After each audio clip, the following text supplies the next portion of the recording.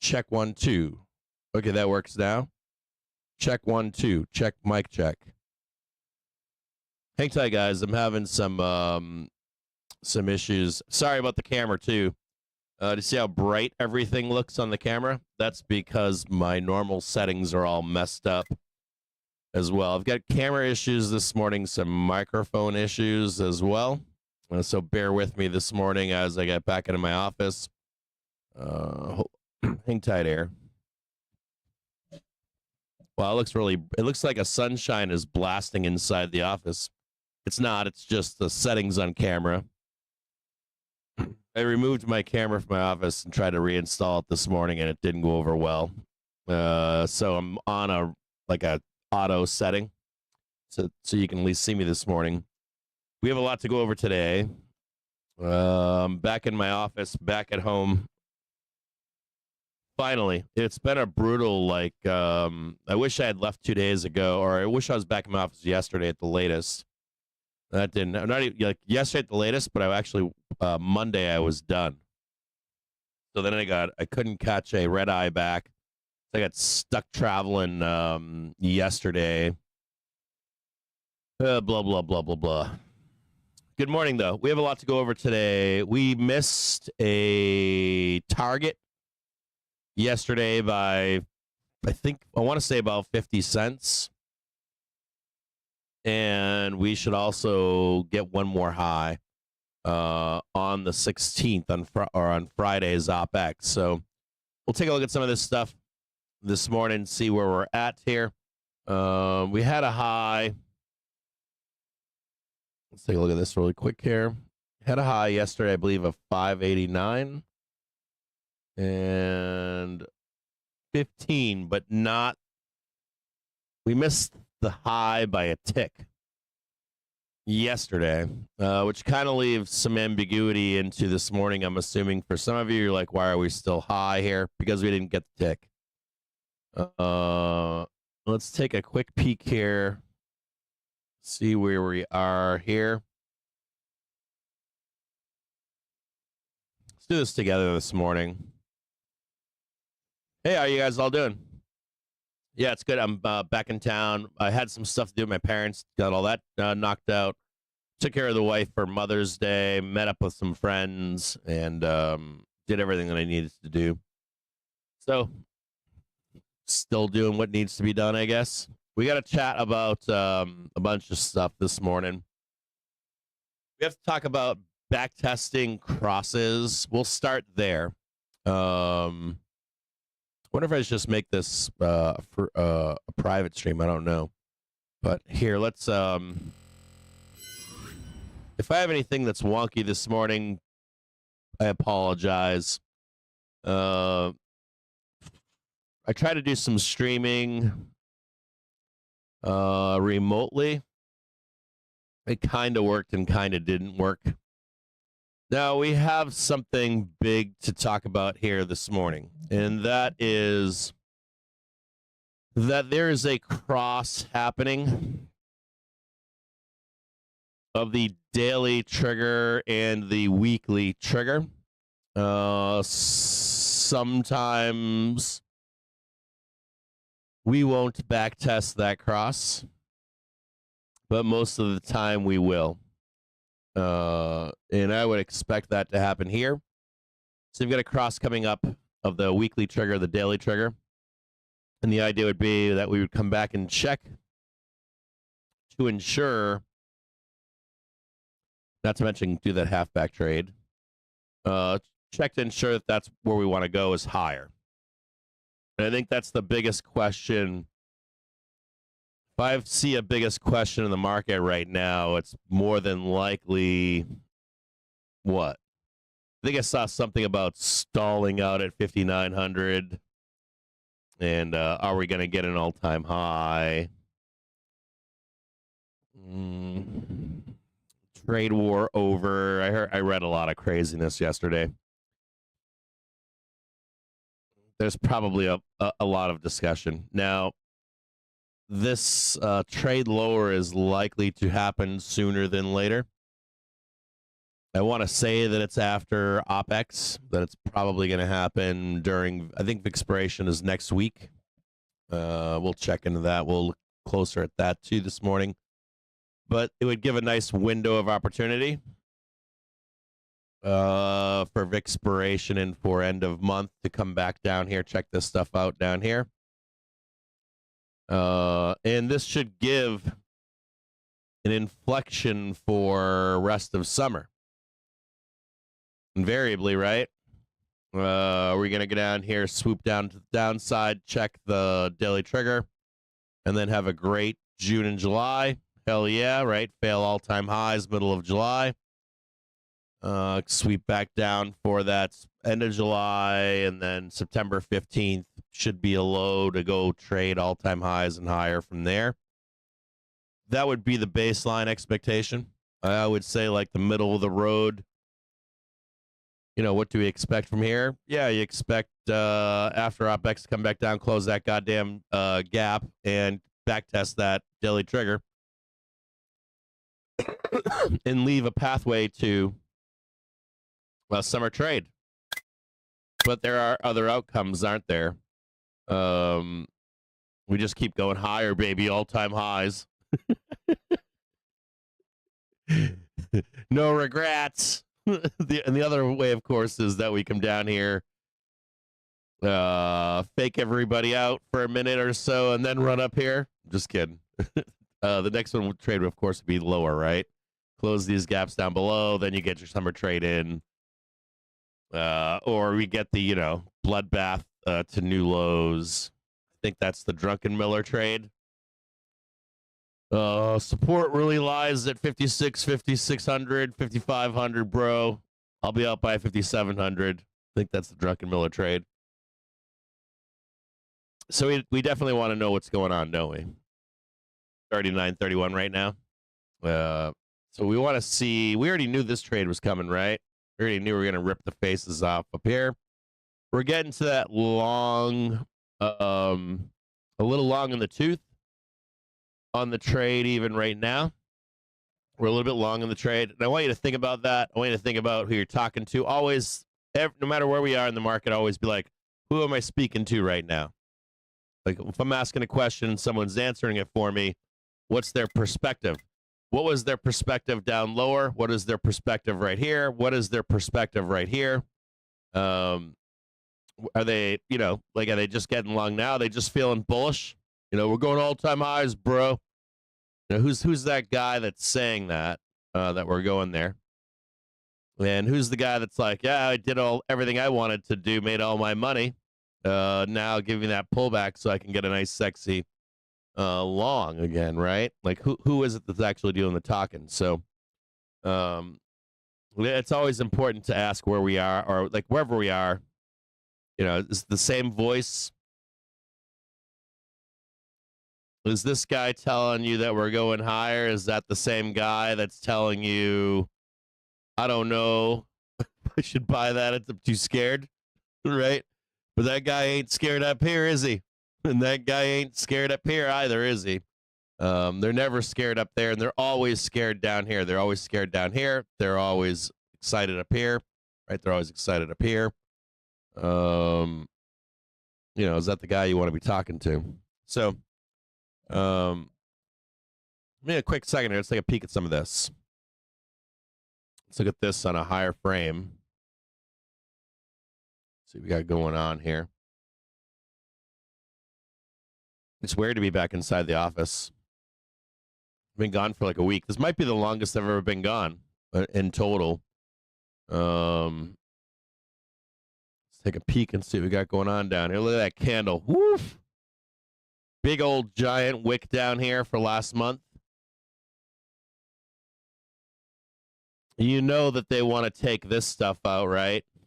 There's a bunch of savages out there, and they want to take. They would definitely want to take this out right here. Hold on here.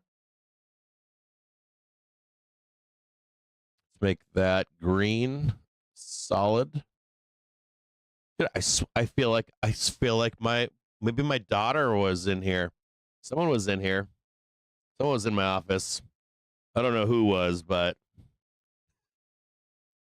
Probably my young daughter, if I had to guess.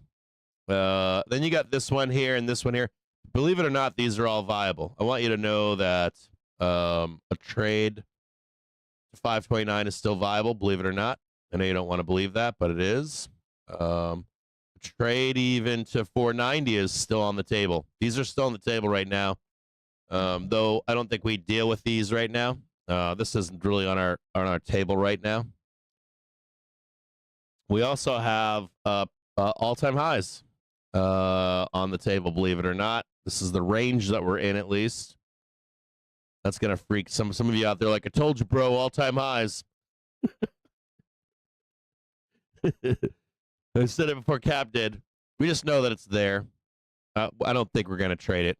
If you want me to be honest with you here, this is where we are right here. Basically, 574.17, 611.43.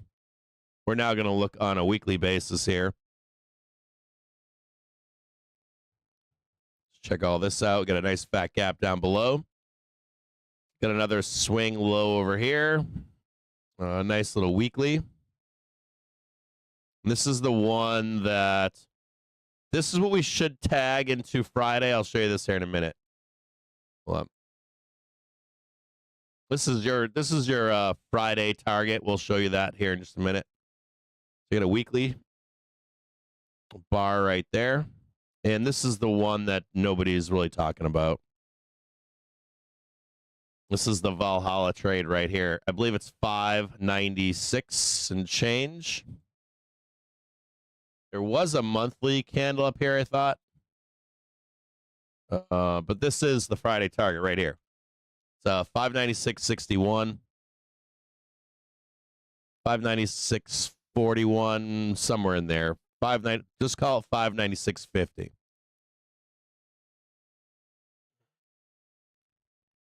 That's this Friday. We're targeting this on the 16th. You could likely think or say it's either going to be 595 or 590, right? We have another target down here now, too. A new weekly down here. We got two of these bad boys. This is just above the cross of the daily and the weekly trigger right here. And I like the idea of trading 552 maybe on a pullback, blasting through that back test. It would be kind of nice. On a daily basis, let's look at this.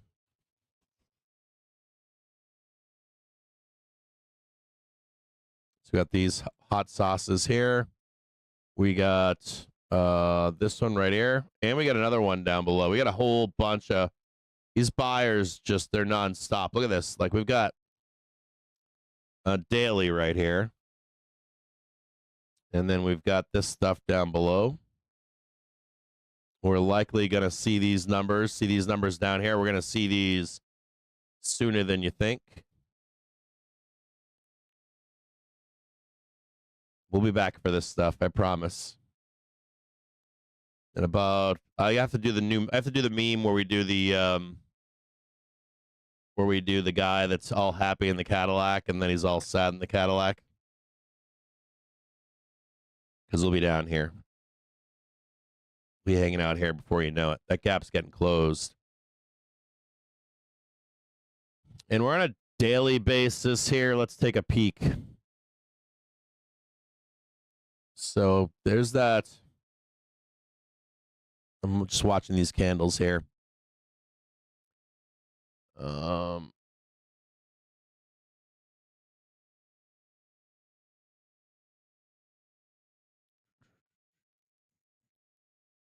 And that's the gist, right? Oh, yeah. And you remember we've got supply at 590. So we already know that when we get close to 590, there's going to be some supply there, right? So we'll make that, I don't know, make that white. Make this small.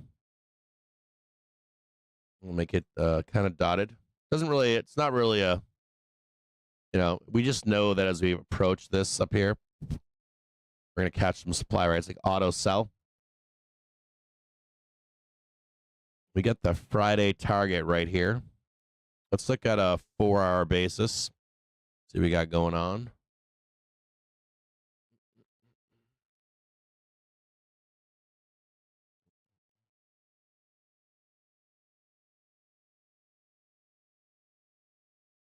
That's supposed to be a 4. And a 1. And a green. We got a place to buy the dip. 1 hour there. We got some gaps to close down here. We know we're going to close these eventually at some point. Daily, weekly, monthly.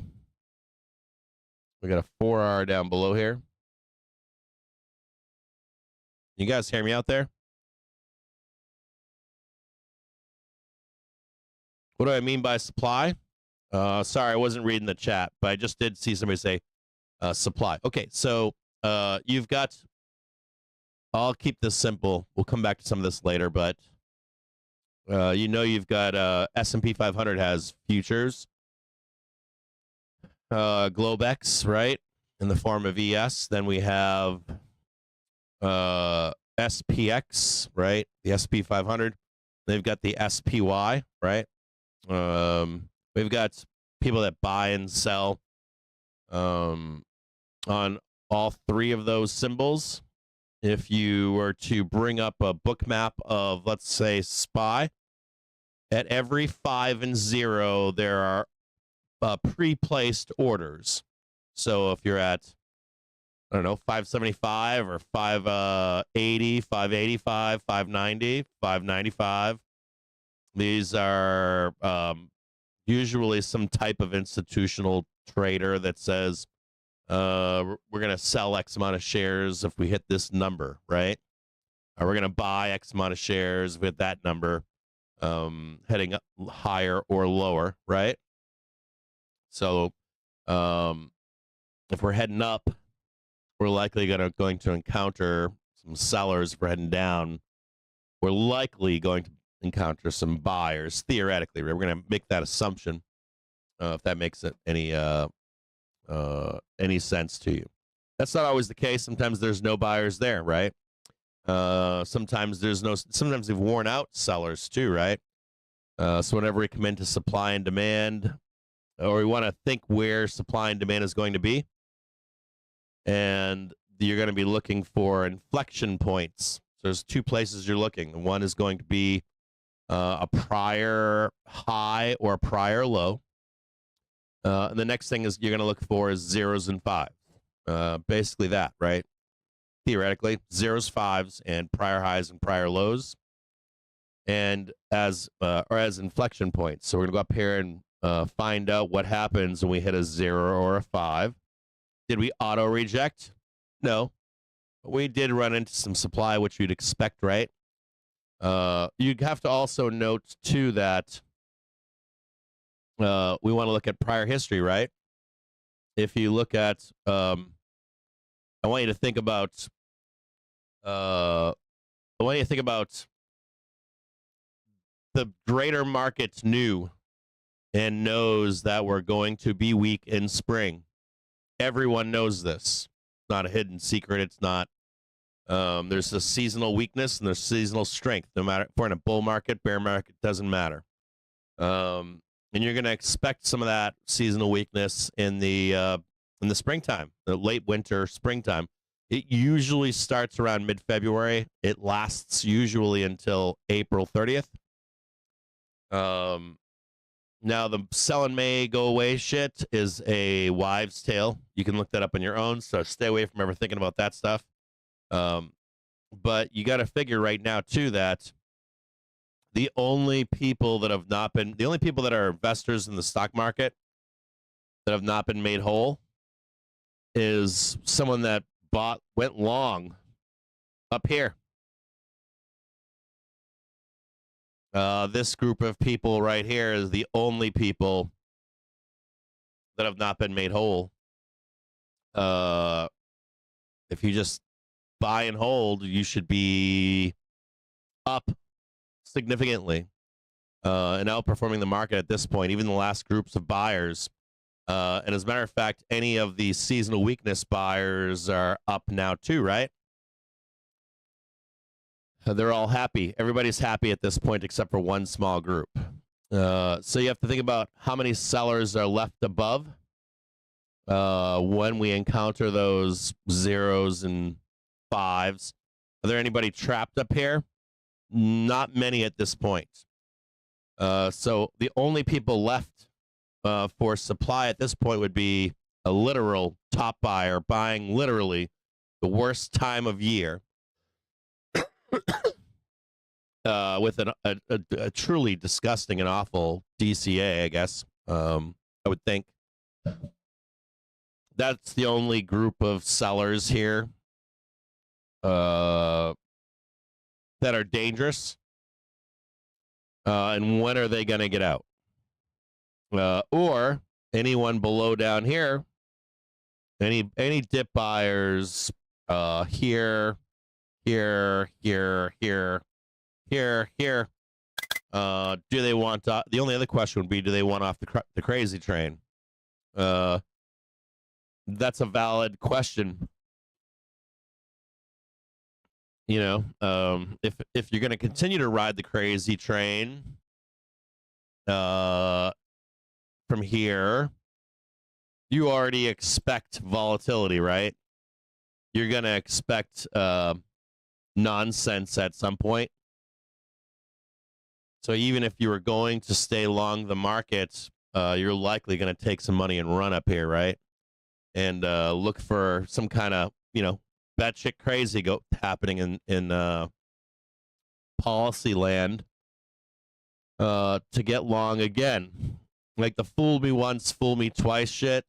I don't think there's any more fool me once, fool me twice anymore with this market in particular. I think people are well versed at this point. So there could be some of that selling above here as we go higher.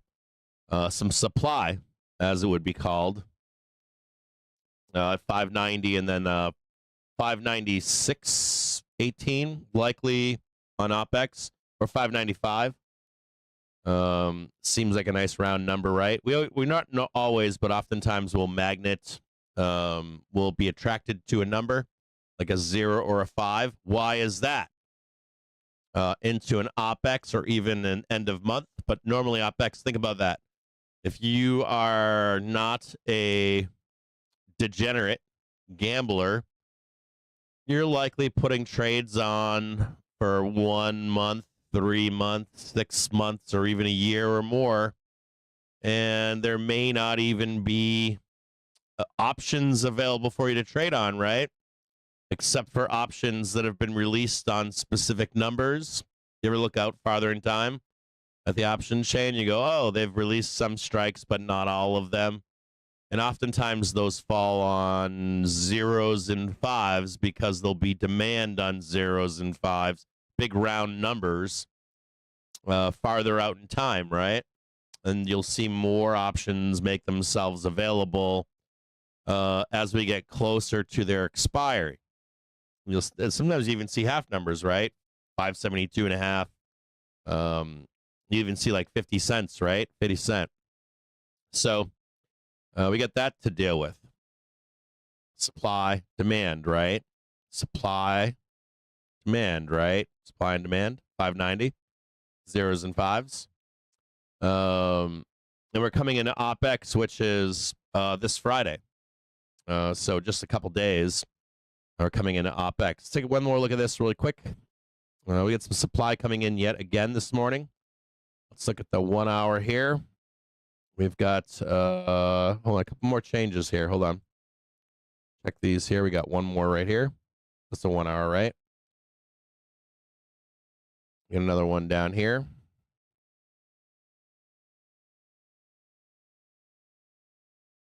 Get the Poop Island already growing.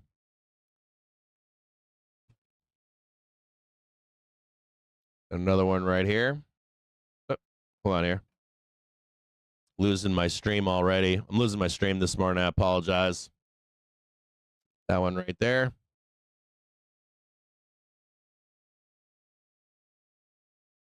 So everybody's showing up, huh? Oh, there's one right there. 2 poop islands.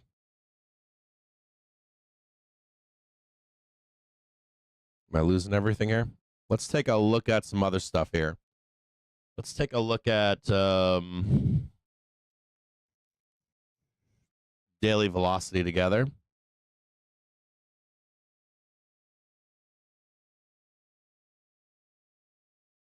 Well, hello, ladies.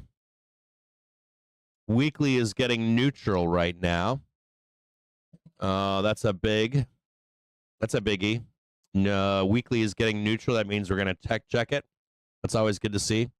Daily velocity is rarely ever this bullish for this short period of a time. But we do normally have some kind of, checkbacks and stuff like that. We're not there yet, but we're going to likely have a weak moment. We're on 30-minute velocity right now. And we are beginning to see, on a positive note, maybe another day or two of bullishness before we hit. Yeah, we're kind of there. We're kind of in this topping action right now on a daily basis. On an hourly basis, we're beginning to see some higher lows on velocity. Half an hour looks like dog shit. 15-minute looks like dog shit. So kind of bearish here, right? A little bit more bearishness. We're getting a little long in the tooth here on a 30-minute basis. We've got some sellers above at 590. So I guess the biggest question here would be, where do we wind up and pin? Where do we pin and wind up on Friday? So we talked about these moves higher here. There's one more high we haven't hit. But I want you to think about like this. I want you to think about like you've got a tick here we haven't hit. We haven't actually hit 590. We haven't hit this 595 yet. We haven't hit this 596.41 yet. None of these have been hit. Maybe these come into play if we even get a new high. Maybe these don't come into play until Friday. And we've got some nice back testing to do over here. We got 1, 2, 3. Some of that's 6 maybe upside targets. We got 1, 2, 3 down here. So we have a range that we can easily trade in here into Friday, right? We got some upside targets, and we got some upside targets. We got some downside targets. If I had to guess here, as long as we hold this poop island and this poop island, and we can likely look for some dips to get long before a roll. Now, I do want to talk to you about where we are. We've got this OPEX. Here's Wednesday. Here's Friday. I would say, I'm sure there's like a bear out there that's like, I gotcha. You were trying to get long, bro. We never got up there. Trapped in all these bulls that were bullish for higher highs into OPEX, whatever that nonsense is going to be. Most of you are long from much lower, so this is what I would say to you here. I would say as a bull, I would say, or as a buyer or a bull or whatever, we're in a price zone where we have already told you. I think I told you on a stream yesterday or the day before, on Tuesday, Monday or Tuesday. I said to you, the first inflection point is roughly 589.50. We're there, right? And the second one is right here. And that the appropriate thing to do would be to be taking profits in this area, either at 590 ish, 595 ish. Be taking profit and be looking for a pullback to hopefully get long into after OPEX into end of month for the month of June, July. So do you care if we're up here or going to roll here? I would say no. And I would also say that you're going to see hedging activity here and here, regardless of outcome. I think, and it wouldn't look like that. It'd be a little bit on here. It'd be like somewhere in here and something like that. So you're going to expect hedging activity going on here. You're going to expect hedging activity going on here, which seems appropriate. And as a buyer of dips, you're looking to be getting long somewhere, you know, a reasonable expectation would be you're hedging. Sorry, it's off now. You're hedging here, right? We already told you to date that hedge out in time.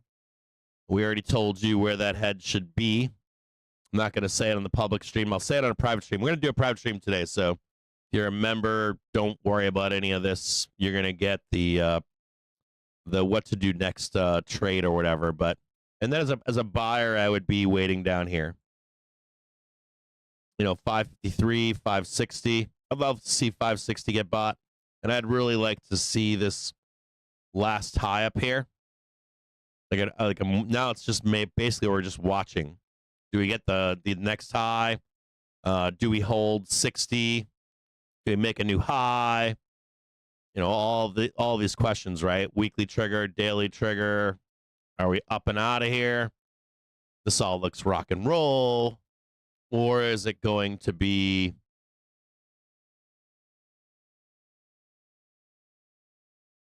haha bull? Well, too bad, buddy. You know, oh my God, we're down underneath. You know, you got a new low. That sort of thing. So you should be wrapping up your longs. I'll say it one more time. So I think I said this on Monday to you. This is a great place to wrap up your longs, right where we are, or slightly higher. And you're also then looking for some form of roll and a nice, beautiful back test. And, you know, if we break through and we start making new lows, so be it. We're just waiting. If we see the roll, if we see the new high, see the new roll, what are we waiting for? Just the bounce and a new high to get long, right? Easy peasy, right? Fairly easy. You see the bottom strike, you see the new high, and we're off and running again to the upside. Everybody's happy. That guy that was scared down here is likely going to be here again, scared. And we're just going to be waiting to get long, and then we'll sell into that same sucker when we start actually trading higher. When we start, you know, wanting to take out in, you know, July, actually take that new high out, fail that high in middle of July. And then, you know, we'll come back for September, mid-September, and fight for the all-time high. Unless something changes here. Unless there's like, you know, unless, you know, like we start like, you know, blasting down and we're going to do the depression trade, early trade. Sure, sweet. We'll get on that together as a group. So if you're a buyer, you know you're looking lower. You're wrapping up your longs at this point. And you don't really care where we go from here. You don't care if we trade this. You like 590 is close enough. So you don't care about any of this. And your trade should be able to get paid regardless of any more upside moves being made. And we're a little bit long in the tooth on velocity. on a 30-minute basis and on a one-day basis for the 30-minute and the daily velocity, we're a little long in the tooth. We're getting that place where you just kind of hang out, you do nothing, and you wait for the coming doom that I'm sure that we'll have some bad news for. So let's take a quick look at some of this stuff here together. We can see if we can put together a plan for today. Good morning. How y'all doing? How you guys all doing this morning? You guys all doing well? Trying to read some of your chat right now. My office is a little wonky right now. It's I like pulled some equipment off and brought it with me, and then I reinstalled it this morning, and it's not doing what it's supposed to be doing. Yeah, good to see you guys this morning. Yeah, so you should be looking for a pullback, right? If you're a bull, let me know. How many of you out there are just getting bullish right now? What's going on, Bazra? What up, brother? Good to be back. It's good to be back in the office. I'll be honest. I was gone, I think, 5 days. It was like 4 days or 5 days or something total. It sucked. Like I don't like being gone. I think 3 days is enough. Enough for me.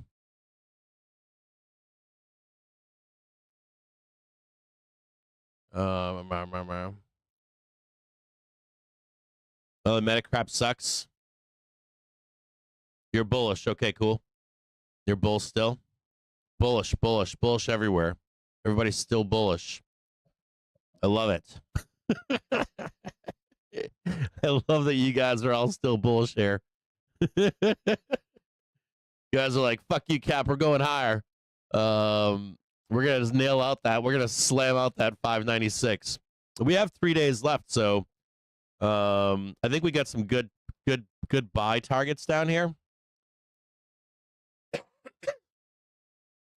And we're knocking out. There's a 30-minute. Let's take a 15-minute really quick.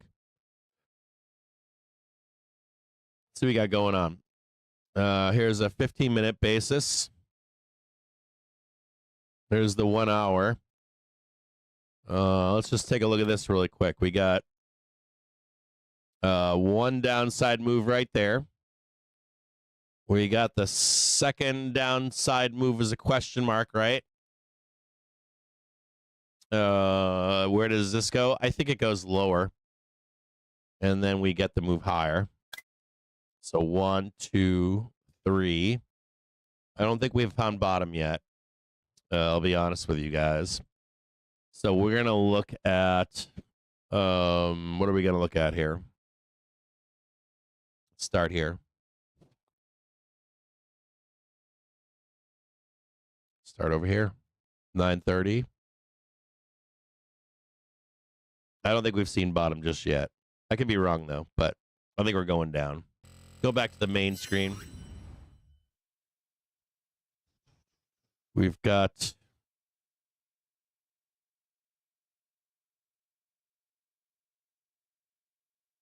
the intraday high.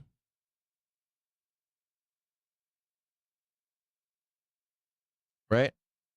We got 10 a.m. Well, trying to sell 10 a.m. too. Look at these guys over, these little sneaky Pete's over here.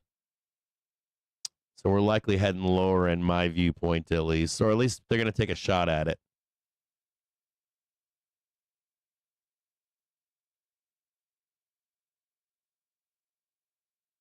Let's get rid of this for a brief second.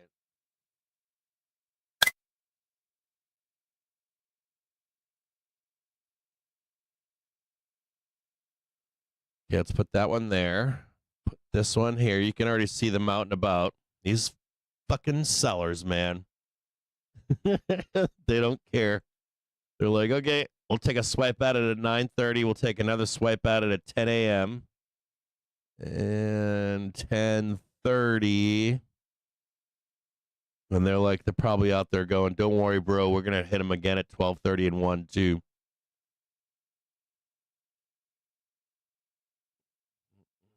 Here's 1, 2, 3. Let's check this one really quick.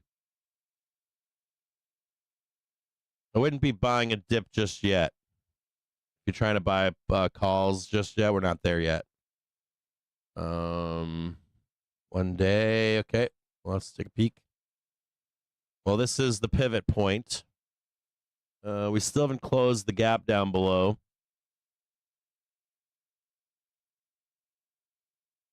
Put this up here. Well, I will say this. Let's go back to this trigger. If you want to know what I think about the week, we're not done going up.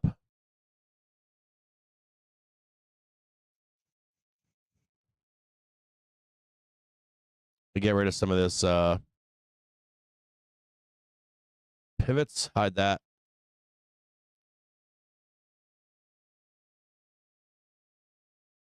Let me check this really quick. I mean, I'm open to. So here's Friday right here. So here's Friday.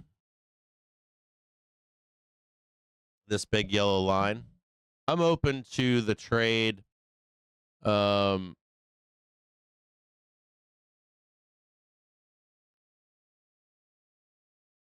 mean, what I truly think here is I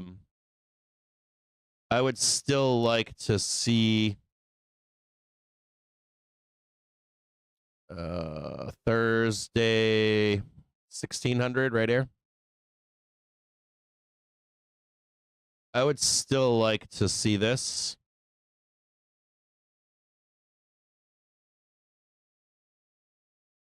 If it's me, I would like to see this kind of a break. I would like to, like, this looks like 1, 2, and then 3, and then we're going higher. But I'm betting that this is actually one move here.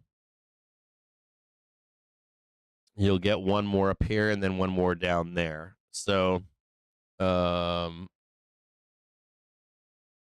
let's draw this like this.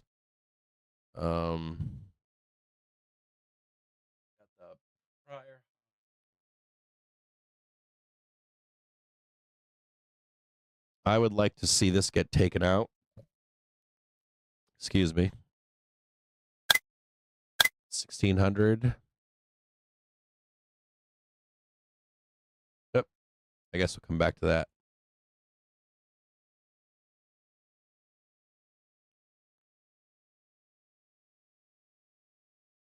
I think this is like worst case scenario. I don't think this is necessarily like has to be like this, or I think we crank up into I would like to see something like this. Does it have to be this? No. It does not have to be this trade here. This is what I'd like to see it be. So what we'll do is this could be something where it is complete earlier, where this is 1, 2, and we're done early maybe, and then we're up and out of here, which I'd be open to, but we're not there in price yet. So we'll keep that in mind. And we've got this to work with here. So if this is complete, this correction is flat and complete, we'll look for that trade. And that would be something that would look kind of like we're up here, make a new high, and start looking to get long. But I don't think that's true. I think you're gonna suffer with me for like a day or two of inside price action. Inside meaning that we're gonna trade sideways for, until we murder the chain, which is more than likely into Friday, and then the super ramp. So you could probably get a call spread, or we're kind of low right now. Get a call spread, and hopefully it expires on Friday at 96. We had a low just now of 586, so 586, 596, 10 points, 100 points depending on what you're trading. So I can see why people are buying this for a Friday print. 10 points higher, pretty good, but I think it's lower.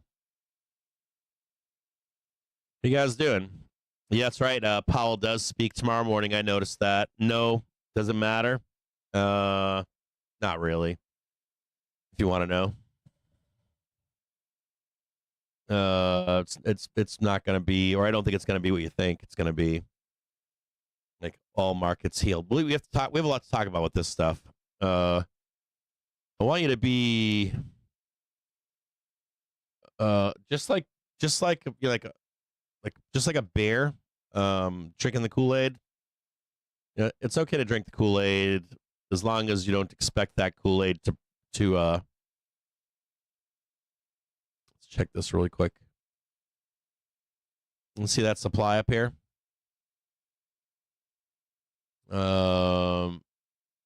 You can, like the bull Kool-Aid right now that everybody's doing. I always there is like data and news that matters, material to the market, and then there is data and news that's used as positive and negative inflection points on price. So if you show me where the price is, I'll show you what the news is. Kind of holds true, which is, is the news really bullish right now? And is it really bearish right now? Are we at peak bullishness? Is price up there along with that bullishness? Are we at like a known or thought to be known near top? And how should you continue to trust that news or not? Normally not.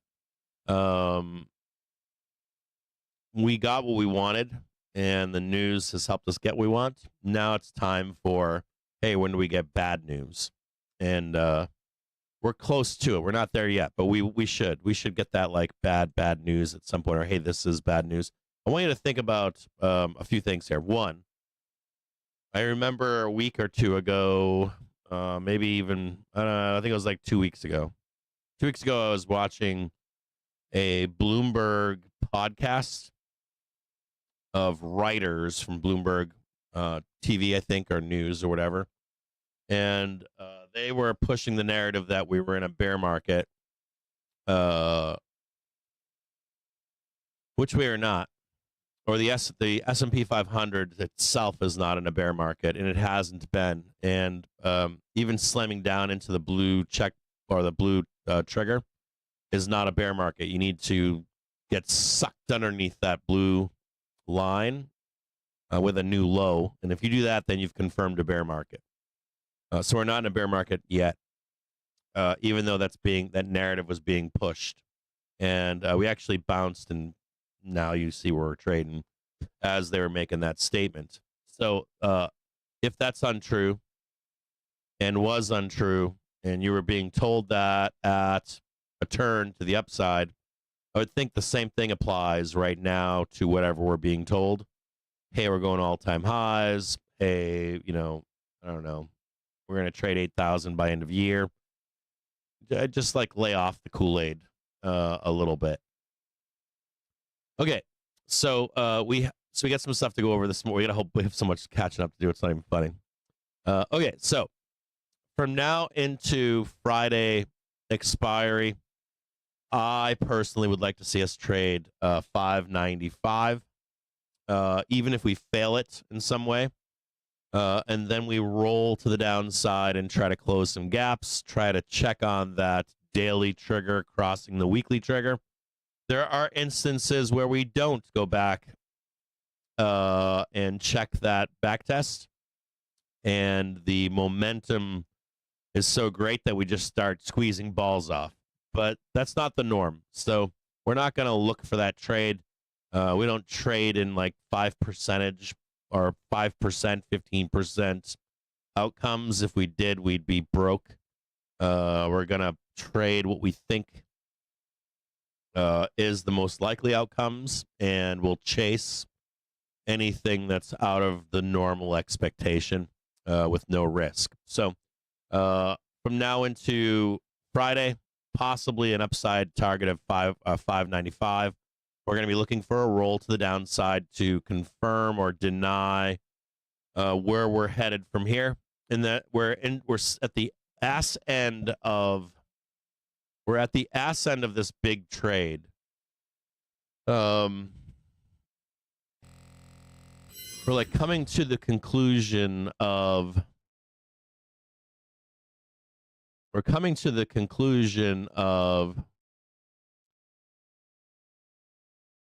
let me see if I can hide some of this stuff. We're like wrapping up this big trade right now. Hide drawings. There we go.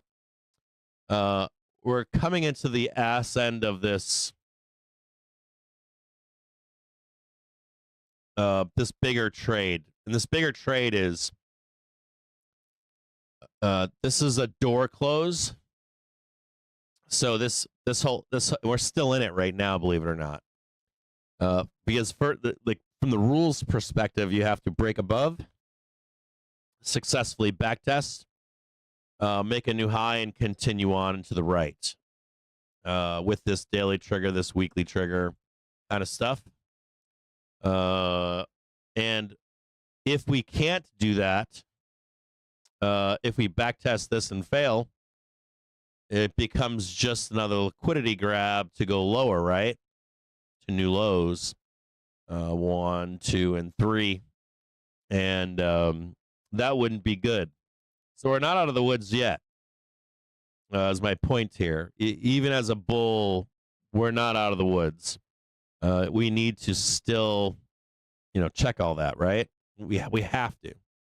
Even if we continue squeezing, all that shit's coming. I'm just gonna tell you right now, all that shit's coming back.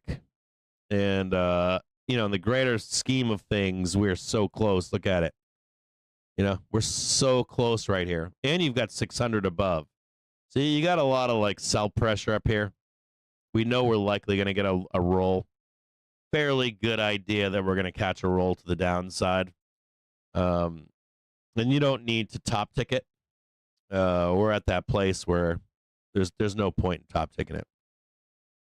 Remove. Oh, nope. Show. Nope. Okay, we're back again. There we go.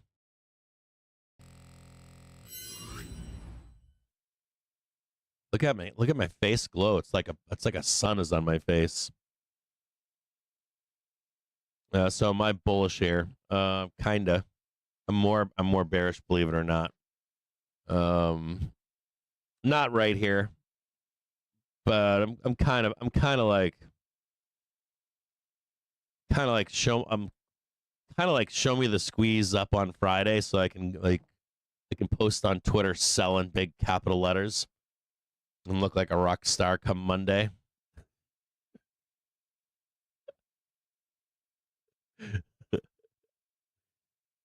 Yeah, we'll talk about the bond market. What I would say to you is this, like top line, like from a top line perspective, we are, from a top line perspective, I would say to you, I saw that Wolf Richter did a long diatribe on this recently. He was trying to piece together that this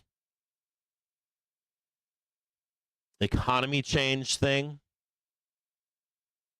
We got a new high there. Someone wasn't paying attention. Hold on here. We broke through this one right here. This is good to see. And we're now holding this. Oh, no, we did get... Nope. Yeah, we're kind of neutral here. We got the new high here, but we then caught a new low by a half a penny. It's not bullish. Just kind of grinding right now. There's a little bit of gap that needs closed here too. We're not bullish. We're not bearish. Kind of neutral. from a top line view, I like a week or two ago, or maybe farther out, maybe like a month ago, I was like, God damn it! I'm like, they've been running this program now for years, and I never pieced it all together. And Wolf tried to take it back to pre 2018 with data. We'll talk about that top line today. From a top line view, it's very possible that the concept of changing our economy. So theoretically, the idea would be that we're in a period of time that's very very similar to the Industrial Revolution in the eyes of a lot of people. That we're about to jump into a new age of artificial intelligence and robotics, and that they've been that who's they too? They would be banks, large banks, like your Wells Fargo's, your JPM's, GS, and more than likely wealthy individuals.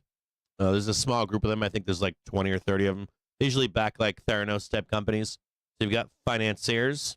These are very wealthy individuals, usually money people. And then you've got banks, institutions. And then you likely have CEOs involved in this, and parts of our political system, to get them elected to make this jump into this next age. So you should be able to go back and look at playbooks. And one of the fascinating parts about history is that it often rhymes, even if it isn't the same. And there's always playbooks saved, which you don't realize oftentimes, that those playbooks are saved for a second or third go at these things, right? Or even more, depending on how often they happen. Jerome Powell made it clear in the economic symposium, Chicago Economic Symposium, Economic Outlook Symposium. He clearly said in the Q&A, we have not encountered this environment. I believe he said this economic environment since the 1930s, 20s and 30s in particular.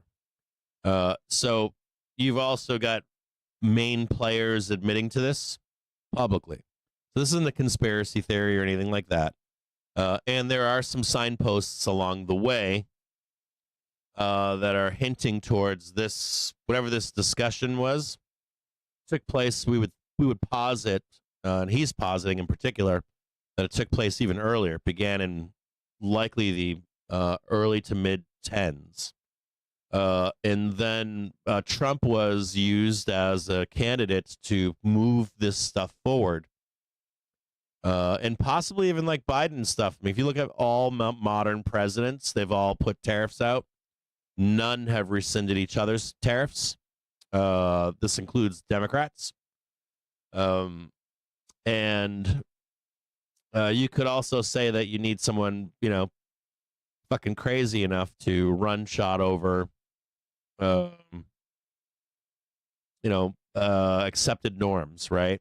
At different periods, and then placate society as you make this jump. It's whenever you need to. And along the way, you're also going to hit accumulation and distribution levels to roll the market lower and then higher again, lower again, higher again.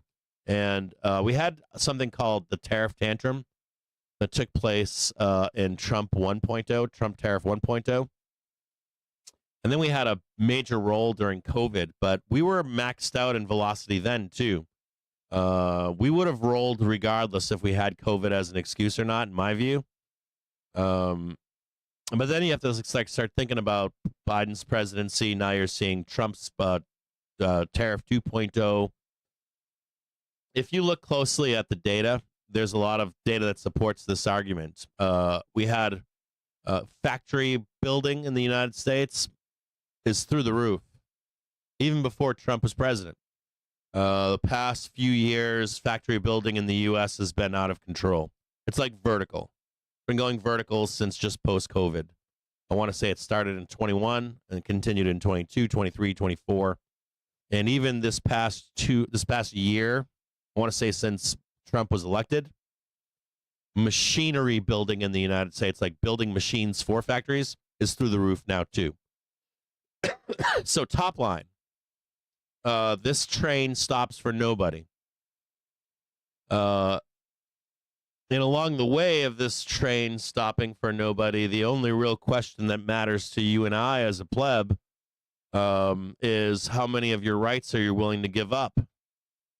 If I'm a company, if I'm a corporation and I think robotics is the future and less humans needed for input, lower, or that's the promise, there's a few things I got to look at, right? One, I don't need to manufacture in 5 or 10 years in a foreign country. I can do all that here, believe it or not. I don't have to worry about IP theft. I don't have to worry about the cost of a worker. I don't have to worry about making inroads into Africa or elsewhere. As a matter of fact, I can probably reestablish inroads into second or third world countries closer to home, or a first world country closer to home that still I don't have to worry about labor.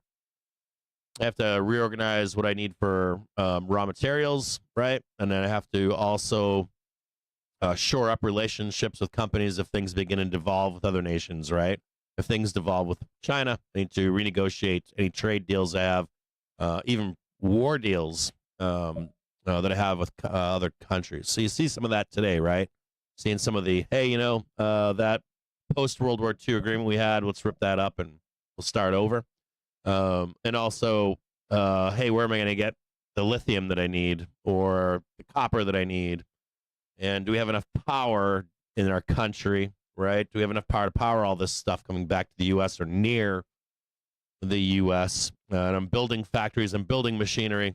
And as you and I as a pleb, there's a few things we need to worry about. One would be, are we giving up our agency as a country as we make this next jump? And then the second thing you need to wonder is, does the stock market stay up, right? In particular, this show and what we're doing, does the stock market stay up or does it go down? And does it never come back for decades or not? Or does it stay high? Now, historically, that's not the case. Historically, we do not stay up. We do give it all up, and we had to, not quite zero, but we revalue what the dollar is and what manufacturing is and business and all that kind of stuff. So, but is it today? Likely not. Does it happen all at once? Likely not. Does it all get priced in? Likely not. And we only price things in as we need to. And there's one more thing that's important to remember here, which is after pricing in the initial volatility of these events, the market tends to do like a blow off top type of thing before it rolls. And we have an example of that. We have a couple examples of this. We have an example of this in the tantrums, the first tantrum. We had the tariff tantrum, and then we came back up and actually went higher. Then we had the second roll down during COVID. We had another one during 2008, 2007. We had another one in 2001 and 2000. We have another example of just ripping the doors off to the upside. We have another example in the Depression. So let's see if we can look at some of that really quick. What I'm quite talking about here. Let's see if we can see some of that. If we can go back in time here.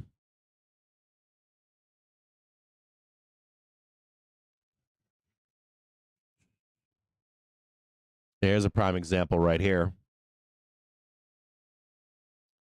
Here's 1998. We ripped down to the monthly trigger, but we held it. And then we super ramped the end of this, right? And I think this is the question, right? Do we do the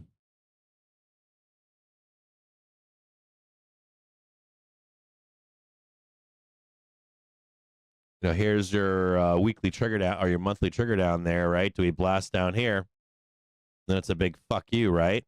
Yahoo blow off top. And there's another instance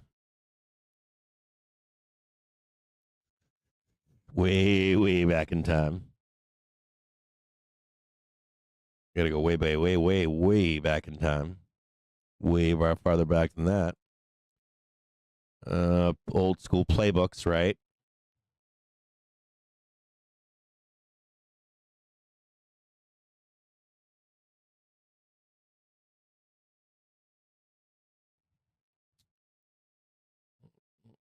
Not the exact same playbook, but here is the top here in September of 1929.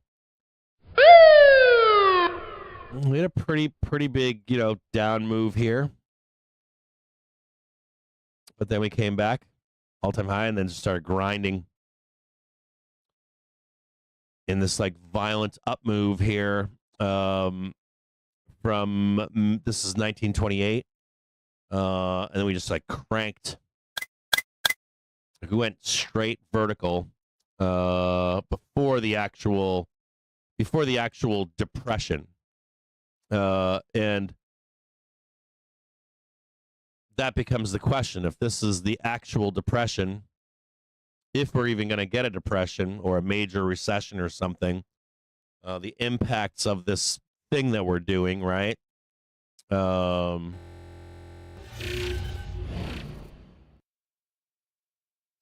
we separate.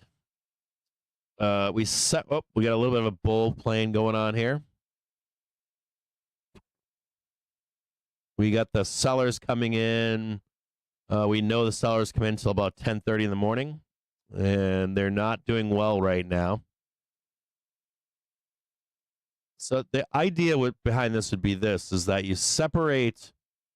You know, I told you guys, like, you breach a subject. Like, I use the bowling analogy, where you like you broach a subject early for later on. Like you've been bowling with your same friend every year, and then someone finally asks you if you want to go sailing this spring instead of bowling. Ask you in the winter, and you don't want to lose your friend, right? So you start to broach the subject. Hey, bro, what do you think about bowling?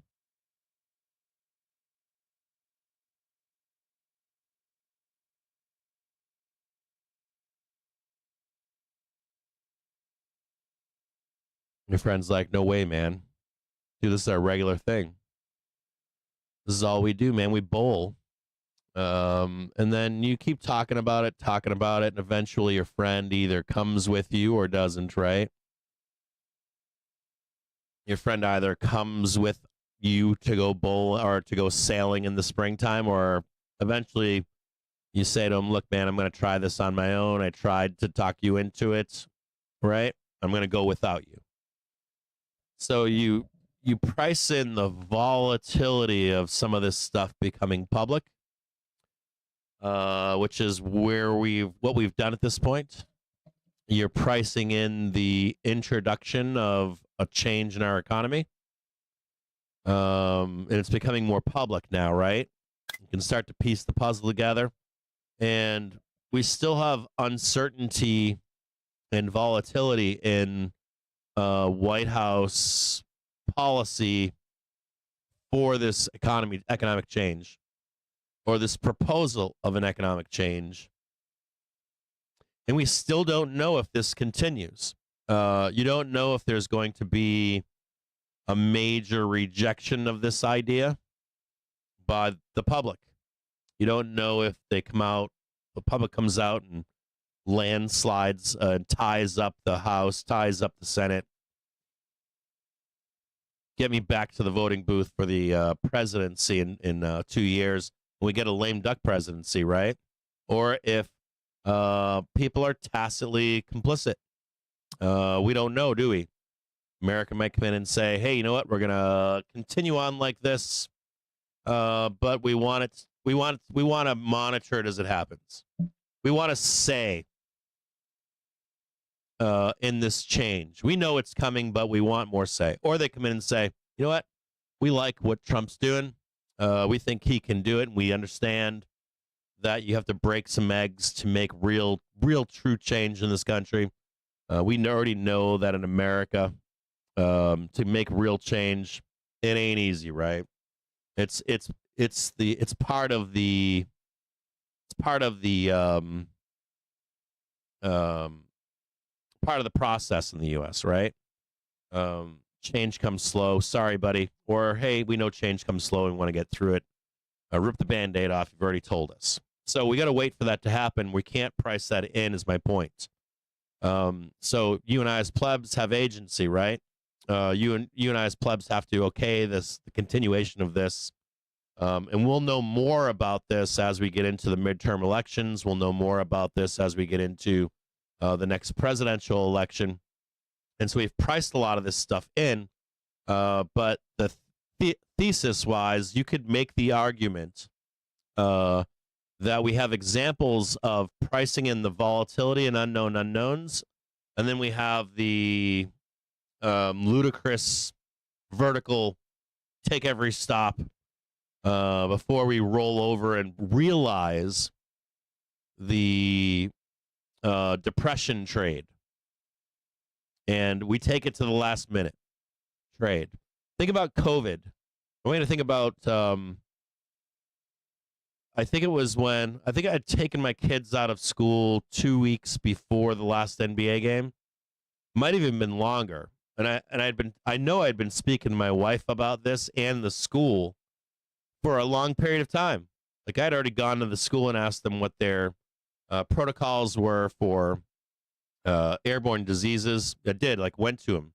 Went to the regional office for my kids' school, asked those people. I even put it in writing in a form of an email. I remember taking my kids out of school, and the admin that was at the front desk had kids in the school and said, "Are you crazy? Like I have kids here. Why would you?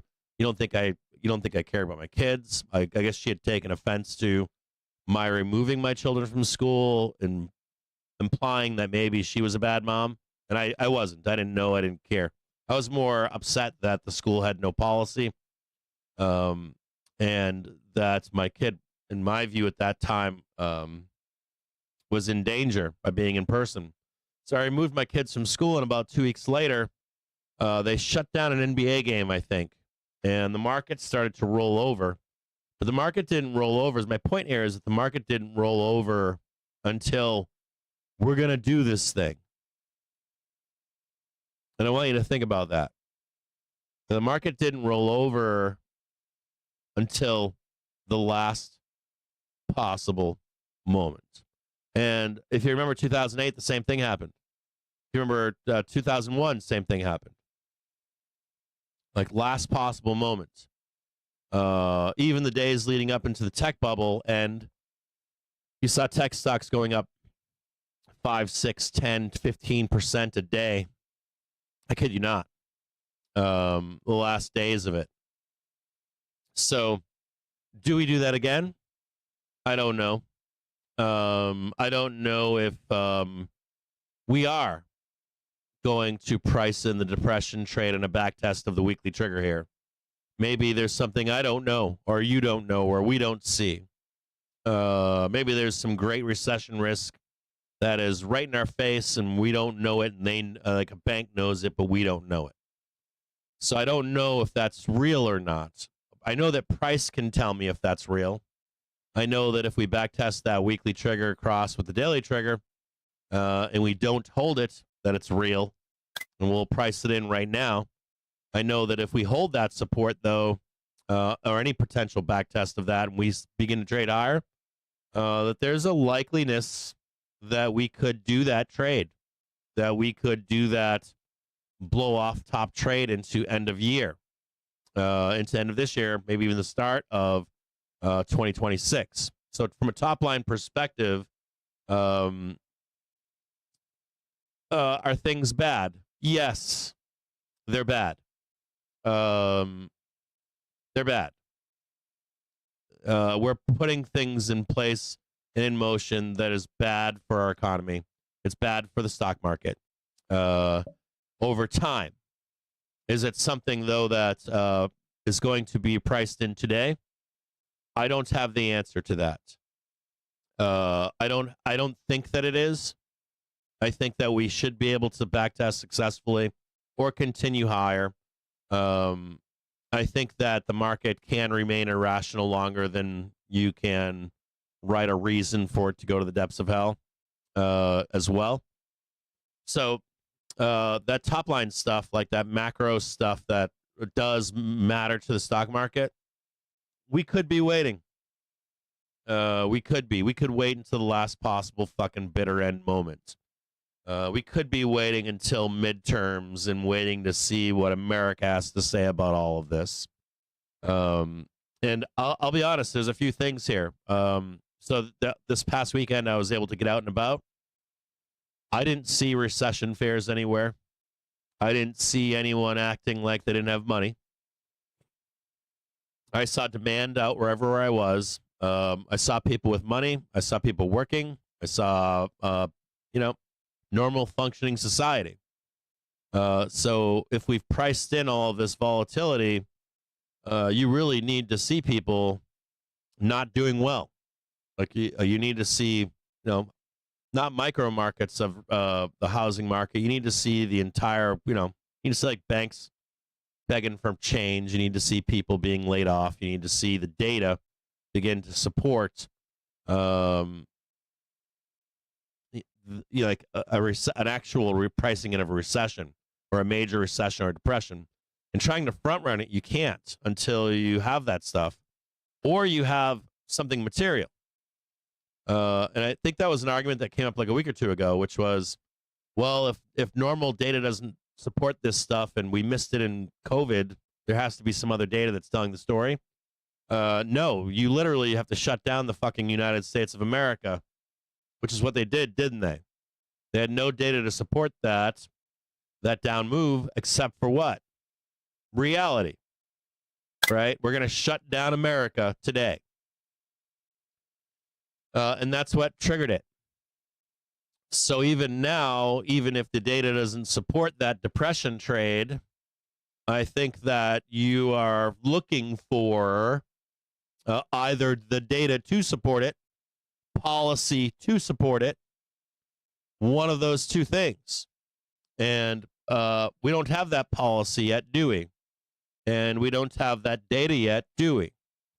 We don't have price action leading the way there, right? At this moment, we don't. So until one of those three things happens, there's not much you can do here. Or there's not much you can do where you can drink the Kool-Aid. It's okay for you to be like, hey, I'm bearish on all this. I'm bearish on macro and policy change. We have a prior example of this, right? 1929, 1930. But we also know that the market can remain irrational through it. So if you're a bear, you should accept that it's possible we can go like vertical. It's there. If price action disproves that, or policy or reality sets in, and I don't know, we wake up in 2 weeks and there's no more milk and no more eggs, sure, we'll take that trade to the downside. But until then, I would be open to both outcomes, price-wise, and how it acts, or how the market acts to this stuff. And I would separate two of these things. I would separate unknown volatility towards policy as its own curve, and I would separate out the actual economic impact of policy. To keep them separate. And I would ask you this question. I would say to you, in terms of economic uncertainty or economic policy uncertainty, we know most of what's going to happen, right?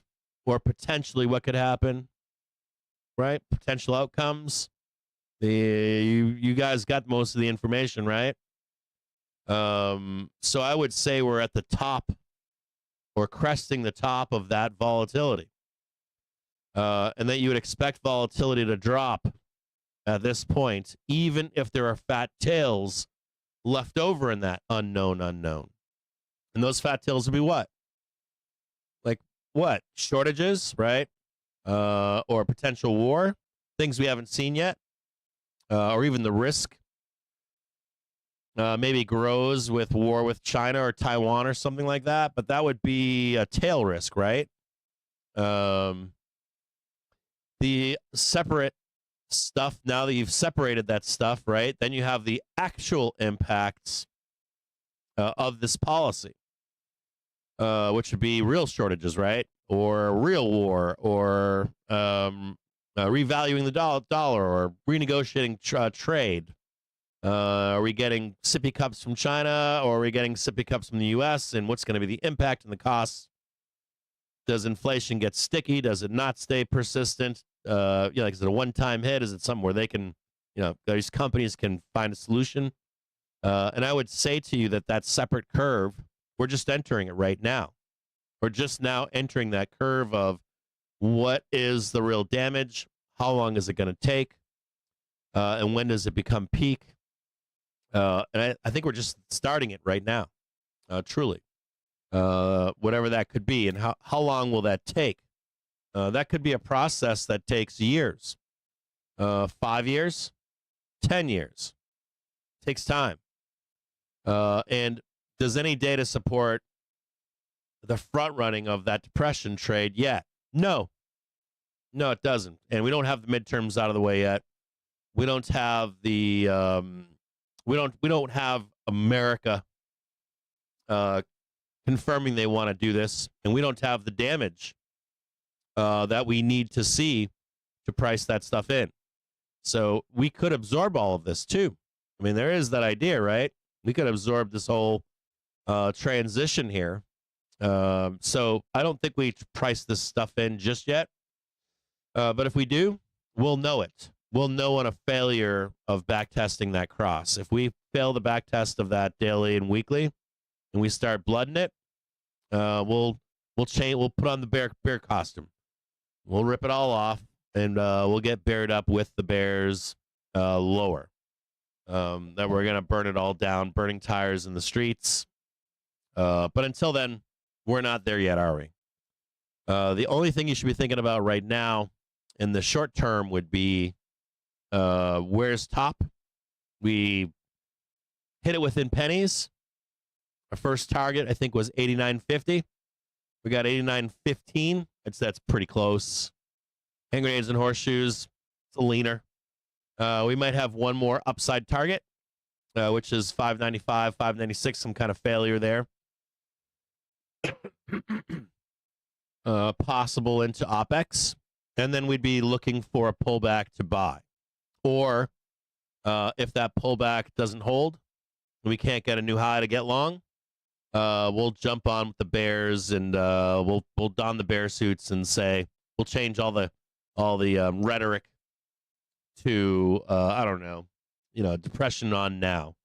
We're gonna front run the whole entire thing. So otherwise, so from a top line perspective, I think you materially stay hawkish economy, stay hawkish market, but be open to the squeeze higher.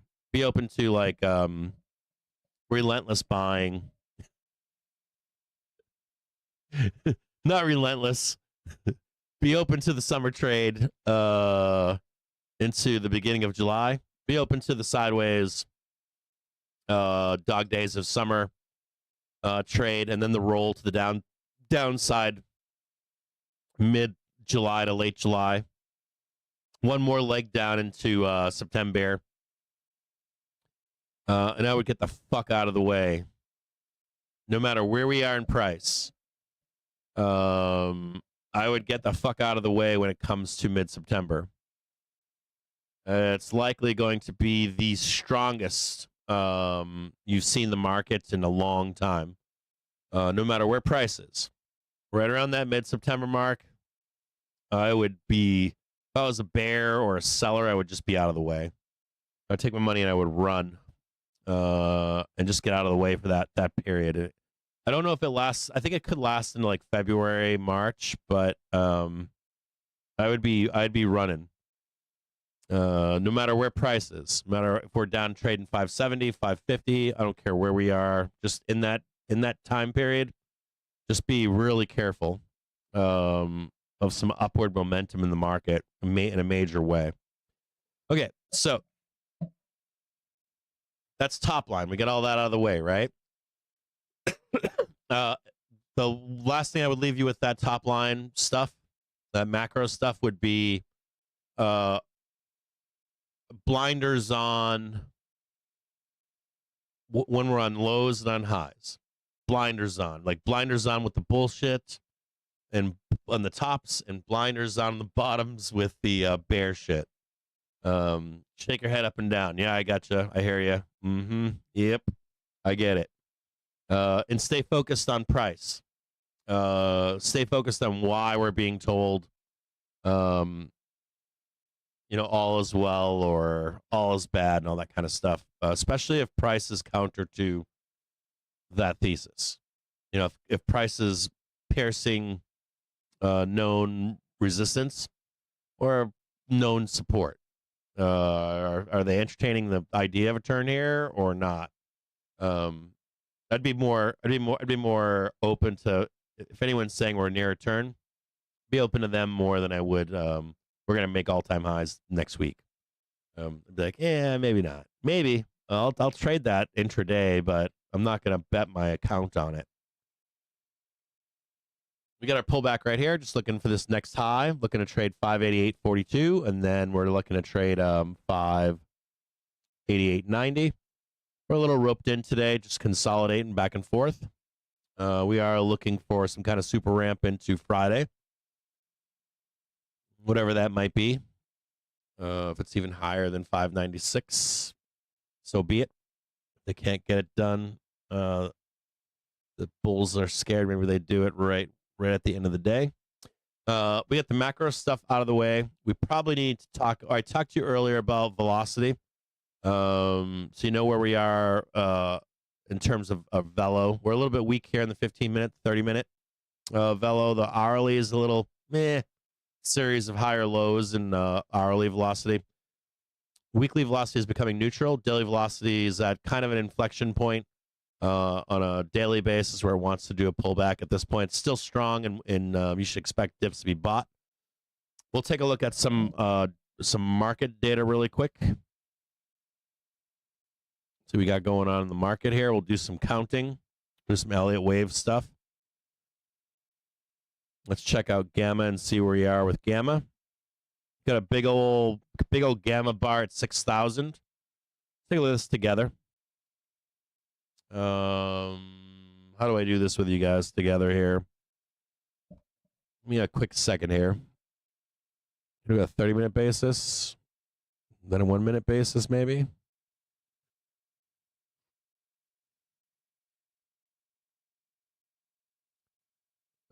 Hold on here. There we go. There's SPY. SPX.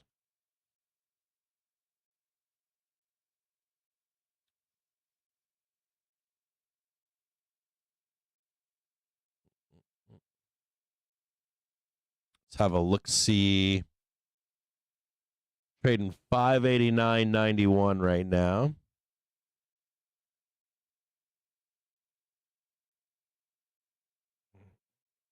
$589.92. So we're kind of like ping-ponging in positive Gamma right now. Let's take a look at this together. So we're trading 5892.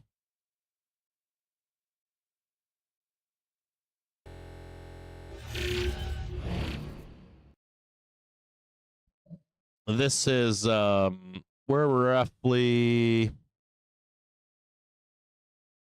we're like roughly like right here. We're like slamming into these like bouncing back and forth in here. Looking to take out I'm assuming here the call wall is at 6,000. You can see it right here.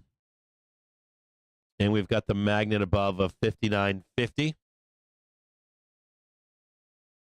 Right here, so 5950.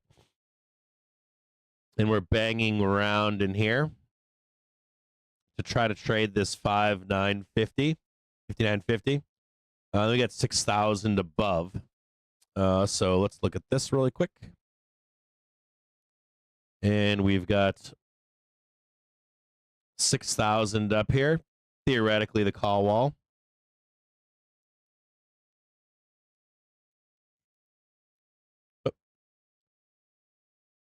Now, even if we slam into this 6,000, you're like, oh, bro, what about that call wall, right? I'm assuming that's what you hear. You smashed right through it, bro. Well, what happens there is you're triggering call buying. That won't print.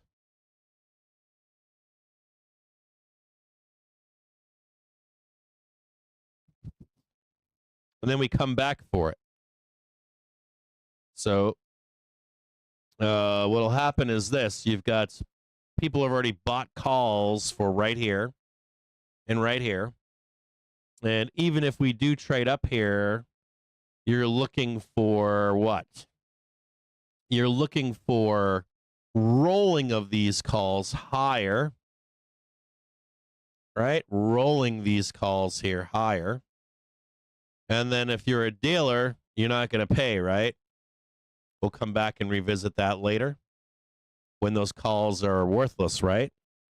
Hopefully in July when you've rolled them out not far enough. You need to roll them out to like September. And you likely need to buy them lower too, right? So we've got this this thesis of that we're going to go higher here. We also have, let's go back to an hourly basis. So that's the eye and that's the prize in the sky, right? We know that's the prize in the sky. We also know that 5850 is support, and 5800. So we've got 5850.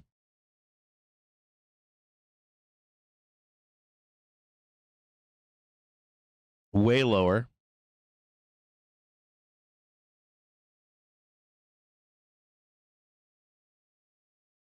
Make that one green. And we've got 5800, which is way, way lower down here. Tight here. 5850, 5800. I don't think we go this low, but you never know.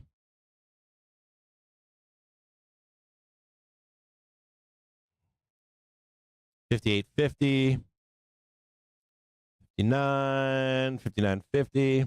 About right.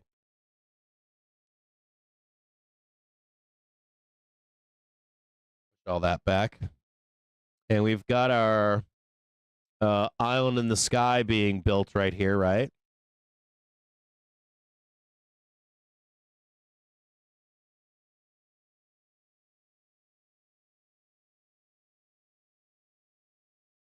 So I cap the way is higher. I can believe that. We can extend from this point to go higher.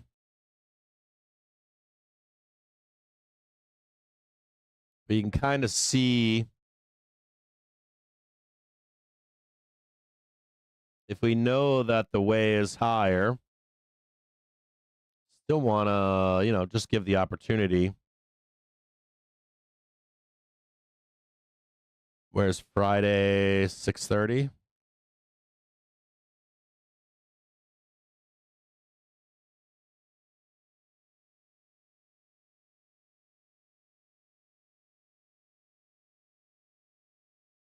I'm going to do dashes up there because I don't think we're going that high.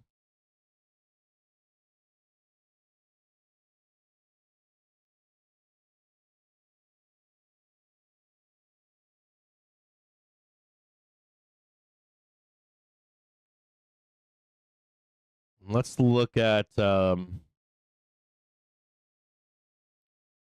there's SPX gamma.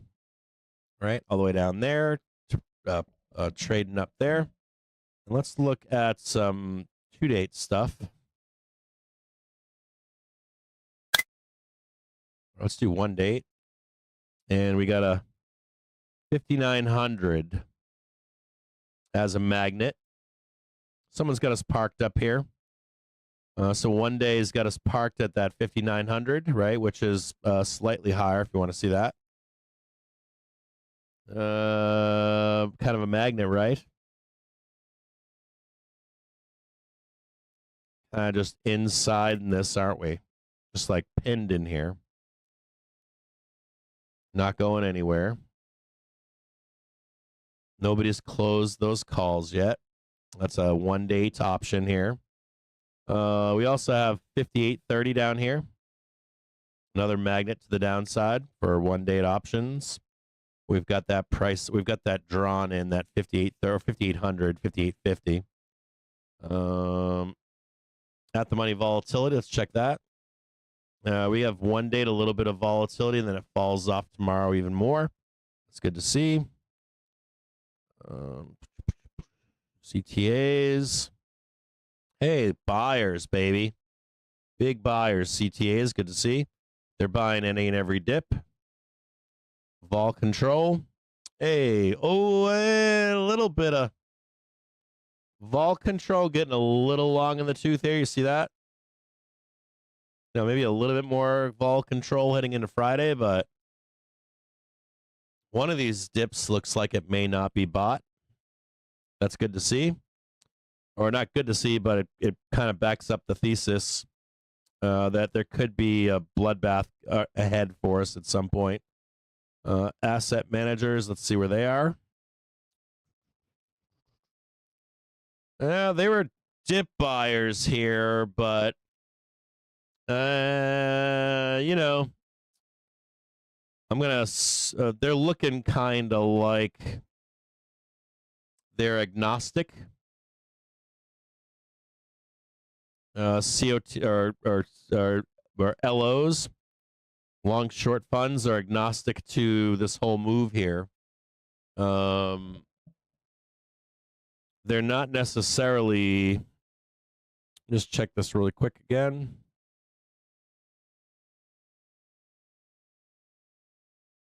Yeah, they're over this move. So just a note to you that long short funds are getting out right now, making you the bag holder. So even if you get this upside move here, they're likely not buyers until we make this roll to the downside, possibly. And they'd be willing to dabble, but they're not buying this at all. And I can't blame them either. And I don't know if they participate in any upside until we successfully backtest. I don't think that they're. I don't think long short houses are buying this at all until. And I don't even see them as buyers down here. They might become buyers up here, but not until we do this full move. Get above 96. So they're not believers either. They're pretty much where I am. It's kind of hilarious. Let's go back and look at this here. We're failing this already. Failure to get a new high. Now looking to go lower. They're going to take us all the way down here. We're going to get down here and trade this 585. We're going to go straight down here. Can't be failing new highs like that.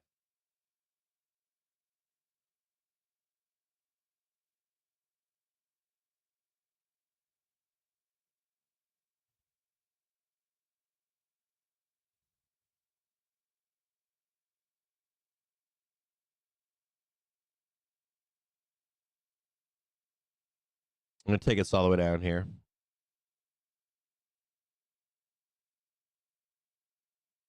You don't get away with not making a new high over here. That doesn't work.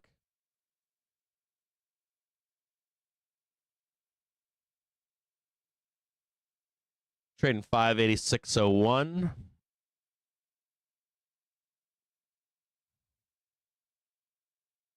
This white line, don't worry about this white line. This is just trend.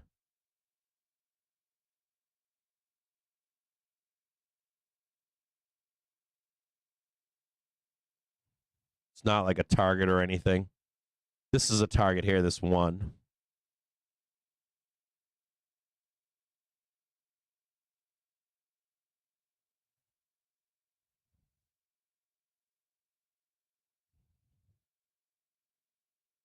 So that's interesting to see. Seeing institutional traders are like, yeah, fuck that. I'm like, I'm in agreement. Like, I want to see that big giant roll to the downs. Not this one. I want to see a bigger one. I want to see us trade. What do I want to see us trade?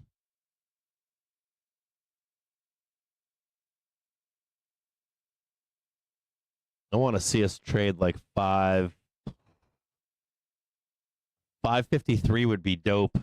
I'd take 560, but 553 would be much, much doper. Let's see if we can get this down and underneath and up.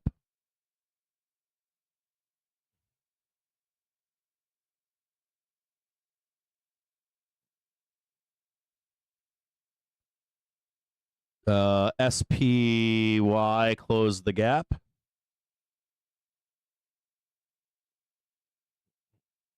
So in terms of we did momentum, we did gamma. We've got that out of the way, right? We've got the T's above, the known T's above here at 59.50 and 6,000. We've got OPEX coming out on Friday. We've got Jerome speaking.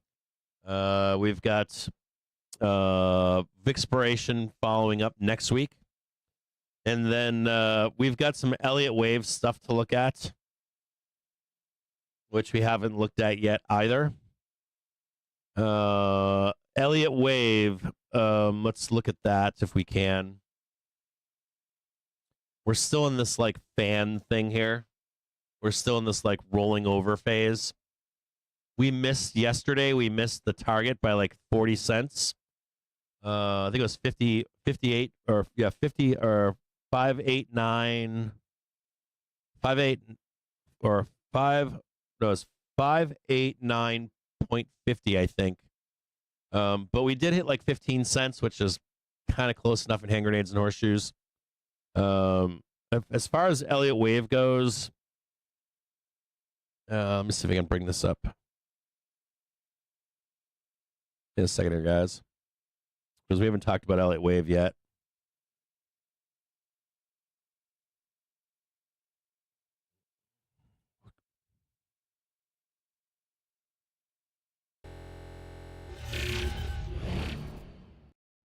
As far as Elliott Wave goes,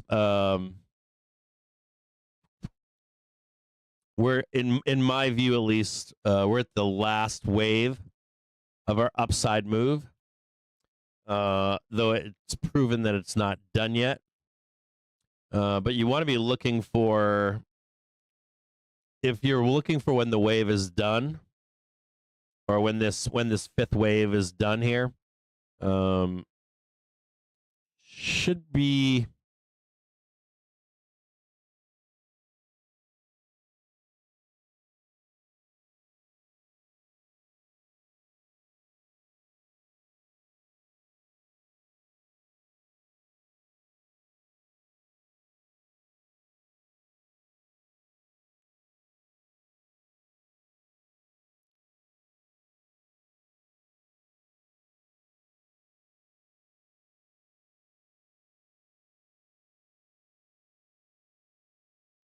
There's the 16th.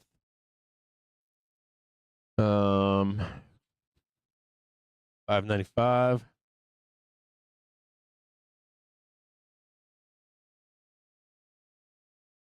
I mean, there's the 16th right there, right? 1600 right there.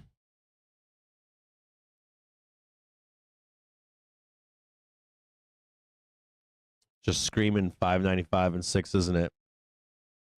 There'd be one of, for when this is done, what you want to be aware of is that we're in a we're rolling already.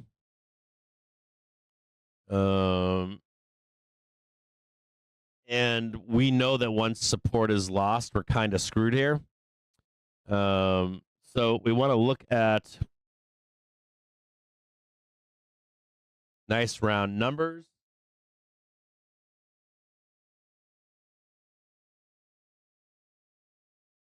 We also want to look at this down here, right? So here's 580.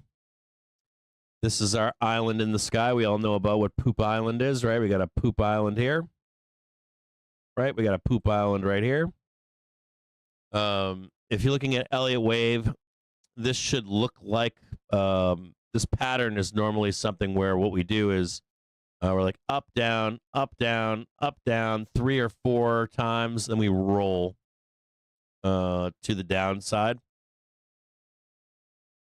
If you've never seen this before, don't know what I'm talking about here. This is, and I want to show you this more importantly. We come in to see how that's like fans over, but notice how we have a flat correction while doing it.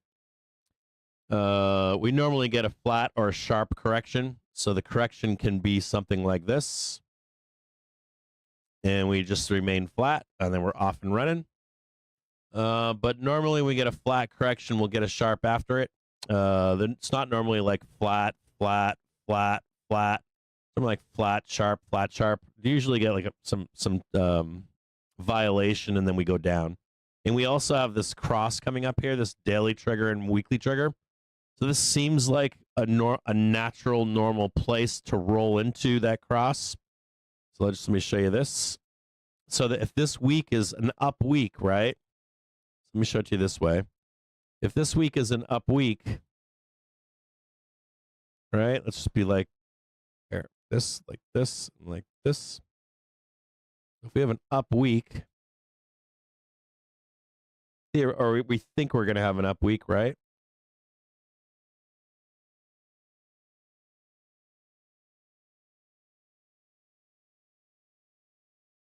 There we go.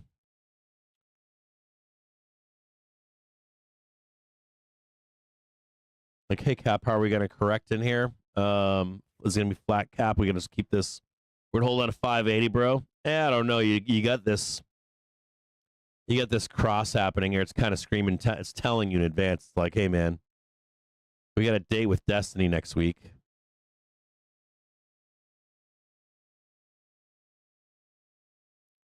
Seem logical, right? Push up, right? 2, right? 3, 4, right? Somewhere in there. Then we're going to roll down and check this out over here. All right. What are we going to do? We're going to just take that out. Or are we going to go lower? We're going to hold this 567. Are we going to work on all of the gaps that are down below here? I don't know what the answer is to that. Are we going to do a little excessiveness like we have here? We're just like blast down underneath.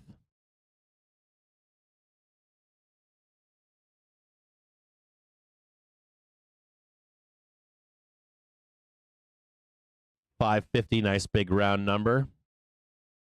Right? Or do we hold this? Or do we hold this up here?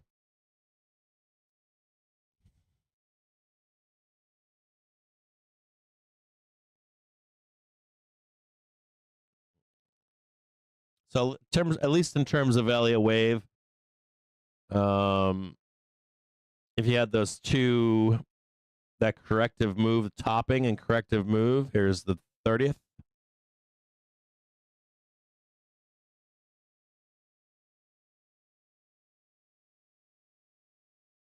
You'd expect some kind of a, 1, 2, right? Then pick back up again. So 1 on a larger frame, 1, 2, and then pick back up. You'd at least think it'd be this. We're not looking for the 5, down move, but we can. We break support, and you want to make that a 5, can. 1, 2, 3, 4, 5. We don't really care about that though, do we? We just care about the 1, 2, 3. We'll deal with this later. Depending on how deep it goes. We really don't even care about that, do we? We only care about that right there, right? About it. Just care about timing that top and that roll. Now, so how do we know if we're gonna get that trade? We haven't lost this support. We haven't lost this support. So I'd be looking to buy dips, wouldn't you?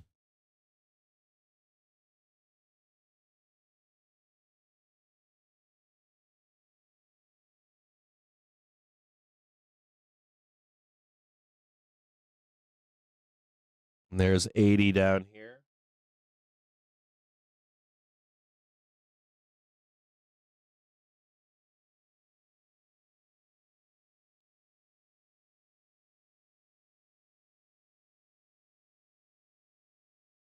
They're buying the dip already. Yeah, way is higher.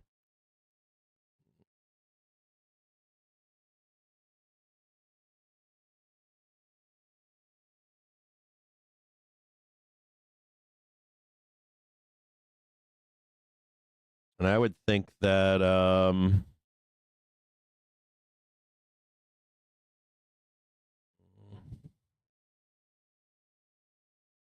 I think it wouldn't matter even if you came down here, it wouldn't matter.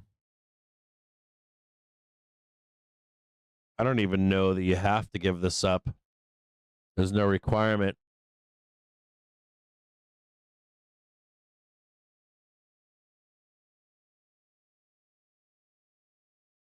Like, you got no requirement. Even 5250 could be held.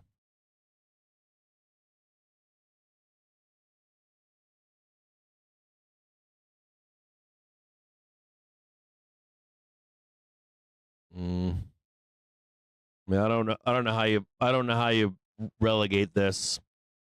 I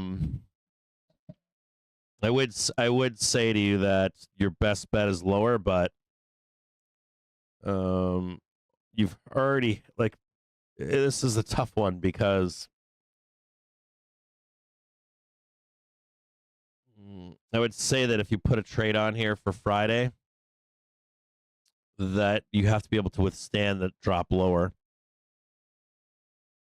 Maybe redraw this.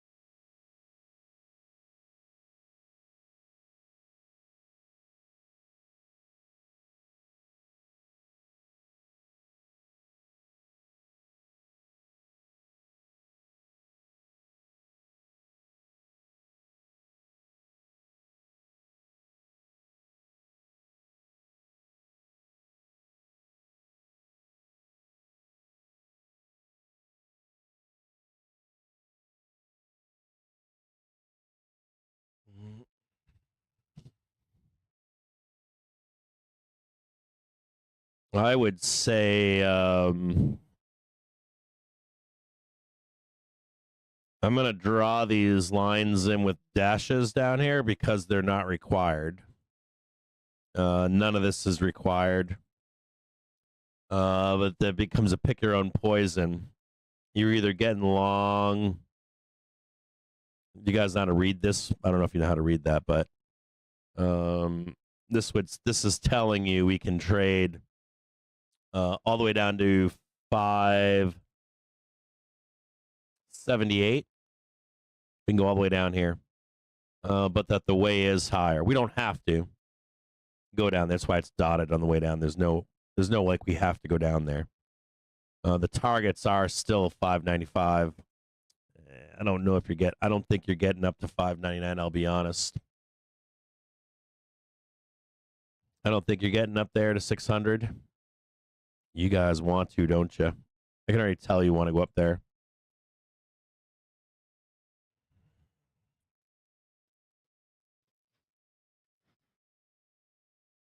I'm going to draw up there like that. That's what you want?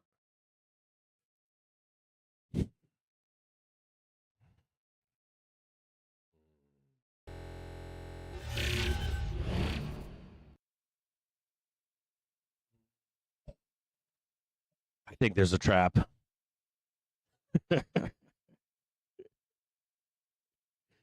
I think that trap is up there. I think that trap is 596.41. You got that as a green bar up there. Hold on. That should be a red bar. Yeah, I think they're lying to you. I think they're gonna sell you the fuck down in here. I think that's where the trap is. Oh. Wait a minute, what did I just turn? Nope. That one right there. I think they're gonna trap the fuck out of you. I can kind of see now why you're thinking we're going to 600 and 605. I'm betting that there is a bull trap. We'll leave this up. We'll save this.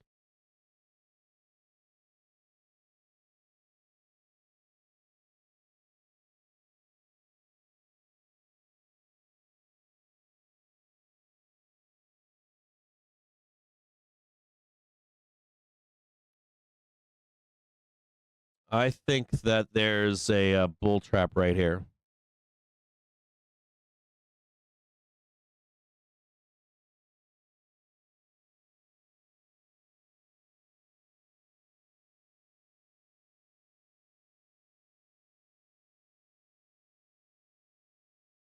I don't know if maybe that's okay because it happens into the close on Friday. It ain't gonna matter. If that happens on Friday, then that would be still sell the news to me.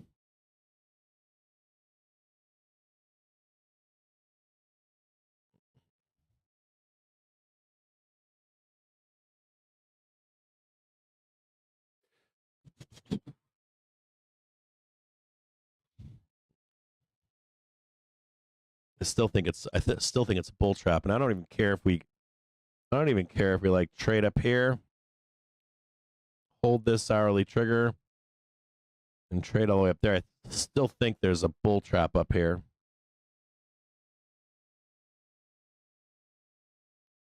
We reject it the first time, and then the squeeze up and in here is where it's at. It's above somewhere up in here. There's a trap up here.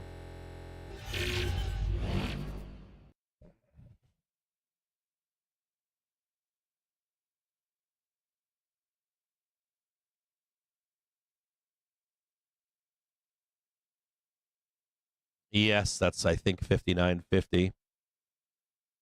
There's a fucking trap up here. I guarantee. Not guaranteed, but I'm fairly confident that there is.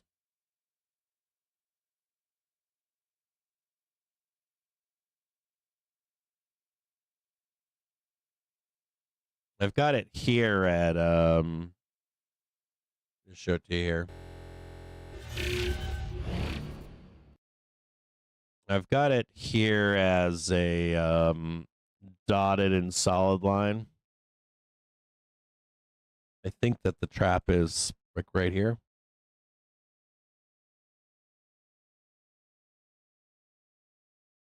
I'll put a question mark there.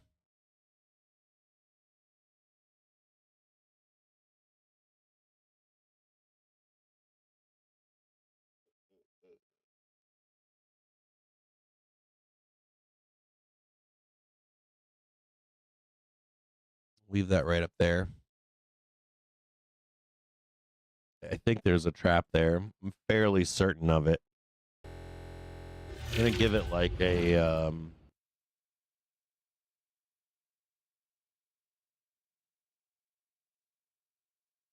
going to give it like a... I don't know if I want to say 90%, but 60% chance.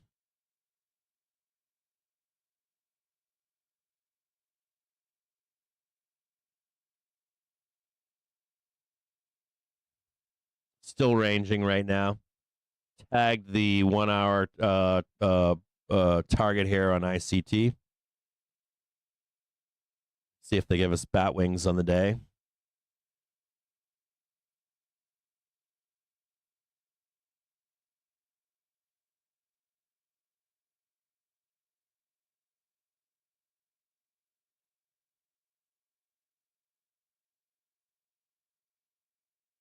See if we can put this back together here.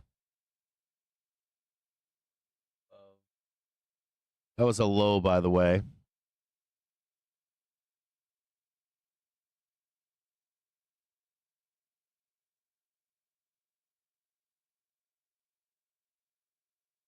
And you got one more over here.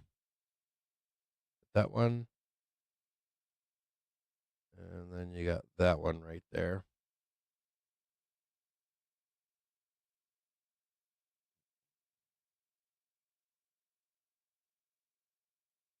No trend day.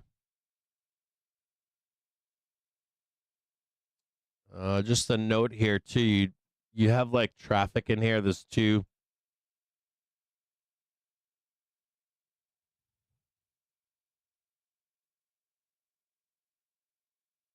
Make this like this just to make it easier. See.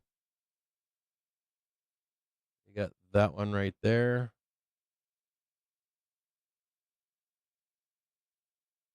And there's one more. You got like traffic in here.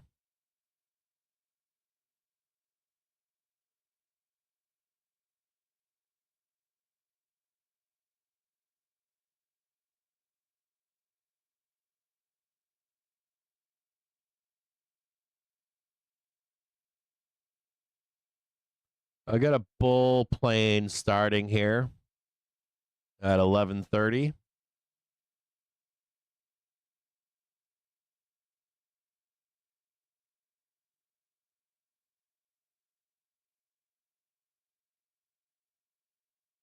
Let's see that one right there. That one right there.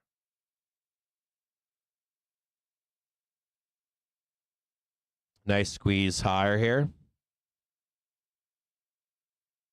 Have one more to do up here at 588.40.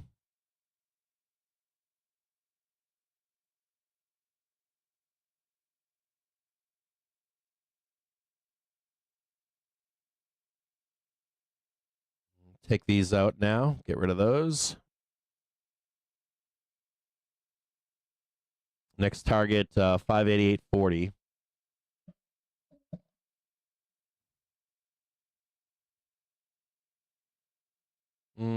It looks like there's a trap up here.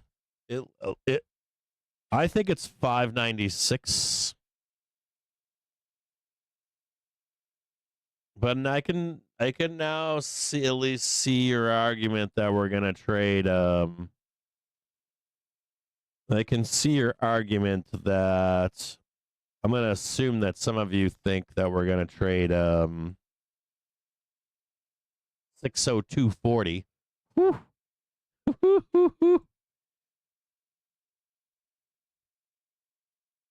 All right, I can at least see your thesis. 60240 on SPY. I can at least see your I can respect your thesis that we're going to trade it. I would say this, if you're going to trade the 60240, it probably happens in after hours or, last 5 minutes of the day. That's interesting. 60240. I can at least see your argument. Okay, now let's move on from all that crap. We've done Elliott Wave. We've done ICT stuff. We've done Gamma. We've done some traditional charting, I think. Also that the news has been positive. Tariff news has been positive. I wondered if we were going to remove pricing. That was my crass humor, but you always wonder about tariff fears and tariff implementation, and then do prices actually come down? If trade war solved, do prices come back down? They've got the cat with the bird in the mouth reaction. We still have uncertainty, sir. We have to leave prices higher. I was thinking about this last night. I was thinking about people they're pausing the de minimis to some extent, some of the de minimis stuff, and I was like, I wonder if that sippy cup guy is going to lower the sippy cup guy that was sad about his company imploding. Are they going to keep their prices high if they come back down theoretically? Or are they going to raise their prices if they can, or hold their prices higher on the front running of tariffs? I always wonder about people's reaction to the, what is the business owner going to do? They're going to go bankrupt and lose their company. And I'm like, well, are they going to leave their prices higher? One-time hit to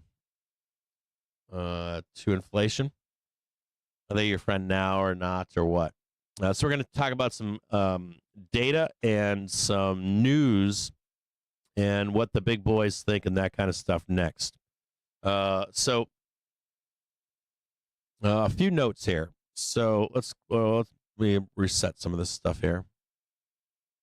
For the rest of this week, we don't have a ton of stuff today. At 5:40, we get a Fed speaker, and Daly, he's going to speak after the close. We get a bunch of crude oil stuff here today. Tomorrow we do get PPI month over month, retail sales month over month at 8:30. Those are going to matter.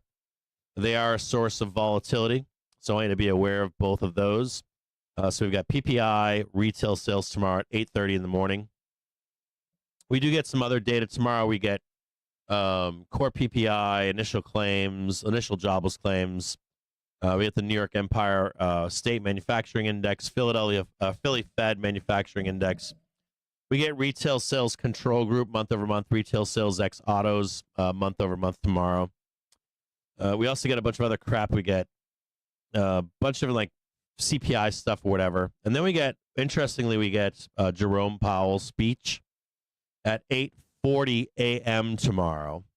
And then people have been talking about it. They're like, does Jerome Powell matter? Does it not matter? Does it matter? So we've got a speech tomorrow at 8:40 in the morning with Jerome Powell. I'm assuming that some of you think crashed the stock market. Jerome Powell's speech, he'll be hawkish. I don't think you're going to get hawkish Fed chair Powell. Tomorrow morning. We also want to be looking at 9:15 for the industrial production numbers month over month. And then we have business inventories at 10 a.m. tomorrow, month over month. The NAHB Housing Market Index at 10 a.m. tomorrow. And then at 2 p.m., we get the Fed bar speech. And noteworthy, we get a 4-week and an 8-week bill auction at 11:30. And then at 12, we get a 15-year mortgage rate and a 30-year mortgage rate tomorrow at 12 p.m. So tomorrow's kind of a busy day. for Thursday. And then Friday, we roll into building permits, preliminary, and housing starts. Preliminary, those are two big numbers on Friday morning at 8:30. So we do enter, volatility tomorrow and into OPEX Friday. Now, next week, looking into, we also have Michigan consumer sentiment at 10 a.m. on Friday as well. Now, interestingly, next week, we're a little bit light on data. Monday, we've got barely any data. On the 20th, we get barely any data. Wednesday, we get barely any data, or at least stuff that's like apparently important to the stock market. Next week, not a lot going on. Not until Thursday, the 22nd, we get existing home sales at 10 a.m. And then we don't get a bunch of new data until the 27th. We get durable goods on Monday at 8:30 in the morning.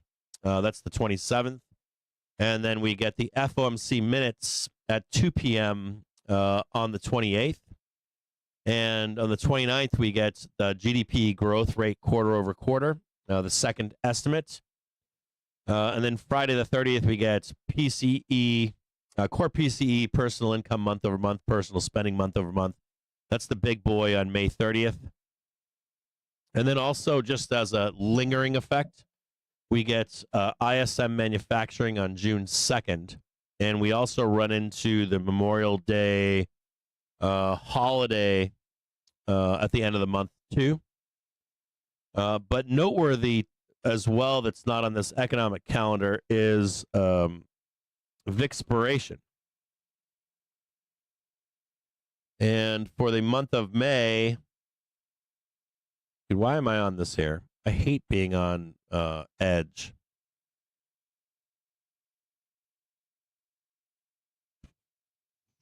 Hang tighter. I gotta get off this. I like can't stand searching on Edge.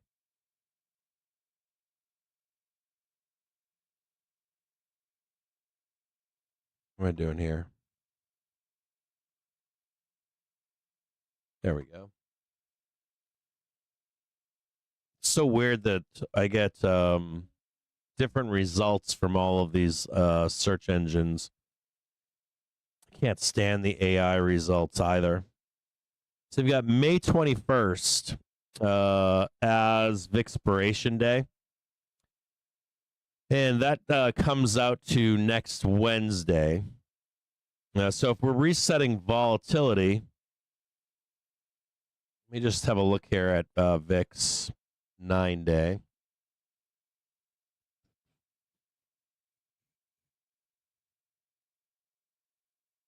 Am I in the wrong?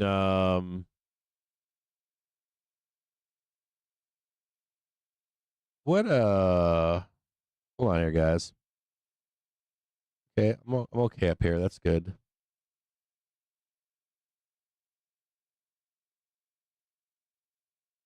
I think I'm on the wrong stuff here.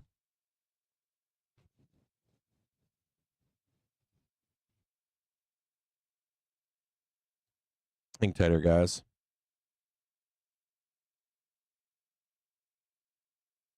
I'm on the wrong layouts, I think. I'm on the wrong search engine, maybe.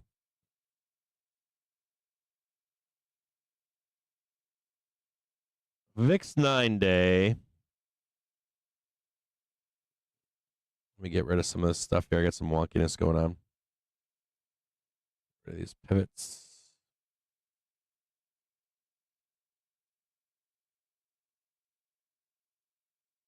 Oh, yeah, we want to reprice that VIX, don't we? That VIX is like begging.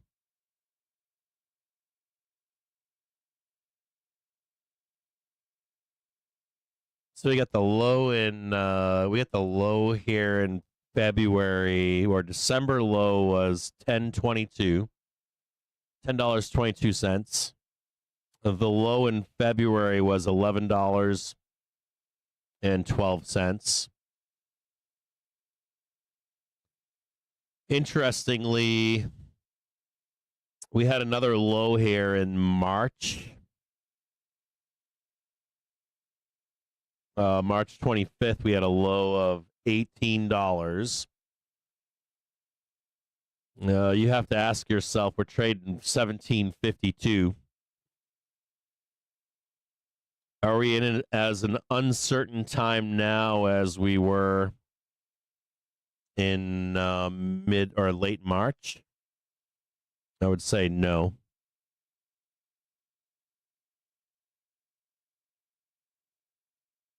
We're screaming to trade this down here.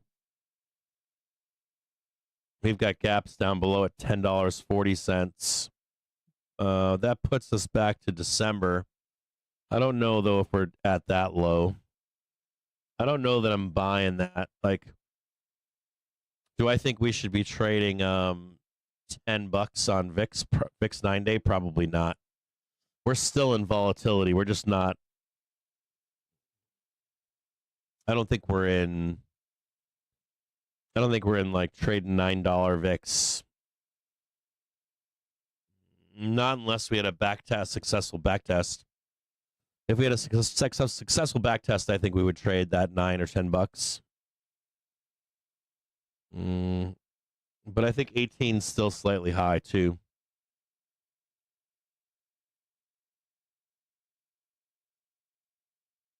I'd be looking for like 13. I think we at the start of the gap is 1283.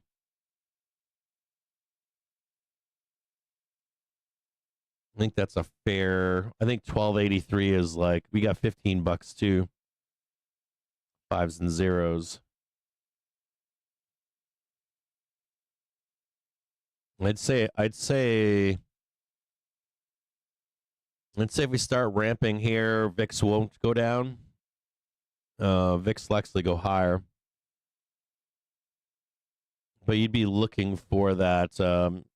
You'd be looking for this like 1282 by Friday or something, or maybe even next week into Wednesday for VIX expiration. Maybe like Monday, wake up, we're down trading 1283 or something on VIX 9-day.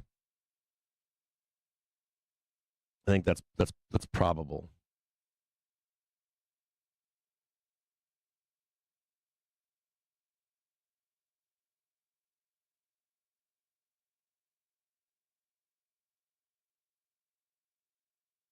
Something like this.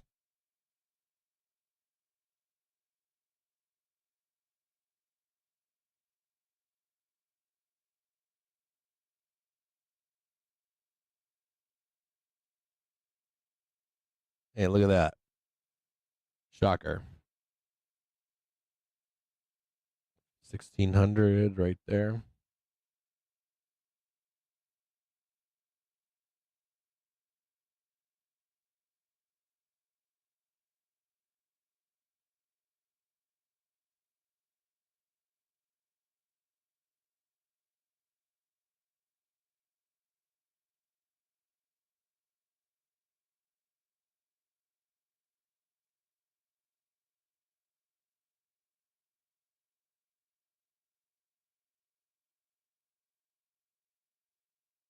Something like that right there.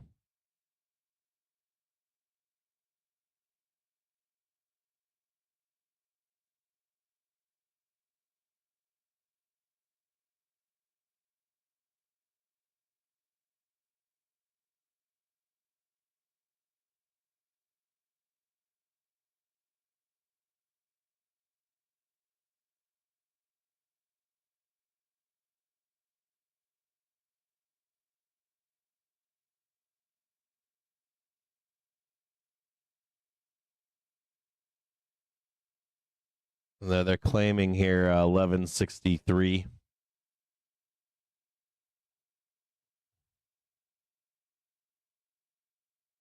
I don't know if that's going to happen.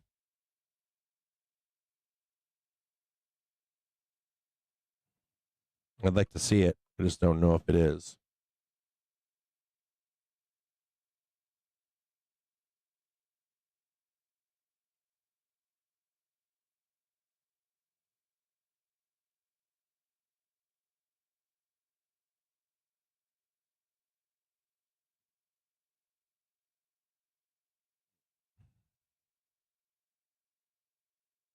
Still no new high.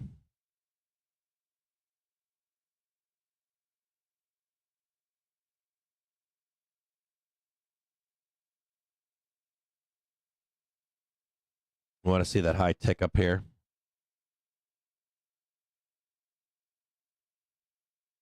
Still no new high.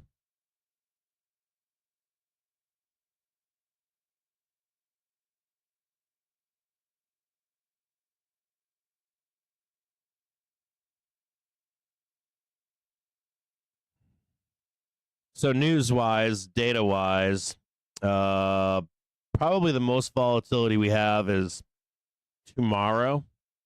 And then we've got light volatility except for Vixpiration and durable goods next week. In terms of, wait a minute here. What's happening here?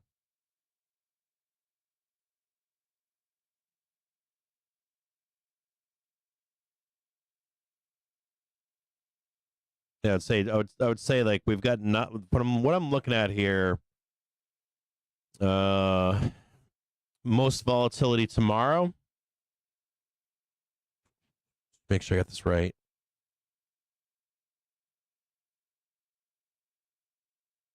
Most volatility tomorrow all day long. It lasts all day. And into Friday at 8:30. And then we'd have a very light week of data next week. Except for Vixpiration on the 21st.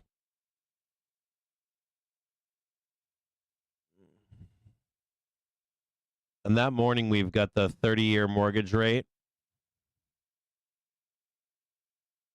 Thursday, we get the Chicago. This would be the 22nd, the day after Vixpiration. We get claims at 8:30. Global composite PMI flash, existing home sales. That's all on Thursday, the 22nd.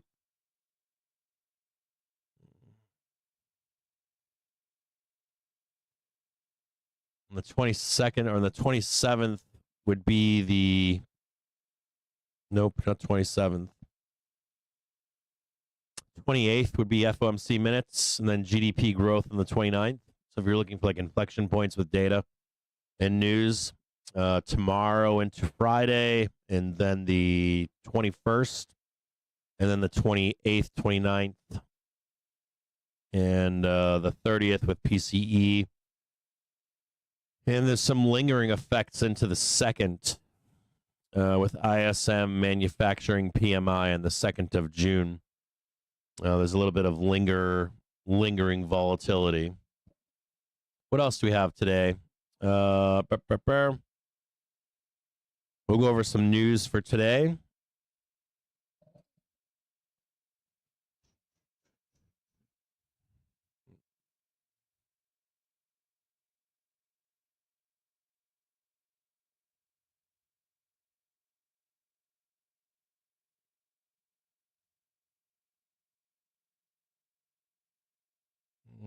We get key reports after the bell. We'll talk about earnings after this. We'll talk about earnings sooner than later today. We've got deals on the table. We got like 25 trade deals on the table. Who said that? White House senior advisor Hassett. We've got more than 20 to 25 deals on the table. Deals are close to being finalized.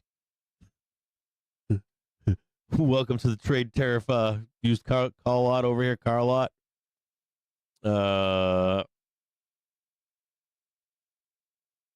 Trump says there may be news on Russia, Ukraine today.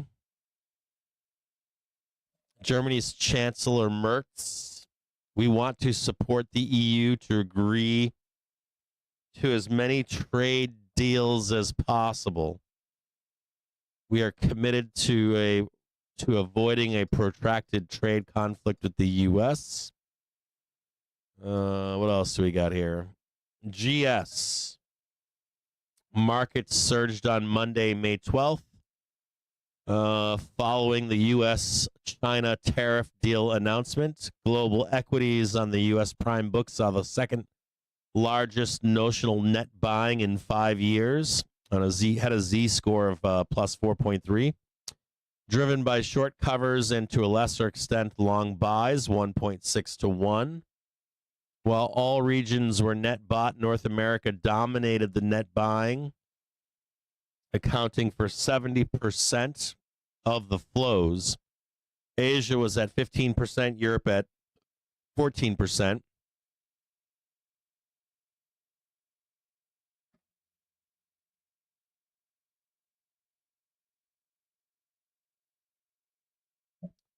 House Ways and Means Committee votes to advance large reconciliation bill by a vote of 26 to 19.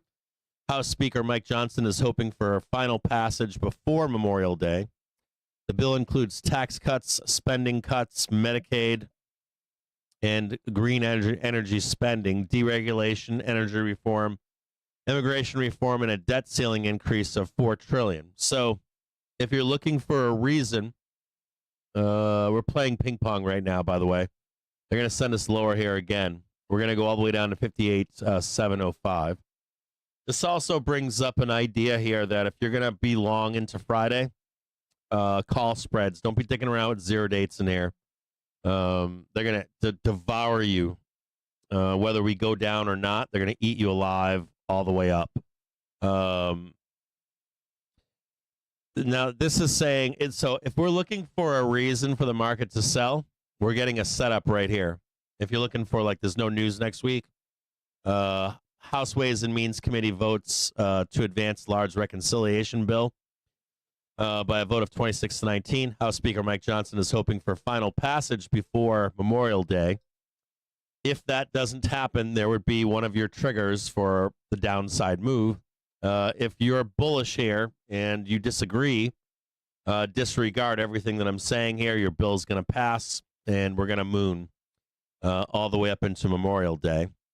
So if you are looking for a reason for market to sell, it would be that final passage before Memorial Day. JPM, given no market-moving macro data, and ahead of tomorrow's retail sales print, we thought we would share our view that the risk-reward of the retail sales print is skewed to the upside. Good news is good news, and bad news will be ignored. Given, 1, the thawing of the trade war, and 2, the potential for global stimulus to further improve the economic outlook. That said, SPX's first test of 5,900, and it failed to hold that level, but bullish macro data may be enough to push through. So the thesis here is that we'll get that that final push. I do want to say something to you on this topic, though, if I can. Let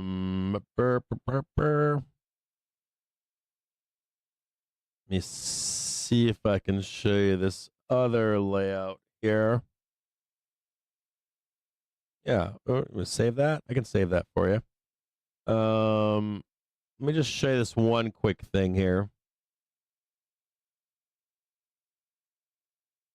There is like this I'm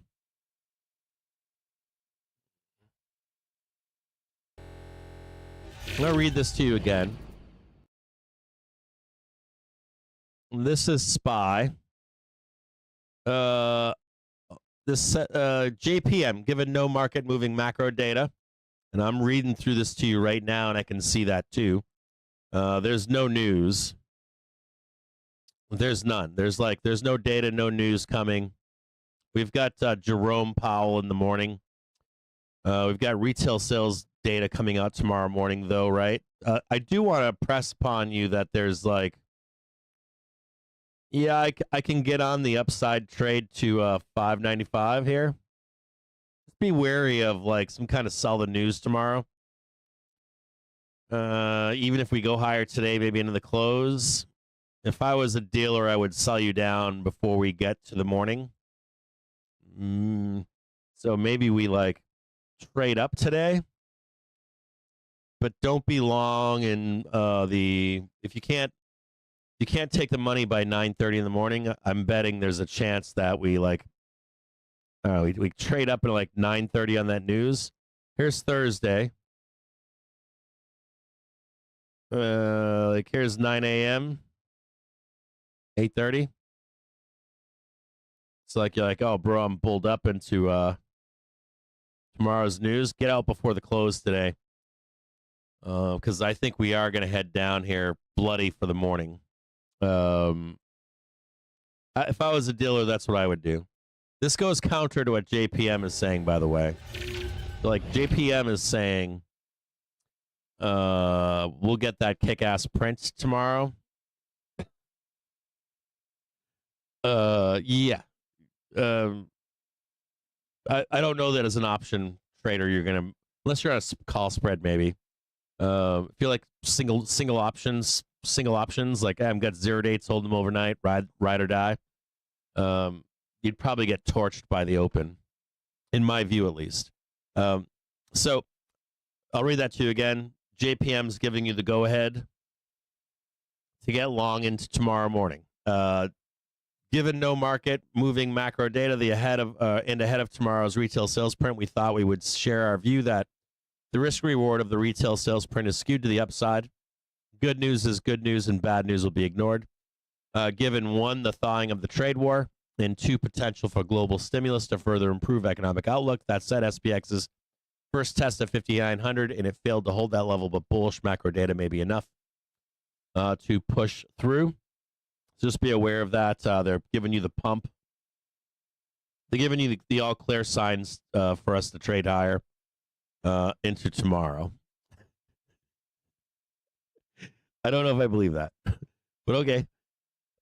I think they do. I just don't think they're going to pay options. I think price-wise we can do it.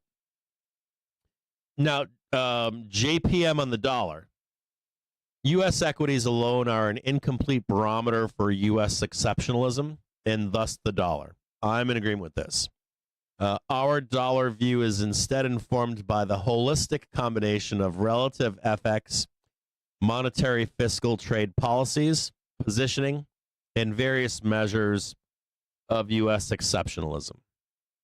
You guys understand what that means, right? U.S. exceptionalism, or what this JPM note is about. I think I've described this to you in the past. This has to do with like trade, of course, trade imbalances, and then it also has to do with some other stuff. Are we sucking money out of the system or not? As we revalue the dollar. The case for the U.S. dollar lagging the retracement in U.S. equities is strong. The temporary tariff reprieve reduces U.S. recession odds, but is growth positive for the rest of the world as well. And on some measures, puts the U.S. in the middle of the dollar's smile. Moreover, the world is still long the dollar. Changing euro equity correlations are making the case for FX hedges to be increased in the Eurozone, and a rise in the U.S. dollar Asia would be a distraction in tariff negotiations with the U.S., particularly ahead of the Treasury's currency manipulator report. The bearish case for U.S. dollar remains intact, all else equal, but admittedly with lower intensity, as the U.S. moderation should no longer be as extreme. Moderation should no longer be as extreme. Over the medium term, signals on the extent to which U.S. exceptionalism lingers will be more relevant for the dollar. So our recommended strategy has been a barbelled approach between cheap recession hedges, JPY longs, and recovery candidates, Scandis, Australian dollar longs. Developments this week increase risks for the former with further JPY weakness possible, but improve the backdrop for the latter, cyclical FX with a recovery likely. The view on Euro USD still remains bullish. So how do I think I've already relayed this to you in terms of equity market, U.S. equity market, which would be these things move slow. And I think I've said this to you earlier this morning, which is you don't get all of these actions all at once. I know you want them all at once. You want like major recession trade today. You want depression trade today. You want the failure here and the failure and a back test of the daily and weekly trigger, and we just start plunging down to the depths of hell. That's not how negotiations work or trade wars work. It's not how reordering economies work or economics or exceptionalism of the United States of America, nor where the dollar sits or what the dollar is going to be worth or devalued and revalued or sucked out of the system or not sucked out of the system, plus all the actions that take place from the Fed, the Treasury, negotiating between countries, after effects and real effects of policy implementation usually takes years. And why would a negotiator in this trade war give up room to negotiate or to survive and their people to survive, believe it or not, through this process? So they'll hit you at the screws. They'll put the screws to you still. It just won't be all in 1 month. And I think the same thing applies here with the dollar. I think this is the gist of what they're saying to you is we still don't know exact outcomes in this stuff. So I'm with them on this. This dollar thing I'm with them on, with JPM. Next from JPM. On tomorrow's retail sales print, we anticipate retail sales rose 0.1% month over month in April, following a strong 1.5% month over month increase in the prior month, which marked the largest single month increase in the series since the beginning of 2023. A significant portion of this surge was driven by a jump in auto sales as consumers rushed to move forward purchases ahead of new auto tariffs at the start of April. We know that we had a bottom in used car sales too in November, right around election time. However, a significant portion of the surge is driven by auto sales as consumers rush to move forward purchases ahead of new auto tariffs at the start of April. Unit auto sales in April declined by 3.1% month over month as the front-loading effect faded. And our auto equities team noted that this weakening trend could continue in the coming months. However, they remarked that given the current sales pace, existing inventory levels could provide flexibility to maintain pricing for a few months, potentially preventing a major downturn in auto sales in the near term. They also note that the average transaction prices rose 2% month over month, owing to both a shift toward more expensive models and lower dealer incentives, which should provide some revenue offset to the decline in the unit sales. We expect retail sales excluding autos to have grown at a relatively high 0.5% month over month, led by spending on food services, informed by our Chase credit card data. Restaurant spending growth was weak at the turn of the year, followed by a large increase in March, with some of that possibly coming from unusually warm weather. Weather again was unusually warm in April. Though less so than in March. So weather could be a drag to the latest reports. I agree with that. Weather has been weather was looking good in March. Weather was horrible in April. Weather though is improving. So even if we get that drag on this report, we should get the next report should be good, right? April was looking like a little bit warmer month. May is we begin to ramp up the summer season. Think tighter, guys. Gotta get over there. I'm not over there, and I don't know what. There we go. Get some of these upside targets here for you.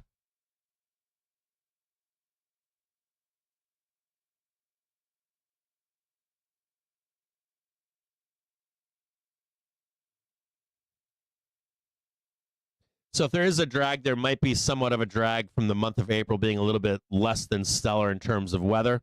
I know here in where I live, the month of April was, the month of April was pretty shitty. May started out okay so far, but April in particular was a bad month. Sales at building materials stores also went from weakness to strength in March, potentially another beneficiary of warmer temperatures. However, after such a large March increase, building materials store sales could reverse some in April. So just some tales on such a great prior month. Employment growth at these stores remained tepid. The control group, excluding food services, autos, gas, and building materials stores, is also expected to rise 0.5% month over month based on the Chase credit card data. This series has shown resilience despite worsening consumer expectations. There could be some front-loading behavior helping to offset sentiment, though evidence of front-loading is not clear outside of autos, and a more straightforward explanation is that wage gains have remained solid. We want to see that, right? We want to see wages stay in line with any increase in inflation. Remember that we can run inflation hot as long as wages maintain and unemployment rate stays relatively flattish. The rate of increase in unemployment is not violently to the upside. We're now trading higher. Just got the target that we're looking for here. We have one more target higher at 588.89. We also have the high, which is 589.08. Look for a reversal before we get here. And it's also an intraday bat wing. If I can show you this, we like to talk about the bat wings, right? We got that same thing going on right here. We've got the the morning high right here for liquidity. Went all the way down, all the way back up again for the big old smile. The old cup and handle, right? Or the cup and failure. We get the low here. We get the failure. If we get the high, we get the handle, right? Just be watching this intraday cup and handle.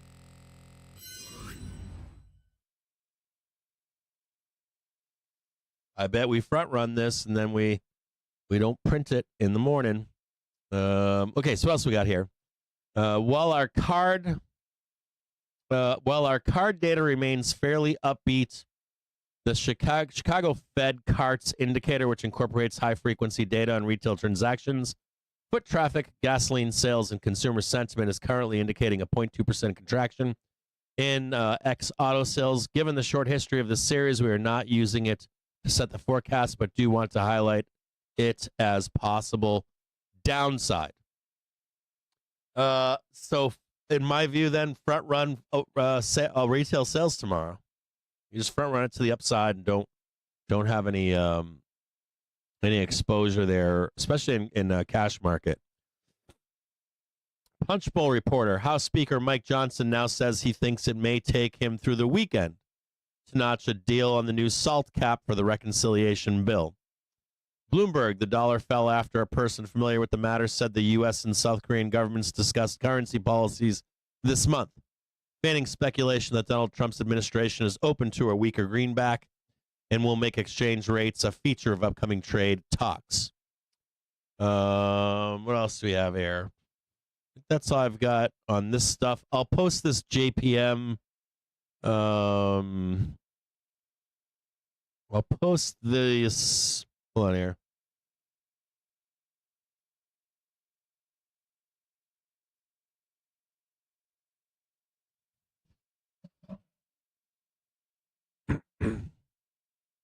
JPM's very bullish here. Everything that's coming out of JPM is higher now. Give me one quick second.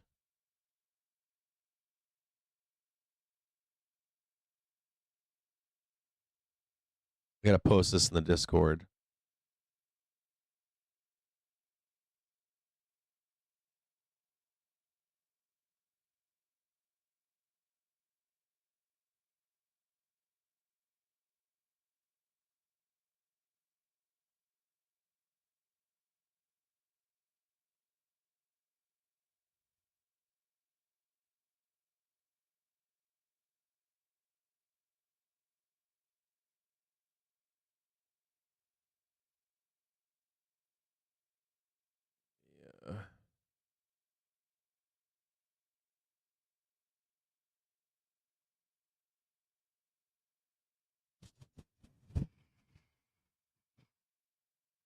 That's all I see there.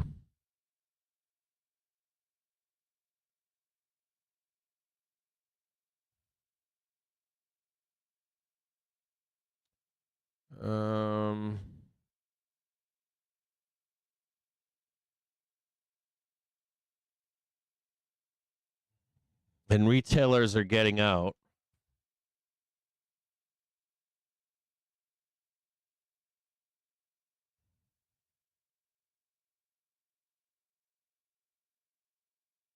Just give me a second here, guys.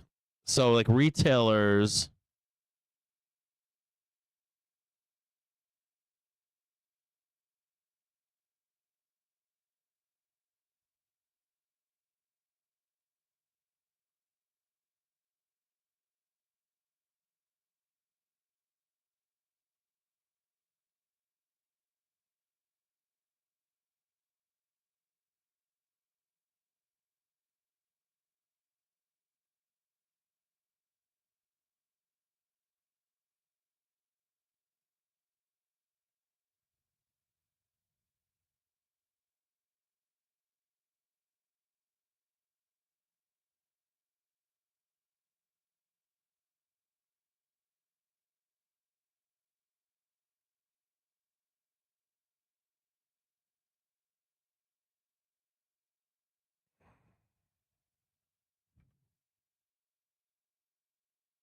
Hold on here.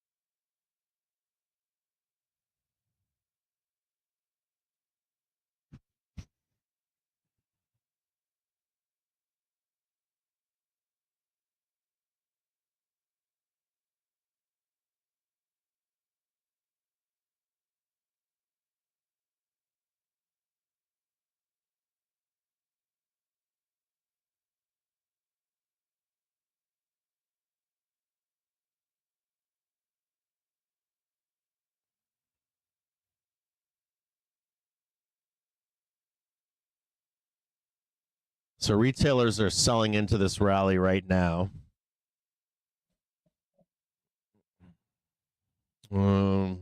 Retail's smart, man. They're fucking smart as fuck.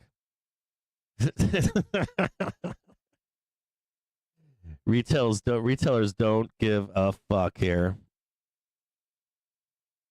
You guys are getting smart.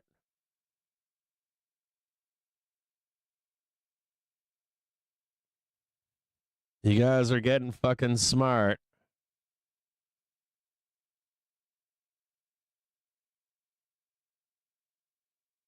Let me read some of this stuff here.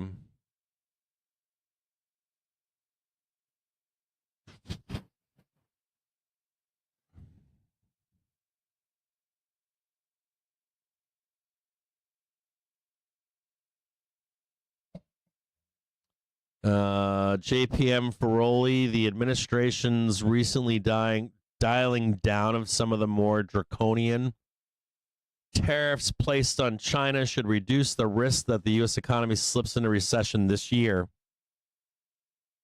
Yeah, I'm not anti that. I'm for that, but there's still some like you're saying a lot, but not saying all of it. You're saying this year. Do we still have risk of going into major recession and depression? Yes. Are we on pause for that right now? Yes. At the moment. The biggest question, I would say, if there's like the biggest question, is like, let me read the rest of this to you guys. JPM's Ferroli saying the administration's recent dialing down of some of the more draconian tariffs placed on China should reduce the risk that the U.S. economy slips into recession this year. He doesn't say that risk is still there into next year. conditioned on current tariff rates prevailing indefinitely, we are now projecting real GDP growth this year at 6.6%. Fourth quarter, I'm assuming these are revisions they're talking about, up from 0.2% before the latest tariff news. We believe recession risks are still elevated, but now below 50%. So I'm on this. I agree with this. I agree that the market can trade up and to the right until it becomes apparent again. The biggest question here is that do we buy whatever the pullback is? I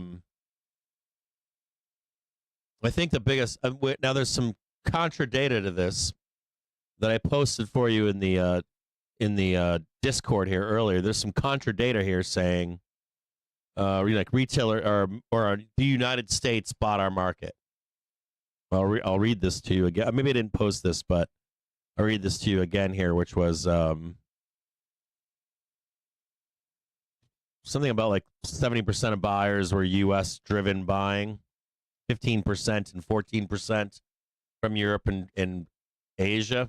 And the real question becomes, do U.S. retailers buy the pullback? Does China and Asia buy? Or excuse me, does Asia and Europe buy? And then also these LOs aren't buying, or asset managers. Asset managers are not long here. They're not buyers here. So, and you got retailers exiting regardless of price right now. So I think a big part of this question is going to be, does that whatever that back test is going to be, and by the way, watch out for this sell here. If we don't get the new high, we're going to roll and trade 585 here. So watch this closely. Does vol control gang show up? They're starting not to. I just want you to know that. They're beginning to not show up. But I think you still need. I think if I just reading this stuff that I'm reading here about this, like what Feroli is saying, I think all this is reasonable, but you still need participation, and I think that's the biggest. I think that's the biggest question here is, do you want off the crazy train, regardless of outcome, or not? Or if you exit crazy train, does the market just continue careening up until you are forced to buy? And you buy at the worst possible moment, end of year. We're like at these all-time highs and everybody's rah on it, and you're like, oh, God damn it. That recession risk is gone. I'm going to buy now. And they just roll down into you again. And that's more of a personal, I want to say that's a personal, and you have to answer that for yourself. That's, no one can make that decision for you. And I wouldn't, if I were you, I wouldn't be, I would most definitely speak to a licensed financial advisor. And I think that's a really personal question. Are you willing to be trapped in the stock market again on uncertainty or a doom trade? I've already told you my thoughts on this, right? What I want to see. To get long a second time, I want to see like that back test. I want to see the new high, and I don't want to be in crazy train anymore. Personally, I don't want to be, and I think there's a lot of investors and traders that feel the same way. Even if they think we're going higher, they don't want to be trapped on a low upside down. So, I want to say retail is open to it. And I want to say Europeans and Asian markets are probably open to it, but with more caution than maybe you give them credit for. They want that low. They want to buy like 56 or 60, somewhere in there, and not buy this at 95 or even 602. And they would rather sit on their hands. That's what I would expect. I could be wrong there, but yeah, I'm gonna put my eggs in that basket. So I would be thinking about that when people are telling you. If you're hearing other retail speak right now and they're like, "Hey, we're gonna go to all-time highs like next week," what's their skin in the game? Hey, I'm just a day trader. I come and go each day. I don't care, which is a valid answer. Hey, are you in the markets for a lot of money? Are you not in the market for a lot of money? And I would be asking, is that person doing what I'm doing? Am I doing what that person is doing? So, hey, let's go up and trade all-time highs this summer by middle of July. Cool. How much risk do you have in the market for that trade? Where are you positioned in the market for that trade? How do you get out of that trade? How are you hedged in that trade? All those questions you likely need to have answered. If you're following anyone out there telling you that's going to happen, just ask, like, how are you going to hedge that? Where do you pull the fuck you know I'm out of here? Are you okay with if it goes against you being in that trade? I would be asking those questions of anyone that thinks that. In my view, I think that retailers, and I think the data is suggesting this, retailers are exiting and they're looking for lower to buy on some kind of like, hey, we hit bottom, we showed a new high, we're above and back testing all of this good stuff, and we'll get with you and jump on board. And I think some of the other data, asset managers are in agreement with this, retailers are in agreement with this. They've been pretty smart traders, in my view, believe it or not. I haven't seen retailers making wrong decisions. They knew we were rolling in mid-February. They've been buying the dips on the way down. They've been holding on. They've been buckled in. They've buckled up and held strong. But I think that they still want that lower buy-in. Now, do they get it and just chase all year, or don't get it and we just go higher? I don't know. I think they're willing to get long, but with less commitment. If we just keep going higher and higher and higher and higher and higher, and we don't see any of these lows ever again, that trade, I think that's still a small percentage trade happening, like 15%, that we don't trade down and at least back test the cross. But if we don't, I don't think you see the full buy-in from retail. I think they spreads, maybe defined risk. No fucking way they're buying this market. I don't think so. They might stay long from lower, but they're already exiting. A majority of them are. They're all looking for a new lower buy-in. So majority likely are not. So you'd have to like question who's saying this to me, and where are they positioned from where. And I would ask that question of anyone. Hey, where are you long at? Are you just a day trader? Or are you just swinging spreads? Or are you just bringing like loading calls and puts? Are you doing ratios?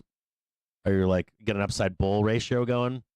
And you don't really care if we do blast down because you're going to be flat anyways. What are you in?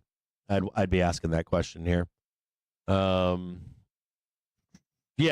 and I'm telling you this before it happens. Like, we have data suggesting retail is selling into this rally, which they should, in my view. And do you want to deal with Crazy Town? Crazy Town's not fun. I can assure you of it. I can attest to Crazy Town not being fun and fucking panic-inducing. Many sleepless nights. I was just with some friends. I gotta do a personal thing on this. I was just speaking with some friends. I spent some time with an ex-floor trader this weekend. I spent some time with an actual legitimate not Wall Street, but a Chicago floor trader, and we were in the same same general idea. We priced all this bullshit in. We're gonna slow this fucker down and likely trade up to all-time highs by end of year, or even higher. But there's still like the fuck you, I ain't getting on Crazy Town unless I can buy a Crazy Town moment. Right? So you like, it's fascinating how quickly we have volatility and then we don't, right? And all of a sudden the how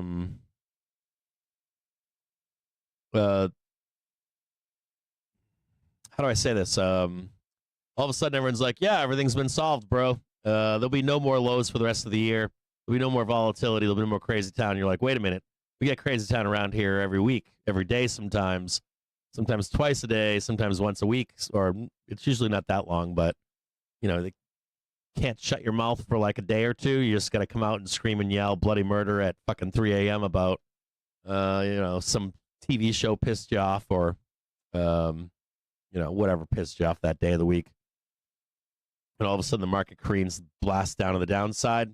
I don't think you're gonna remove that from these traders. I think these traders, some of them were around for Trump 1.0, and it only got crazier. It never stopped getting crazy. It just kept getting fucking crazier. Remember, we still had the COVID bloodbath, right? during his first term, and we had the first Trump tantrum tariff thing as well. So I don't think you can fool people again. I think people are going to be reserved at this point. I remember too. I was thinking about this. There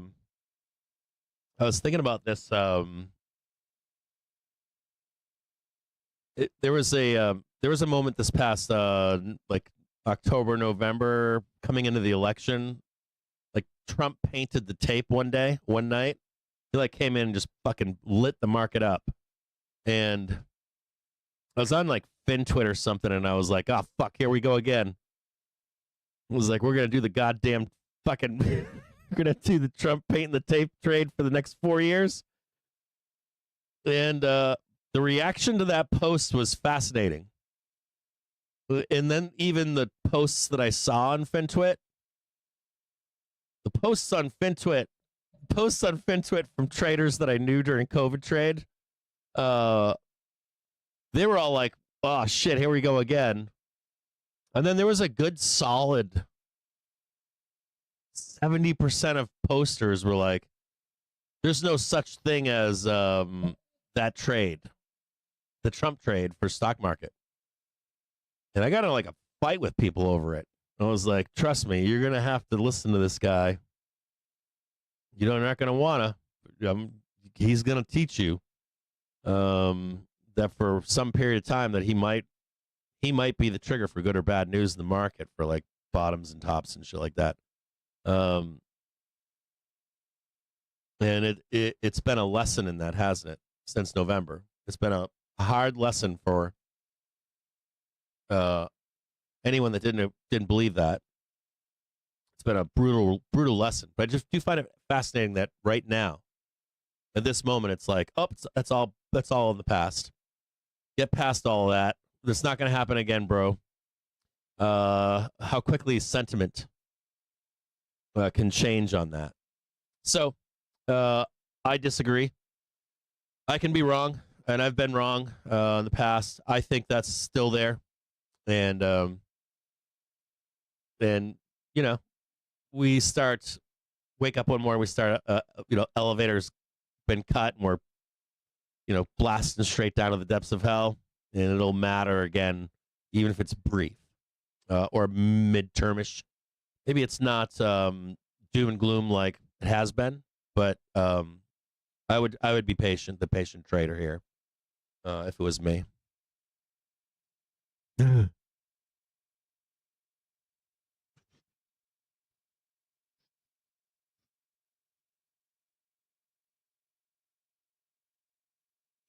So, anyways, there we go. That's on retailers. That's on where retailers are. It's where here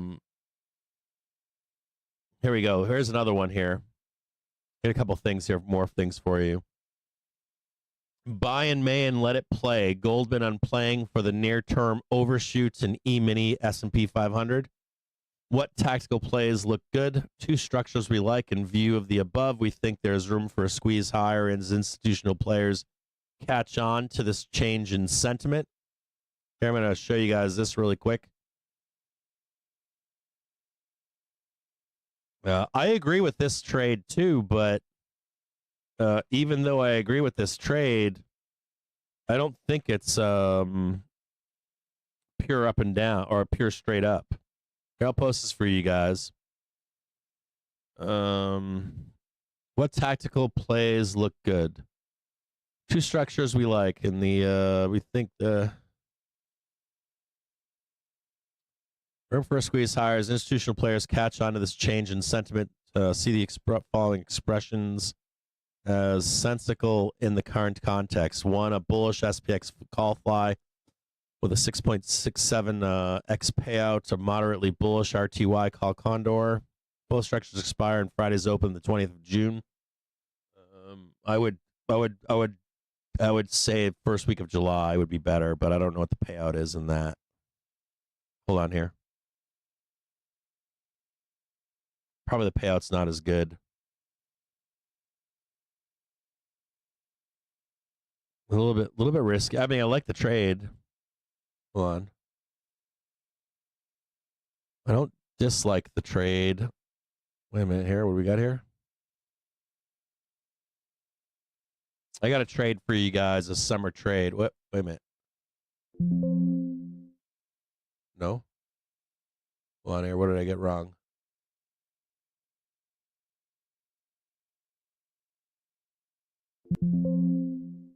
No?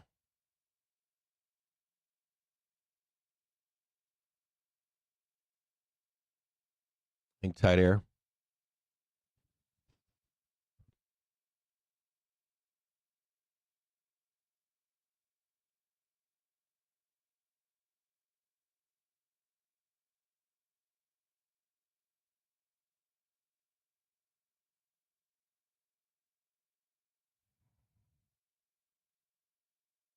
All right. Here we go. Buy in May, let it play.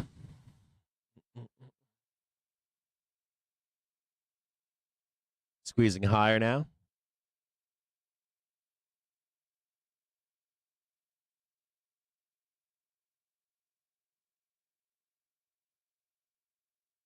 Intraday high was 589.08. If we get this intraday high, look for a pullback to go higher for this new island to hold.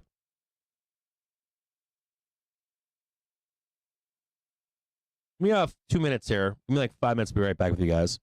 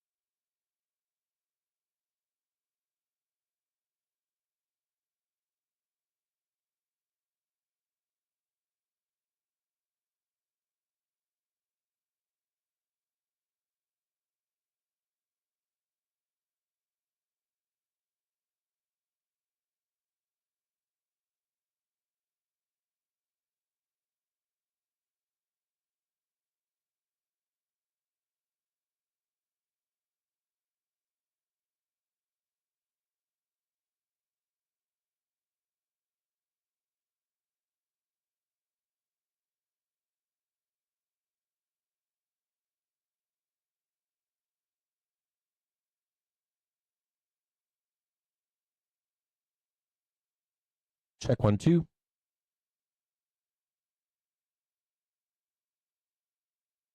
Just a minute here, guys. I'll put the squawker on for you, too.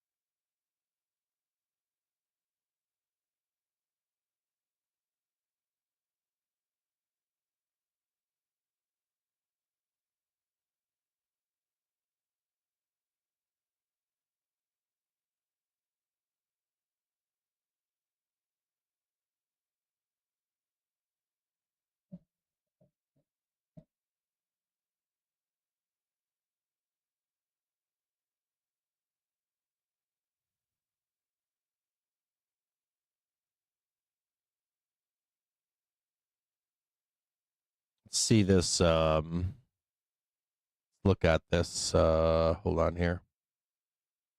I want to look at this trade idea here.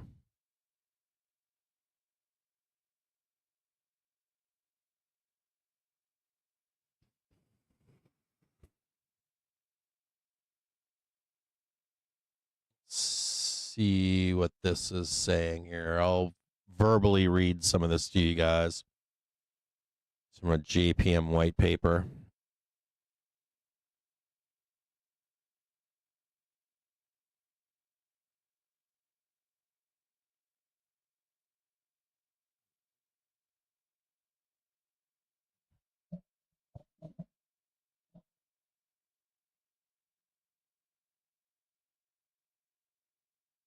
You believe? I think you can take like a call spread up there, or you'll get one more pullback soon here. You can jump on a trade here into the close. I would be out though before 4:15 personally. Here's 1 p.m.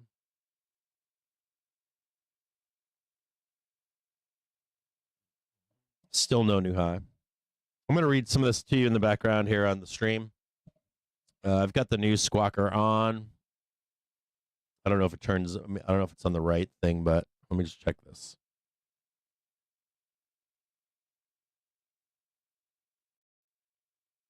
I wonder if the news squawker wasn't on while I was gone. That's possible too. Okay. Conscience of the old adage, selling may go away. I do want you to know that that's fake. Selling may go away is not statistically an edge for any traders. Don't believe that selling may go away. Well, I believe it. I believe we do sell May, but we're going to buy the 30th of May. I'm going to get like 2 weeks of selling. Conscience of the old adage, selling may go away. We think this rally is worth chasing as both fundamentals and global positioning points towards a compelling entry point for new longs in U.S. equities. Therefore, we are of the view to buy in May and let it play. Okay. At risk of being labeled a false start, the recent change in tide in global markets, both from just 1 month ago and from just 1 week ago, has had a meaningful impact on investor sentiment. I agree with that. I think investors are, man, they're short-sighted. Like investors, and you have to be conscious of that too. How quickly investors flip from, Uber hawk to all of a sudden Uber bull. Still no new high. Just right back here, this yellow box. This is from Wednesday at 9:30. No new high on an intraday basis. No new market high. That's the red. Sellers coming in again. Trying to sell us down, man, to 555 or 585 now.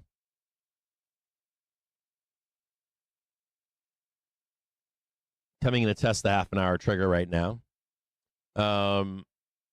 Seeing some. I'm going to read the rest of this to you. At risk of being labeled a false start, the recent change in tide in global markets, both from just 1 month ago and from just 1 week ago, has had a meaningful impact on investor sentiment. Again, just Monday's 326 BP rally in SPX exemplified this, where an ill-positioned investor community scrambled for long exposure. That's false. We already knew that was coming. So retailers are ahead of this whole thing. On April's Liberation Day, we got a good look at what the left side of the outcome distribution would look like, yet we've rallied 20% since, retracing both March and April move lower. As of this email, we have recently revised our S&P forecast with our 12M price target bumped up from 6,200 to 6,500. Currency posted its biggest jump in reflecting lower tariffs, better economic growth, and less recession risk than previously expected. With addressing those matters, fundamentals, far from bad. There has been a lot of focus on the stagflationary risks and odds of a recession, which has had a meaningful impact on investor sentiment, but alongside the softening of tariff policies, resilience, and hard economic data should continue to suggest that the U.S. economy will avoid recession. On the inflationary side, we have lowered our core CPI inflation path to peak at 3.6% rather than 3.8%, which has bolstered our call for 3 further 250 basis point rate cuts. As I write this email, April core CPI came in at 24 BPS, sparking a rally in risk assets. Earnings have also seen a revised outlook, where we see 2025 EPS now growing plus 7% versus plus 3% previously, in part stemming from the better than expected 1 quarter earnings season. Technicals, a compelling setup by every obvious metric. This rally is under-owned. Gross exposure got aggressively cut in the first leg of the equity sell-off already. The U.S. equity holdings buying flows of $14 billion projected over the next week and $25 billion over the next month. Net end user CFTC positioning from institutions is at its lowest level since last summer, standing at around $225 billion, down 31% from its peak late 2024 of $331 billion. Unlike the lagging nature of CFTC data, implied funding does give a good indication of intraday increase in length, and that indicator has been flashing green. There's buying in the system and more expected. Hold on a second here. What just happened? Why am I getting these text messages? Who are these fucking people? Hate fucking my phone. All right. I don't know who that's from. Let's look at this. You know, I'm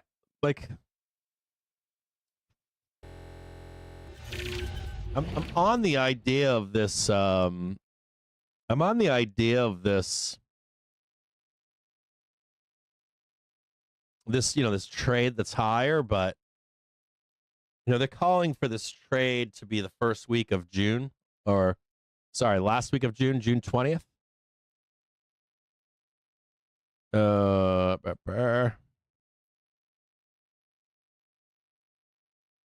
mean, personally, I like the trade out into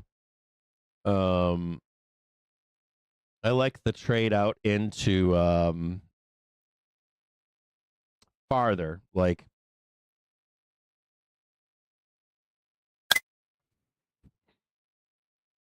I'd say July 10th. But I get the gist. The gist that they're trying to tell you is buy now. And then we do the consolidation trade. They're saying June 20th is all you need. You don't need into the first week of July.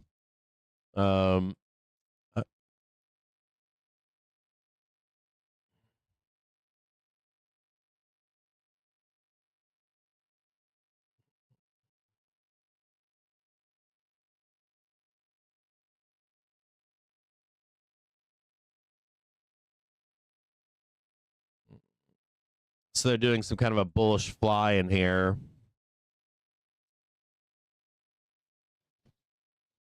I don't know. I kind of prefer, I still prefer the down move. Like, they were like looking for a bullish fly up here. Like, I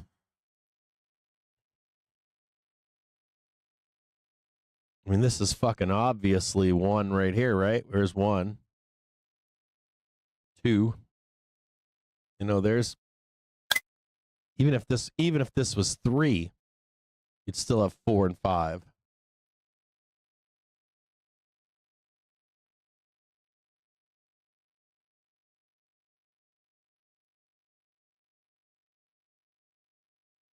Hell, that even means that we could, you know, just grind this out, right?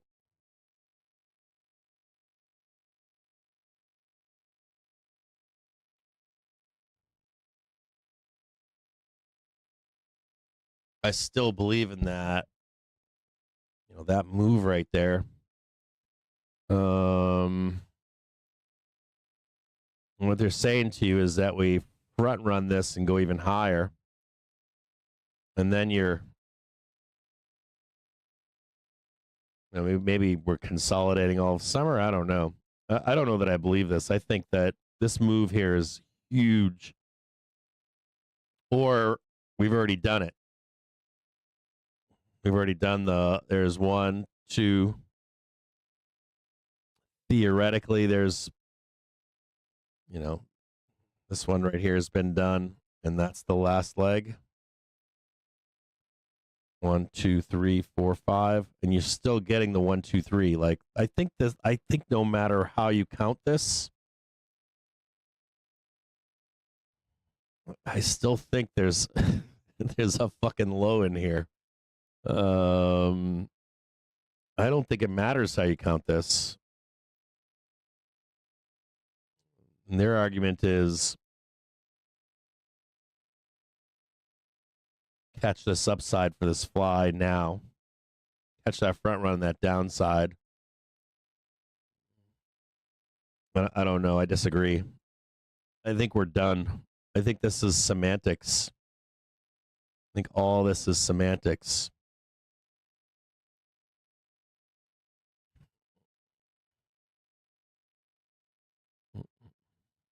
Hold on here. Trying to catch a read on this fly for summer.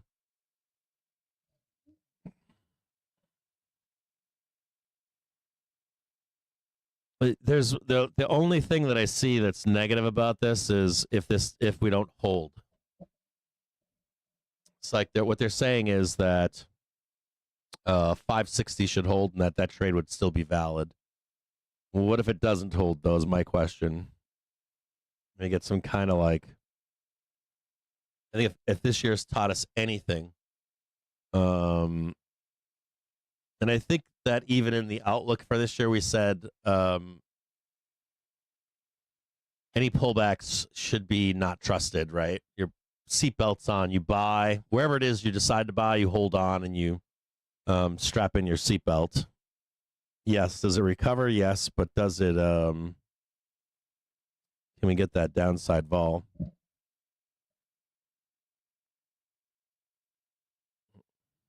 So just a reminder, in about 10 minutes' time, Trump participates in the Qatari state dinner.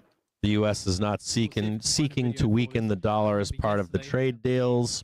State dinner from which is bullshit. Like in the long term, we know they want to. The U.S. is not seeking to weaken the dollar as part of trade deals. Coming from a source, according to a person familiar with the situation, U.S. officials negotiating trade deals around the world are not attempting to include currency policy pledges in the agreements. Foreign exchange markets are on edge due to concerns. President Trump's administration wants a weaker dollar. It may use trade negotiations to achieve that goal. On Wednesday, the South Korean won rose nearly 2% against the dollar, while the Japanese yen also gained. Earlier this month, Taiwan's currency experienced its biggest increase in decades. Wall Street's epic rebound may be showing indications of fatigue, though a rally in the market's most influential group continued to stimulate gains in stocks, while U.S. Gulf trade agreements bolstered sentiment. Yeah.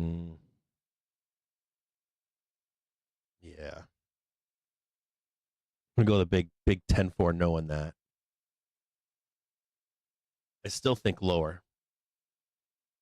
Can't believe I'm fucking bearish here. I'm not quite bearish like today, but I'm like bearish on the 16th on Friday close, 4 p.m. That's when I get bearish.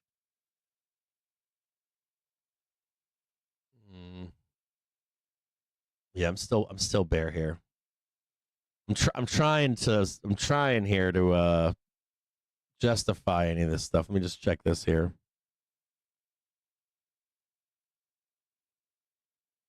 CFTC positioning.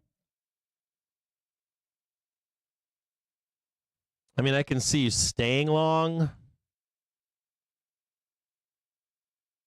I can see someone staying long if they're from lower. But that's the ask, right?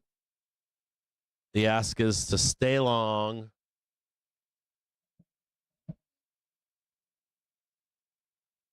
The thing that it makes me think of is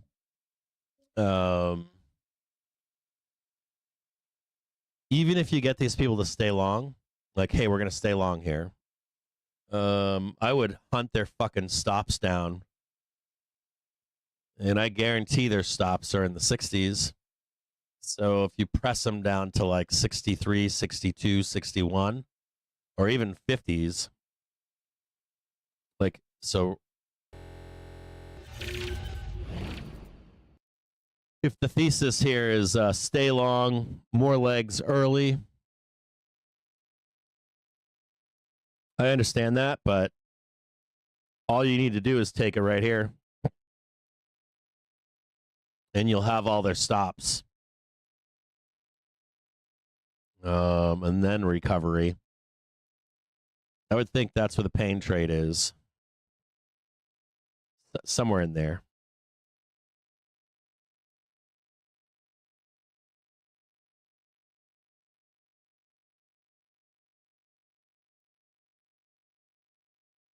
There's some kind of pain trade down in here. I would think that if people got scared, it would be like right in here. You know, the market just loves to, like, if we're going to go higher, you're rolling your calls higher. We murder all of those calls, then come back up for them. You know, end of summer or beginning of or midsummer, 4th of July. And you take the money and run into that 4th of July week. They're saying June 20th, mostly because of or summer vacation, I think. They're saying June 20th so that you leave all this bullshit over here. You leave this to the retail, you know, mobs.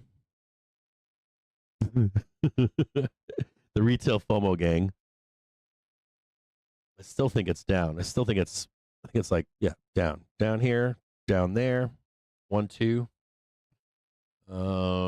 And then we're back up and we're on that fucking trade into June. As a matter of fact, it's kind of funny about that is you would expect the 20th to be reined in.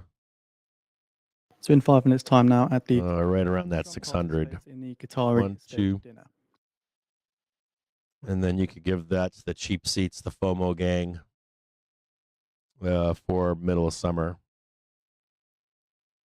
And then we ping pong from there. I think given the extra room, and then the ping pong, and then bloodbath. 1,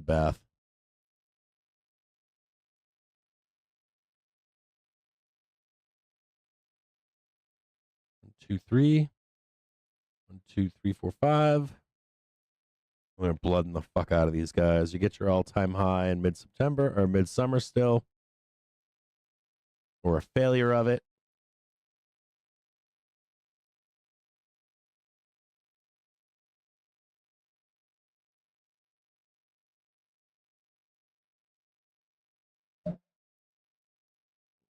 You'd be targeting that 612, 610.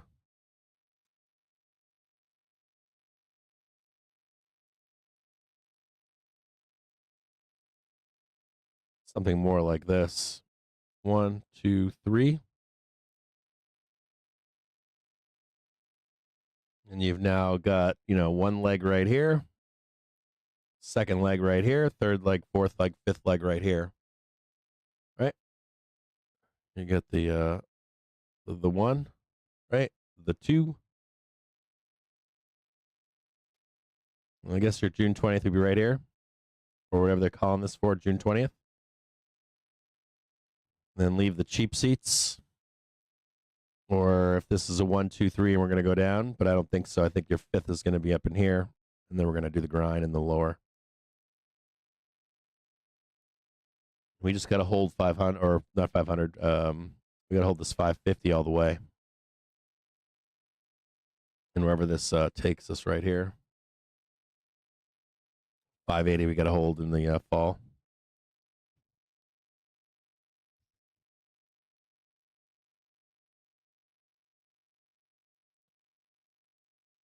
Yeah, I'm not buying any of this bullshit.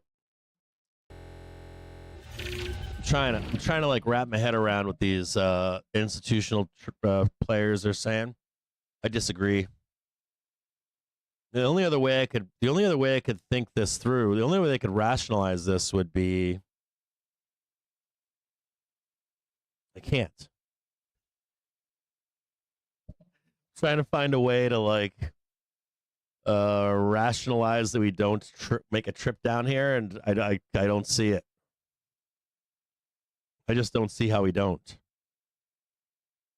There's a fucking bull trap up here. I'm trying to like rationalize the thesis here. I think you buy May. I think you buy May 30th. I'm trying to stay within the rules of this trade. I think you do buy in May and not sell in May, but I think the date on it is wrong. I think it's May 30, May 28, maybe even June 2nd. All right, maybe like single stocks May 28th and indexes on June 2nd. Something like that. And I would be totally game too at that point for like vertical. Just vertical stuff. And that would like wrap up the shit with Mike Johnson. Like, we failed the first vote, but then we came back and we pulled it out. Comments from Trump. We didn't get it done during Memorial Day. But we got it done, the week we got back. We'll revisit this. Meanwhile, you're stuck bag holding through Memorial Day. Can you imagine that? Like we're just rolling down into Memorial Day weekend. Woof. Whew. I bet there's a bear or two out there that would love to see that, right? Bloodbathing into just like selling. Everybody's on vacation. Just like violence selling down into when is Memorial Day, by the way?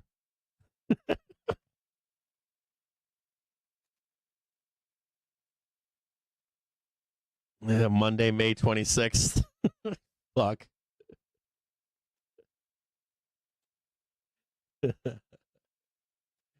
So brutal. Just like selling into fucking retail, like retail FOMO that whole week. It'd be brutal. You're like, bro, we're going up. Everybody else is on vacation. We're just like selling. I don't hear any news squawker.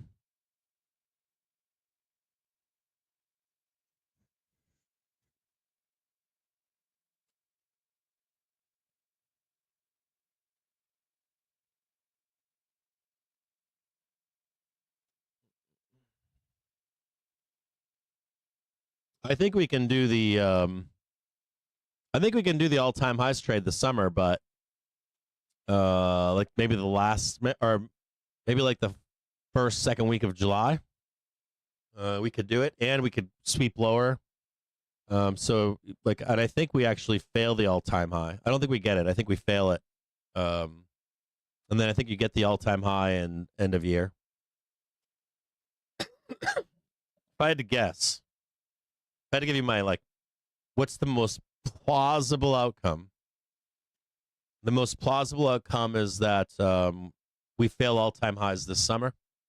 First week of July.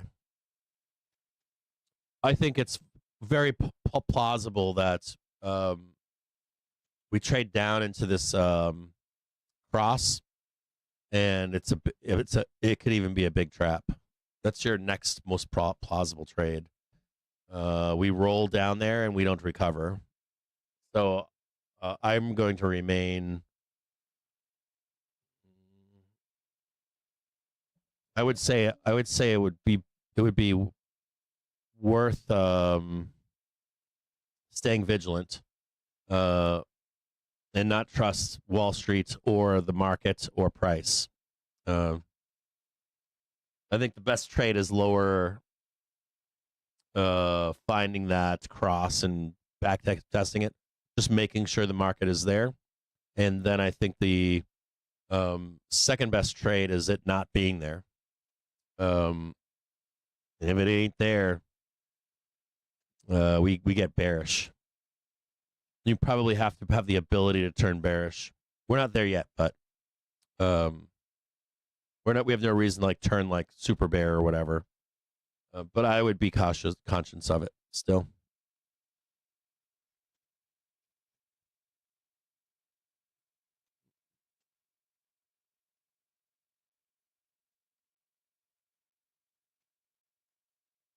There's 1:30. 2 p.m.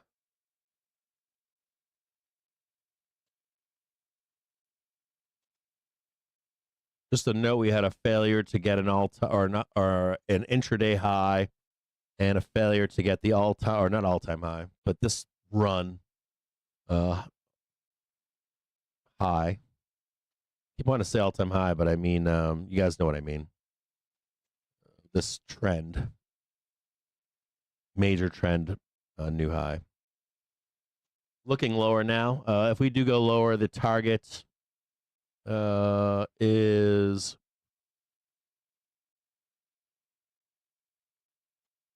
I've got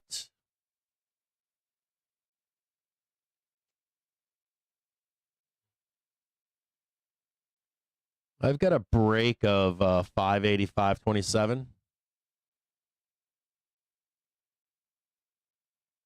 I got a target of 585.27. That's it. Just a break of it.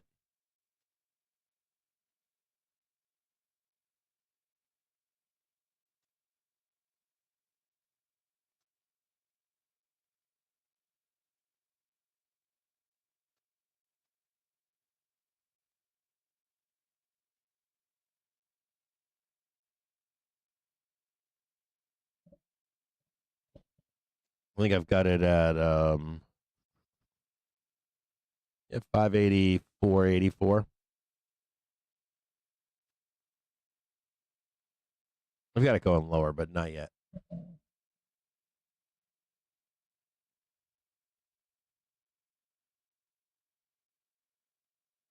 Why would JPM help you as a trader?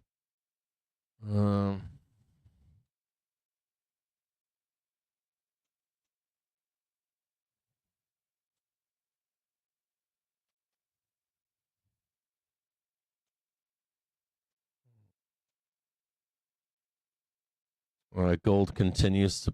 Why are people buying gold? You shouldn't be buying gold right now. Who the fuck's buying gold? You shouldn't be buying gold yet. It's like, well,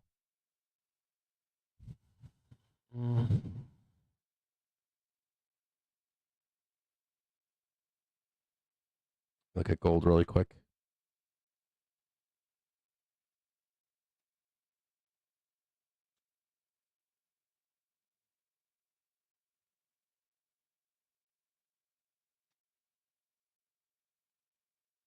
You might get a bump off of gold.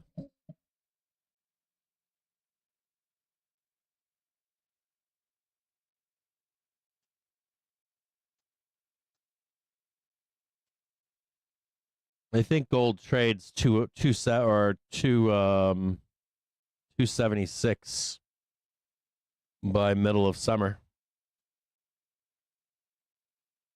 276 GLD.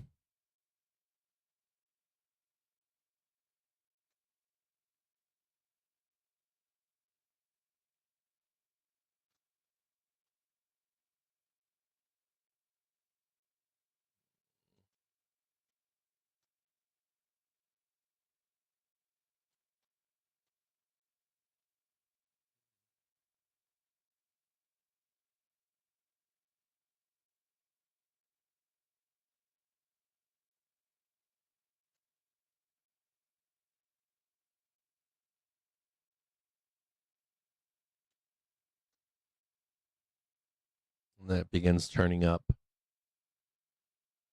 mid-June. Should see it start to consolidate right there.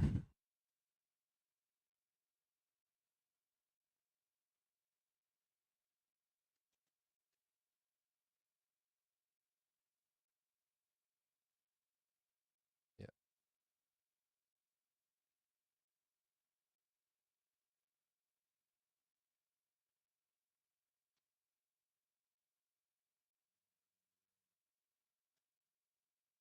Nope, that's one right there.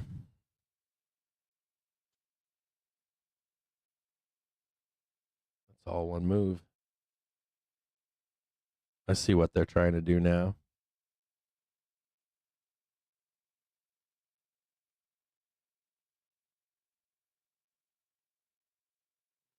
We're not counting this one. That's why they want people to buy gold.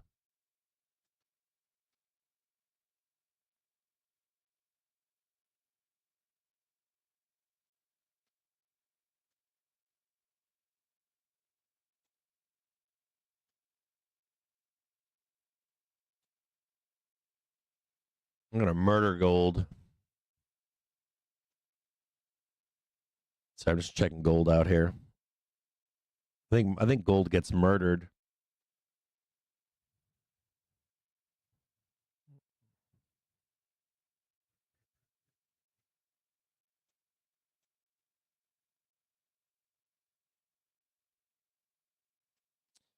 You read some of this to you guys. Deals are being made. More deals in the pipeline up to 25. Told you that earlier. Good news is good news. Told you that earlier. Another expression of the right tail panic is the explosive move higher of the gamma flip level. As traders are shoveling contracts higher as fast as possible. This is constant repositioning prevents larger increases in dealer gamma, and thus the market is sucked higher by a constant vacuum instead of maxing earlier. Looking at the gamma distribution, 6,000 is now clearly the play, but should act as strong resistance level to give the rally a pause. I think we have that already, showing you that already here. On the other hand, on the other side, 5,900 and 5,850 are adding good support.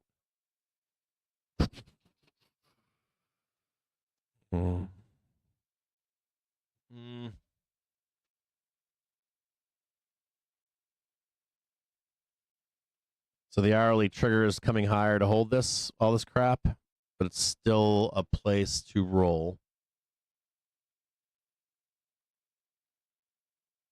Yeah, I'm in agreement with that. Hang tight here, guys. What's the intraday low right here? I think I'm going to get long here.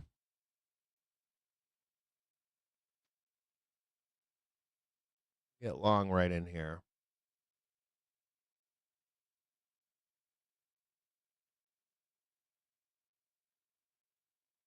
Let's see if we can put a trade together. This half-hour trigger is racing up higher here.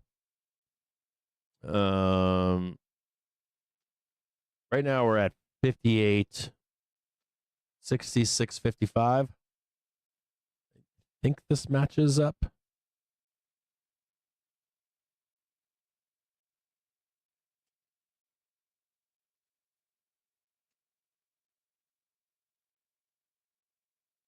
See if we can wouldn't that mean a new low though?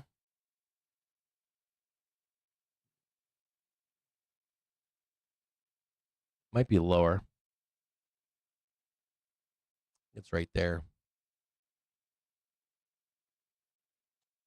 See if we can grab a trade into the close here.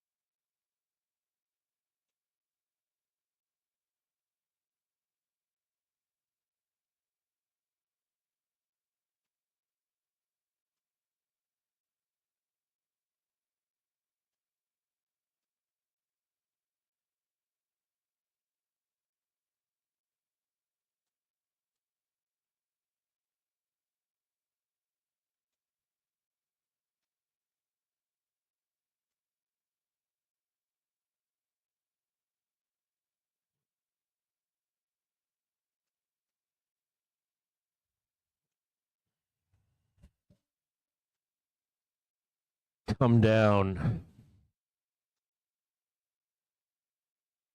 Come on down, baby.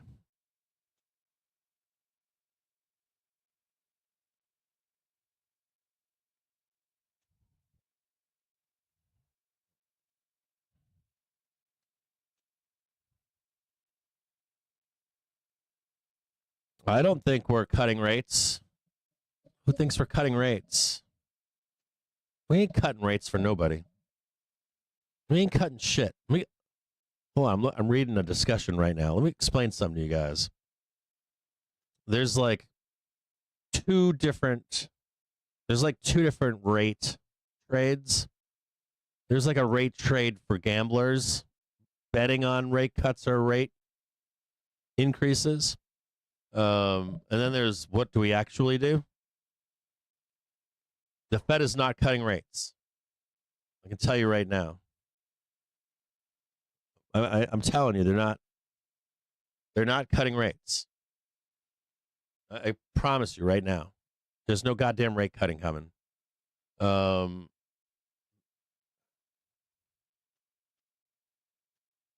not going to cut. They're not cutting rates until the easiest way to find out if they're cutting rates is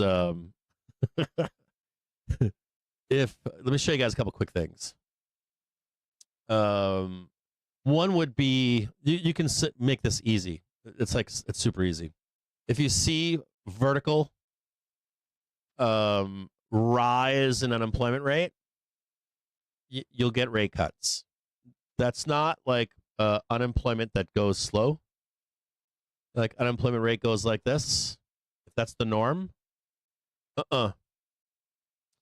we can hit a certain point where we'll get a cut, but it'll be like a slow moving. It'll be like a slow moving thing. If you see a vertical rise, like rise in rate, Expecting the reverse in unemployment data, you should expect a rate cut. Any data that's like screaming straight down, screaming straight up like this, you're gonna see action. Slow the rate of data. We've actually got a big rate cut so Fox News because of data coming in line that needed to be arrested. Some people argue we shouldn't have done that, but those people want to see the world burn. In case he So does you discount those people outright. So the first thing you could always check would be the rate of unemployment. The rate of unemployment at any point starts going fucking vertical. Start expecting a rate cut. Okay? The second thing you would want to be looking for would be velocity in inflation, either up or down. This is for rate cuts or rate hikes. So if you start to see like inflation dropping fast you could expect the Fed to jump in one way or the other. Same thing with the rise of inflation. And is that inflation considered transitory or not? And I know you guys hate that. You guys hate that idea of is this transitory or not, or persistent or not, or what is it associated with? Right now, it's tariffs. So if we have tariffs, and you've taken an economics 101 class anywhere in life, you know that most people believe that tariffs are a one-off hit to inflation. And that also means that efficient market, not stock market, but efficient economy, efficient markets dictate that those companies are going to first attempt to pass those costs on to you, do nothing.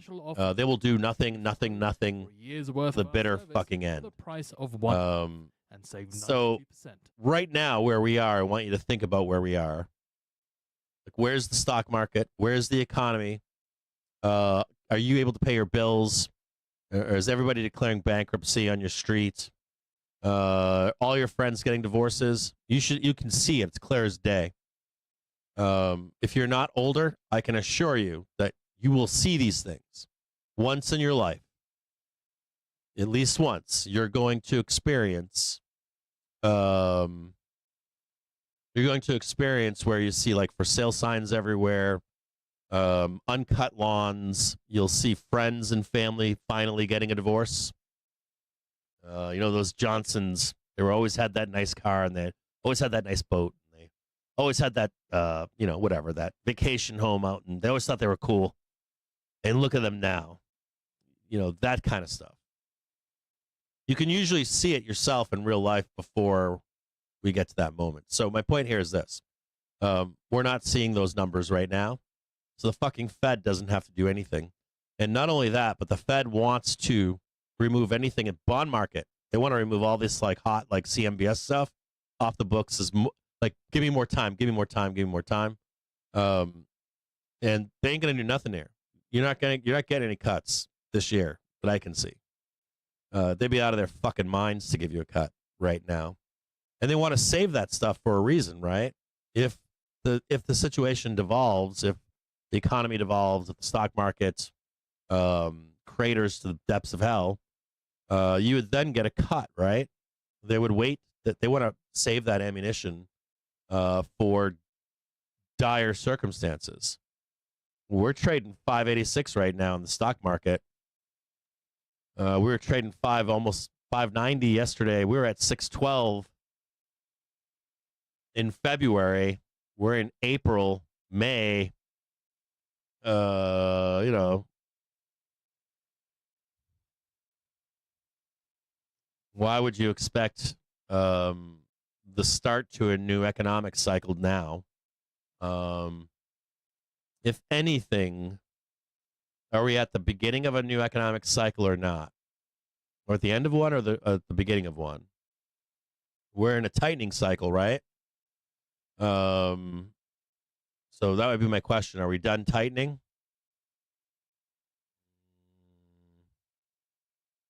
Has the market bottomed? Is tariff war over?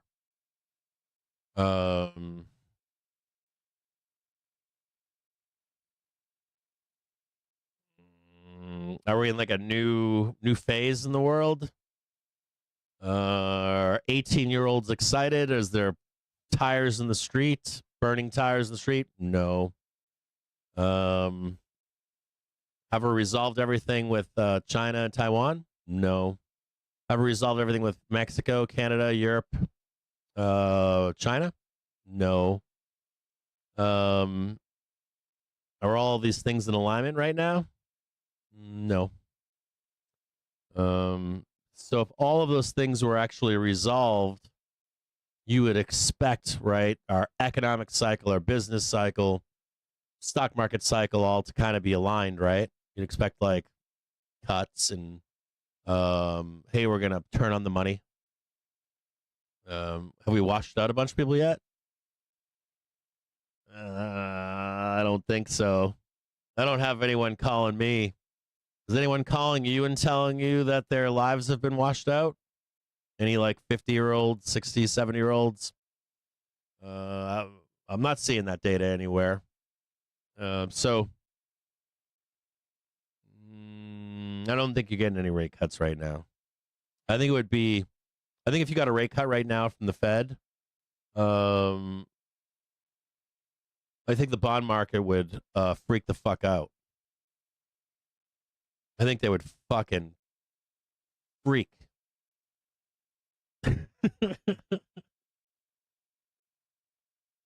There we go. Come on down, baby. Let me get this trade on. Come on, keep on coming. You're not done. A little bit more. A little bit more down. More down. I know you're going to bounce, but I want you to come down a little bit more. A little bit more. Not quite a new low in the day yet. This is the low. This right here is the daily low right here. We just want to get underneath it. We just want to like a little bit more blood here. Suck us back up and then come down a little bit even lower. Oh yeah. Oh yeah. Oh yeah. Put the pain to him. Suck up the pain. Oh, yes. New intraday low today. Crimea River Bulls. Oh, yeah. Oh, feel that pain. Oof. Yeah. Do it. There we go. Crushing bull dreams.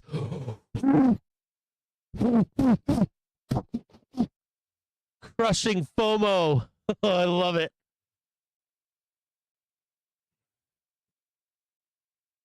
Oh yeah, the bond market would fucking snap.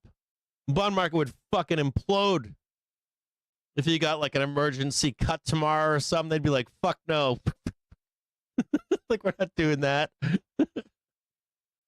You literally as a bull. We've said this before. I think Jimmy said this too, right?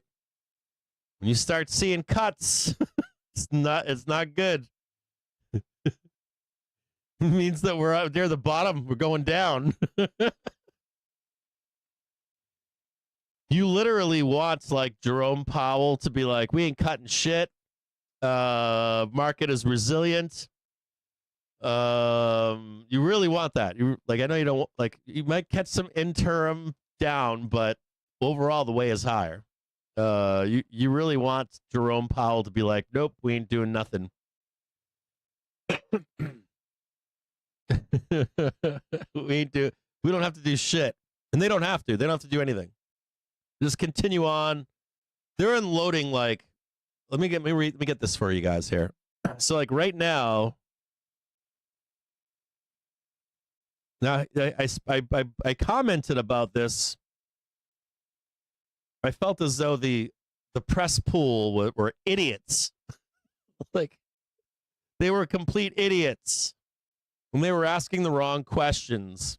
And I thought it was fascinating that Jerome Powell told them in the first 5 fucking minutes, he literally spent 5 minutes, and he told them, you want some doom? This is like, you want some data? Like if there was real, true risk to the stock market, it's not where you're looking. That was his take on it. Not a single question. Nothing. Like zero. Nobody. Not Leisman. Not Timoros. Nobody. And they were like the two most rational people in that presser. And even they didn't ask the questions that should have been asked.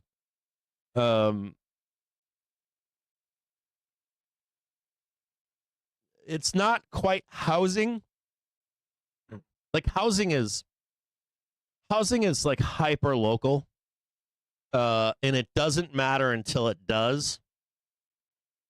The housing is a funny thing. We have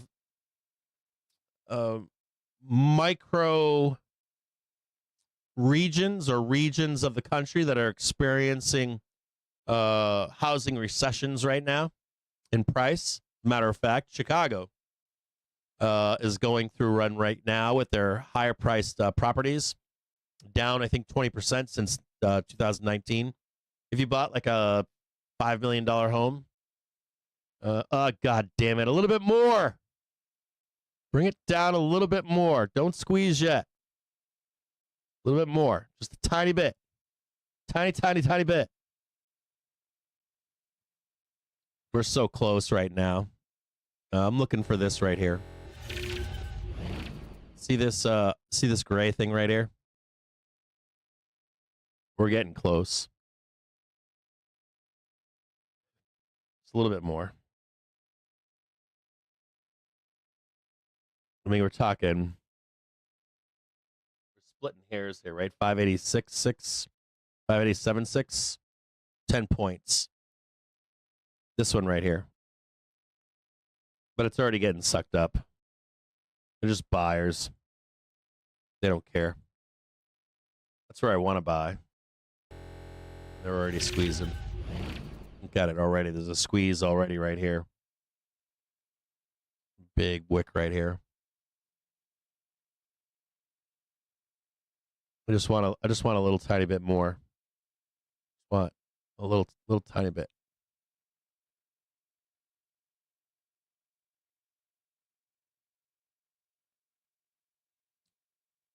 So like the housing bubble is a hard one to look towards. He didn't mention the housing bubble per se. He didn't mention specifically like residential housing, but he did mention some residential housing. He mentioned multifamily, commercial backed mortgages. The Fed is unloading these toxic loans right now. Let me see if I can find the. Let me see if I can find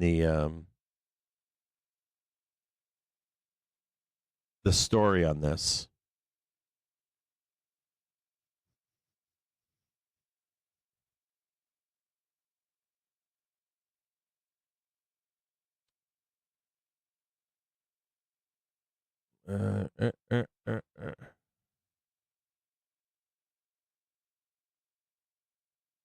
Let me read some of this to you guys here.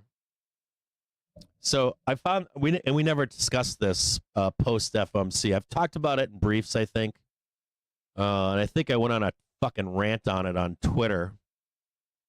One day I was like, they weren't asking the right questions, and Jerome said it. Jerome literally said, "Why are you not going to discuss this today?" But Jerome was like, "I'm going to tell them right in the beginning." What is toxic right now, materially, what is toxic? And it was the multifamily CMBS delinquency rate. It begins to spike while the office delinquencies respike to financial crisis peak. Delinquencies of office mortgages that were securitized into commercial mortgage-backed securities, CMBS. He addressed that right in the beginning of the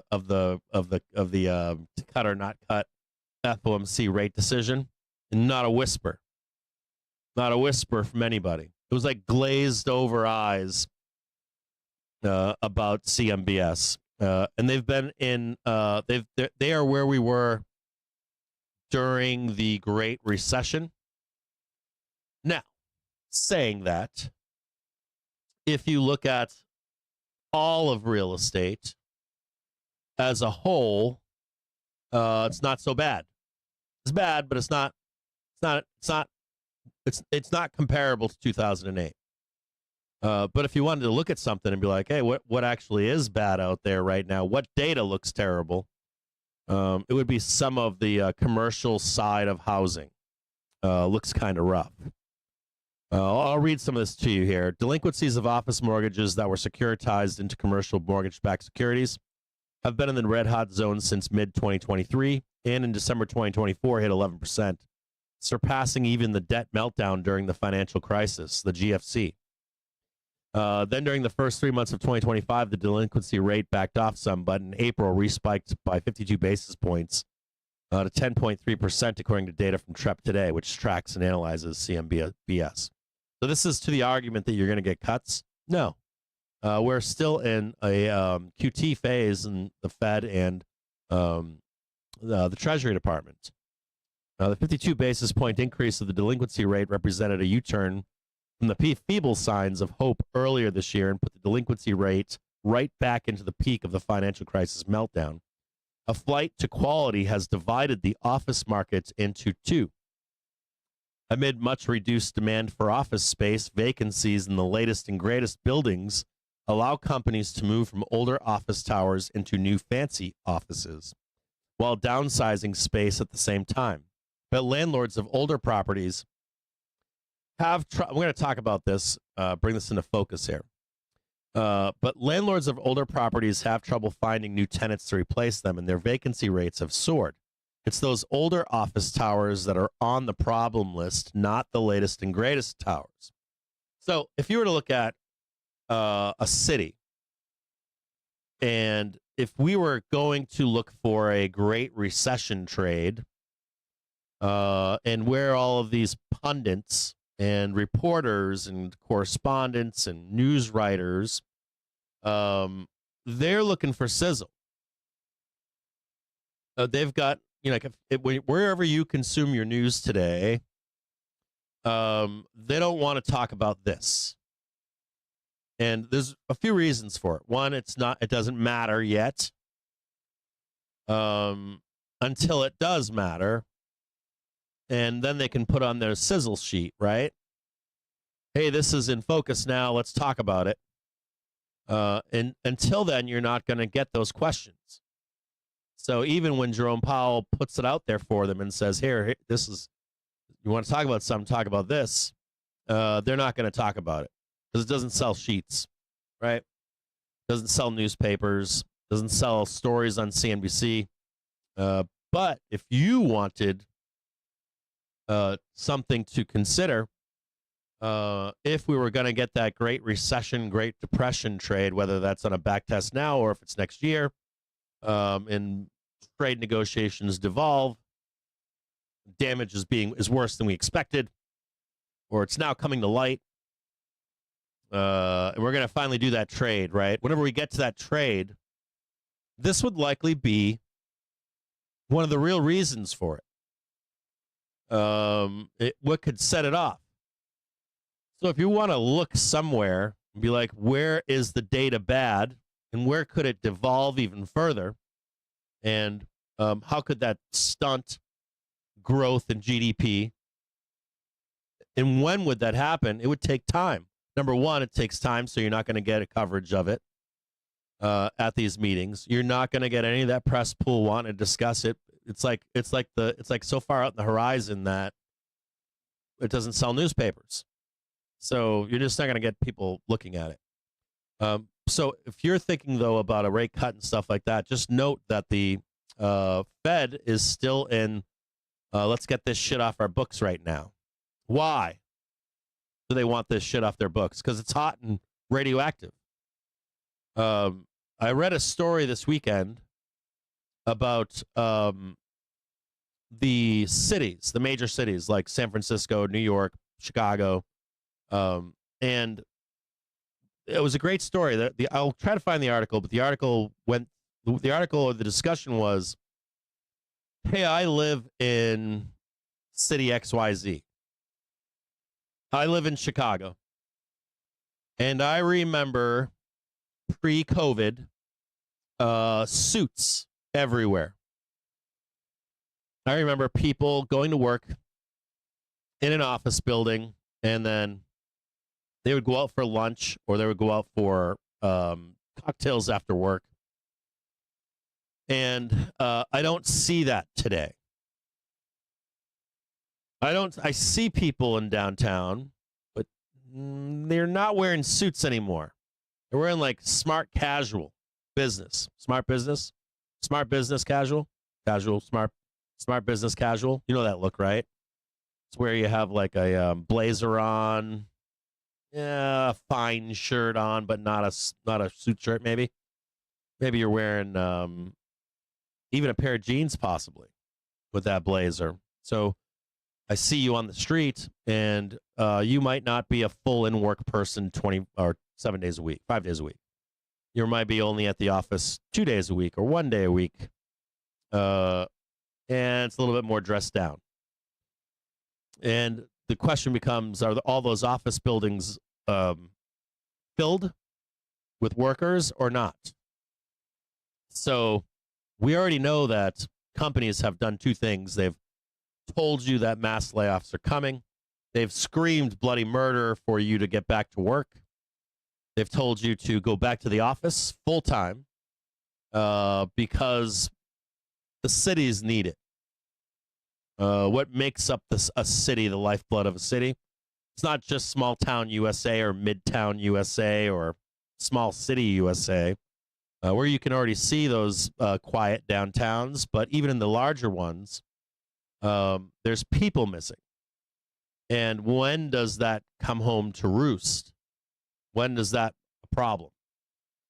So we have new high rises being built, and we're filling those up with people.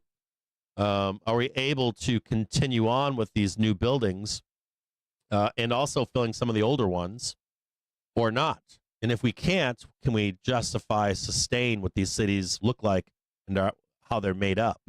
Well, the Fed is very afraid that those cities are not going to fill up and that those commercial loans are going to get called back or go bankrupt or are going bankrupt right now, and that way down the road we're going to deal with that. So if you had like if you were like one of those reporters that were in that room and you were looking for what data is negative and what data could turn even worse, even if it's not today, it's like next year after, it's probably multi-family residential real estate. So these are high-rise buildings with 50 units, 100 units, 200 units, stuff like that, and also older office buildings. Now, there's an argument being made from bigger thinkers than me that say, well, if we buy more time, we won't feel those effects so abruptly or sharply. And then there's others that say, nope, that'll come home to roost. We're going to get the big jackknife to the downside, second leg down, burning tires, that coupled with changing our economy. So I would be looking at those things. I'd be looking at CMBS as it relates to multifamily commercial buildings, residential, and I'd also be looking at commercial mortgage-backed securities that are tied into older buildings.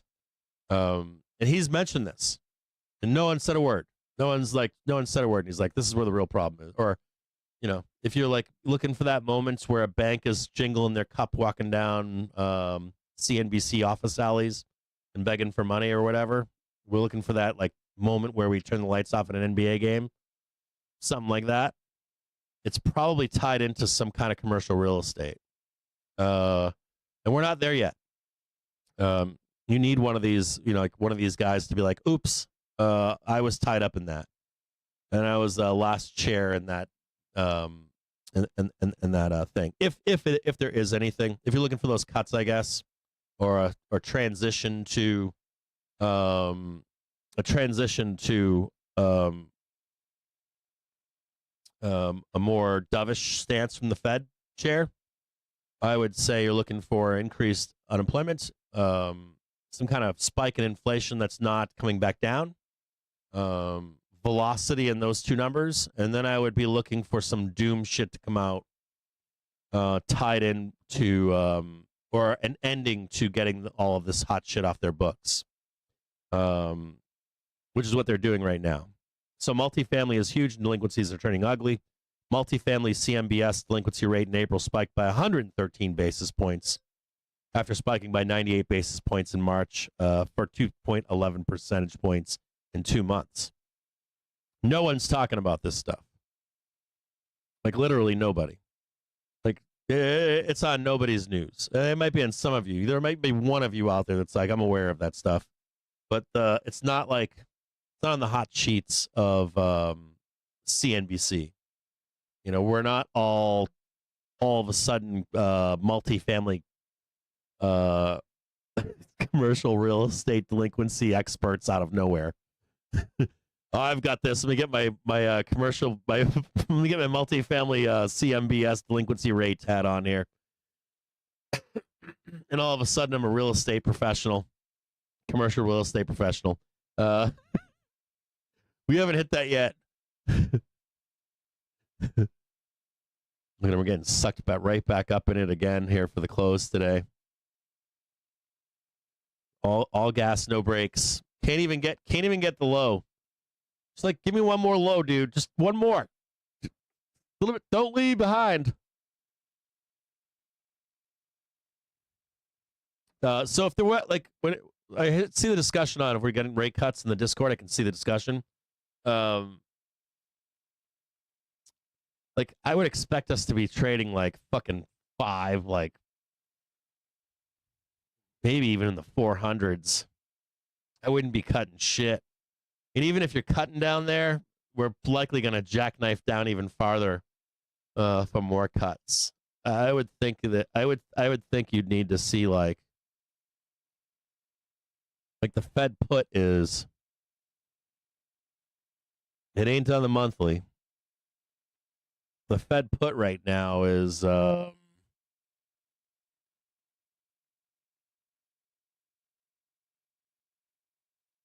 you ready for where the Fed put is? 4,200. It's somewhere near it. It could even be as low as 4,000. Not 4,000. I said 42. Let me cool my jets here. So discussions are going. 4,200. Very productive. Yeah, 4,200 Fed put, and we could still jackknife even lower. 4,200, and I might even posit that if you got the Fed put at 4,200.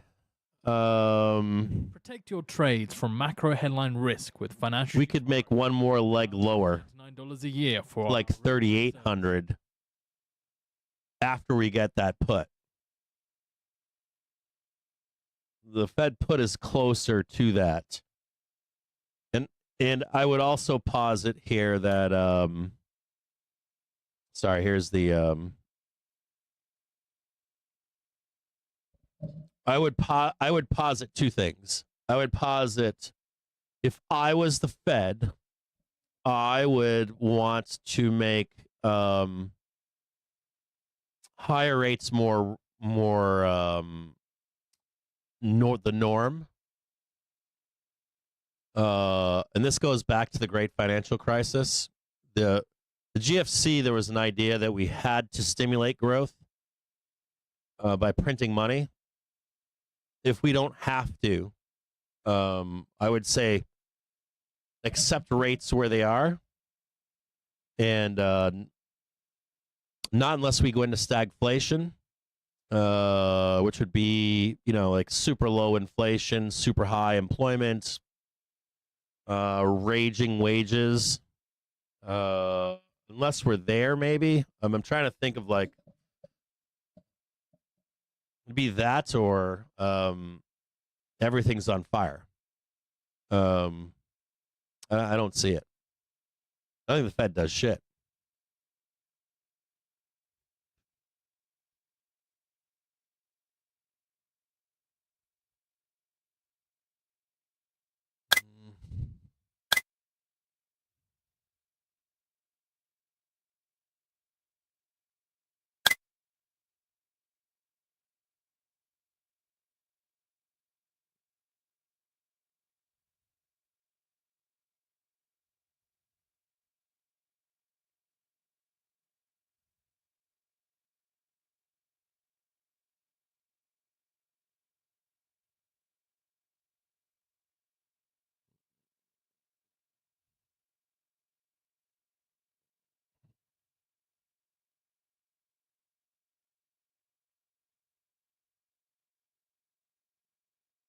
Hold on 1 second here.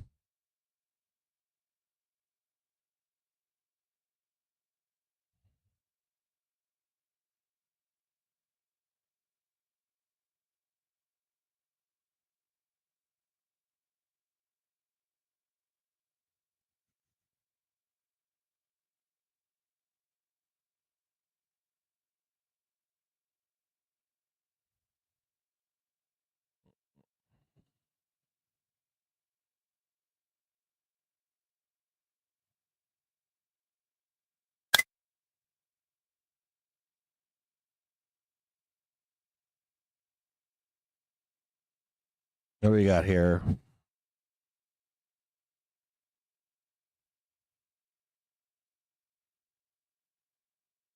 How the debt ceiling is now pouring liquidity into financial markets, only to suck it back out very fast later this year. Tight here. Oh, I got to donate to Wolf Street. Okay. I'll do that today. I'm going to read some stuff to you guys here. You guys are talking about tens and twos.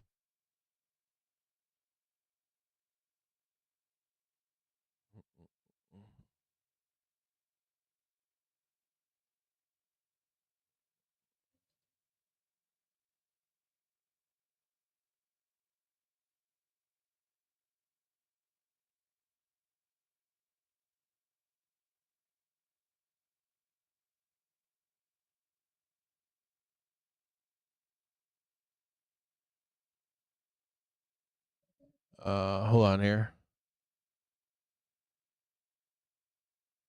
Hang tight, guys. I'm going to chat really quick. Let me read you guys some stuff about.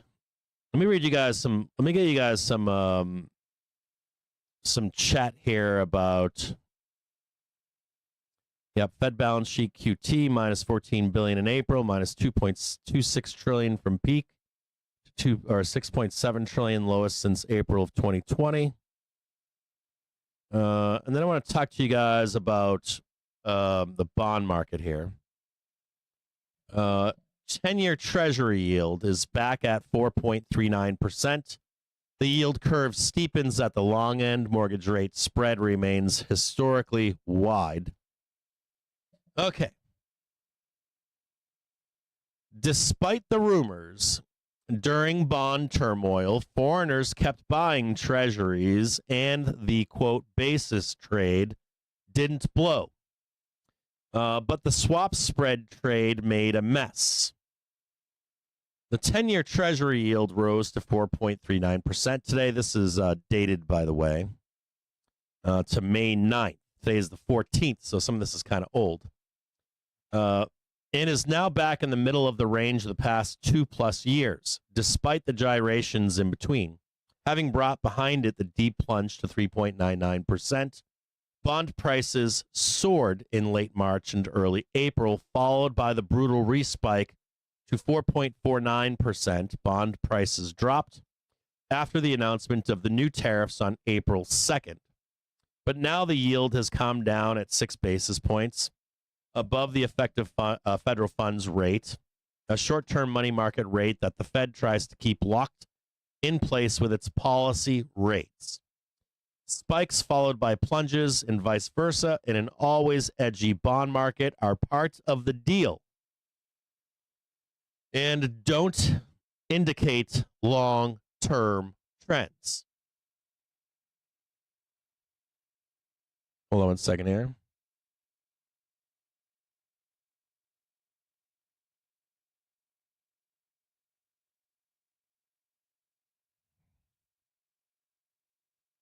Spikes followed by plunges and vice versa in an always edgy bond market are part of the deal and don't indicate long-term trends. Everyone from Besant on down loved the big plunge to 3.99% because everyone loves low long-term interest rates because they matter for the economy. In the real estate industry, was salivating about mortgage rates falling below 6% or whatever. Hold on 1 second here.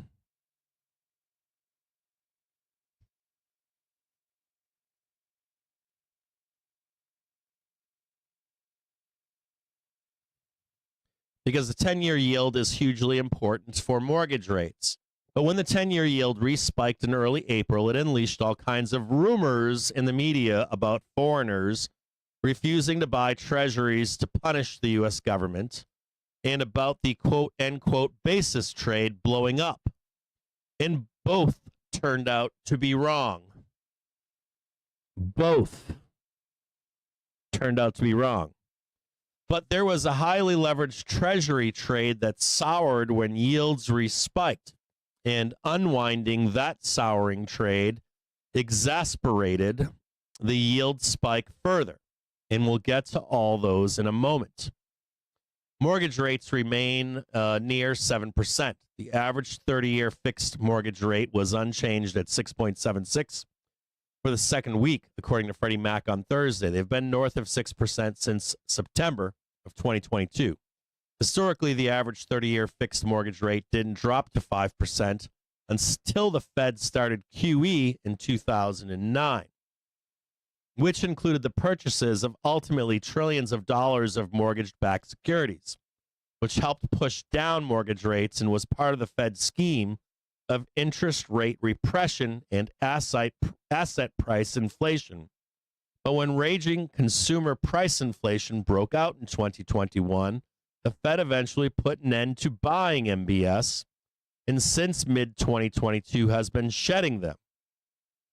And mortgage rates have been in what we might call historically normalish range since September 2022 of above 6%. 3% mortgage rates were a brief aberration that created massive distortions in the U.S. housing market and were the final act of the 40-year bond bull market. Let's go and look at this together here.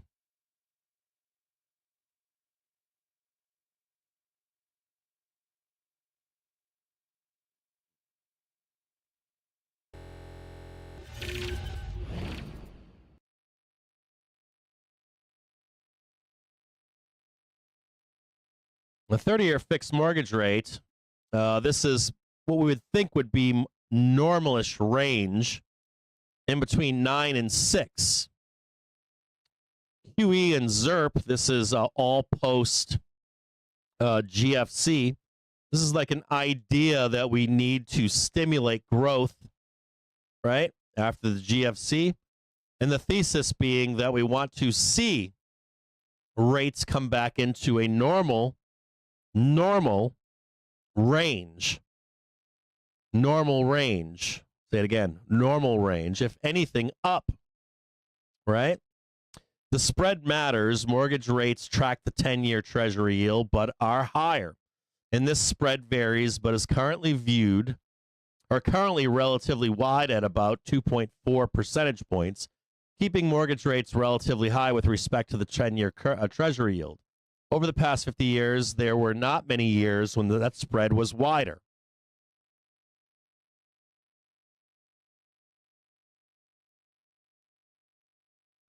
The Fed's new mantra, wait and see. At the Wednesday press conference after the FOMC meeting, Powell kept getting bombarded with the same questions about rate cuts. But Powell, with superhuman patience, kept giving the same answer.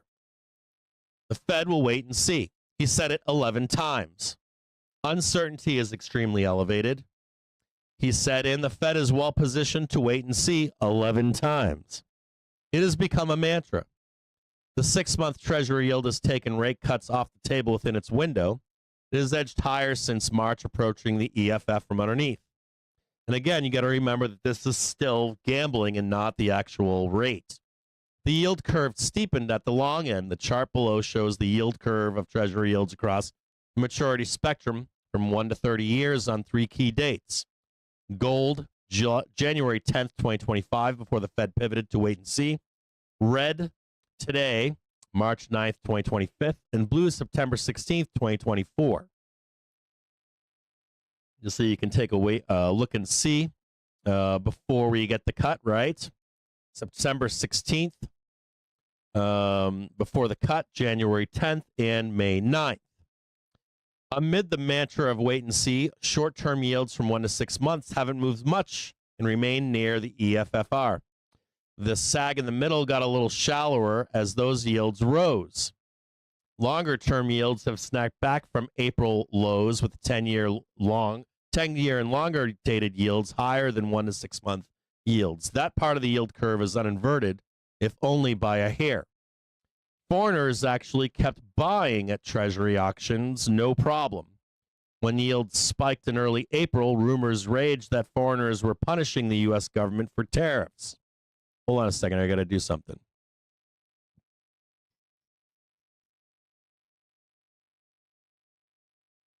We'll interrupt here for one quick second.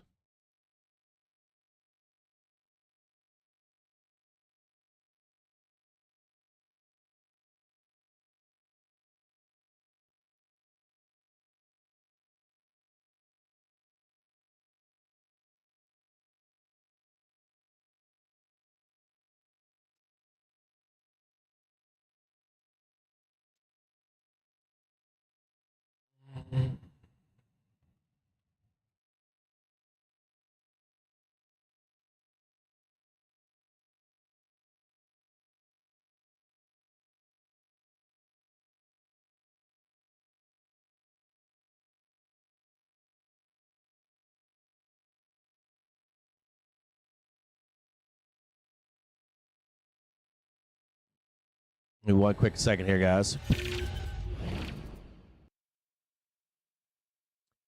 Foreigners actually kept buying at Treasury auctions, no problem. When yields spiked in early April, rumors raged that foreigners were punishing the U.S. government for the tariffs by not buying at Treasury auctions. That turned out to be just another rumor that was fun to spread. As we now know from the Treasury Department's Treasury auction allotment reports released twice a month with detail as to who bought what. In April, foreign investors bought $36 billion in 2-year to 30-year Treasury securities, up from March with $31 billion, so up $5 billion, and within the range. The large month-to-month variations are in part a result of the large variations in the amounts of securities sold in various months. So we're actually in an upswing currently in foreign purchases of T coupons at auction. Over the years, foreign purchases have increased in dollar amounts, but the U.S. debt has grown so fast that foreign buyers have lost share, and domestic buyers have picked up those securities. We know that the Oracle of Omaha now owns more than even the Fed, right? This also shows up at the auction, where foreign purchases have not kept up with the increasing auction sizes. But the process has been slow. In April, the share of foreign purchases of total securities sold, that's Fed purchases excluded, rose to 9.7%, which is a share higher. Let me move this up here so you can read this with me.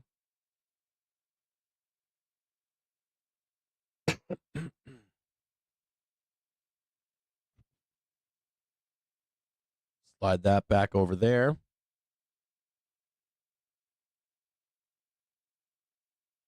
In April, the share of foreign purchases of total securities sold, Fed purchases excluded, rose to 9.7%, which was a higher share than in March, 8.6%. But we can see the longer-term trend that they're buying is not keeping up with the increasing auction sizes due to the ballooning debt and deficits. Share of foreign purchases as Treasury coupon auctions. The overall trend is still down. They can't keep up as we wind down this QT that's going on. There's no evidence of the trade, of the basis trade blew up, but the swap spread trade made a mess. There is no evidence of an unwind of the basis trade, said Roberto Perli, manager of the System Open Market Account, SOMA, at the New York Fed, in a long speech on the 9th. on the Treasury market events in late March through mid-April that had caused such consternation. He estimated the notional value of the basis trade to be about $1 trillion. He went on to say and was quoted as saying, one factor that could lead to a rapid unwind of the basis trade is substantial repo rate volatility or a persistent increase in repo rates, which could in turn increase the cost of financing the position and therefore make it unprofitable. But this, by and large, did not happen in April, since repo rates were fairly stable and dealers remained willing and able to intermediate. As a result, according to desk staff's estimates, the basis remained relatively stable. Quote, this stands in sharp contrast to March 2020, when the basis jumped by about 100 basis points and the unwinding of basis trades was likely an important contributor to the sharp dislocation in Treasury market we observed at that time. But the, quote, so-called swap spread trade made a mess, as the 10-year yield was snapping back in early April, exasperating the spike in yields. Purley said, quote, reportedly, from many leveraged investors were positioned to benefit from a decrease in Treasury yields of longer maturity relative to equivalent maturity interest rate swaps, partially due to the expectation for an easing of banking regulation that would bolster bank demand for treasuries. On here. Since swap spreads are defined as swap rate minus treasury yield, leveraged investors were making a directional bet that swap spreads would increase. Quote, however, on the heels of the tariff announcement, swap spreads started to decline and made the swap spread trade increasingly unprofitable. Quote, because this trade is usually highly leveraged, prudent risk management dictated that the trade should be quickly unwound, which is what appears to have happened. The unwinding involved selling longer-term Treasury securities, which likely exasperated the increase in long-term Treasury yields. So to your point about the bond market and the Discord,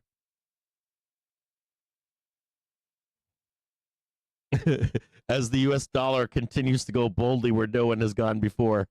I love Wolf's response. You mean at $1?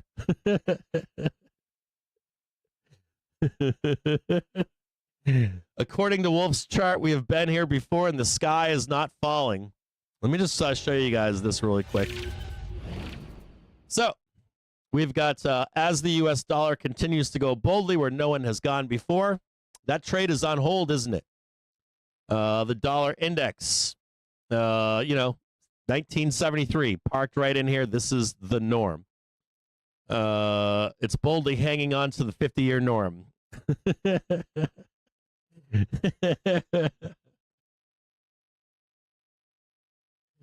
Oh, boy.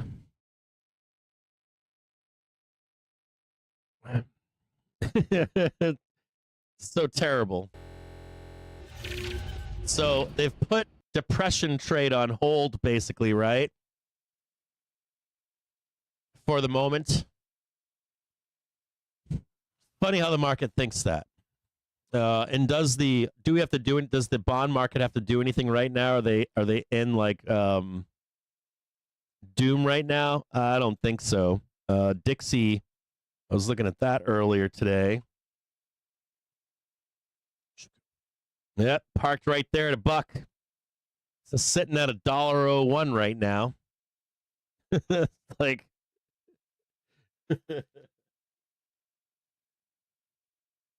it's in range. I don't think they have to do anything.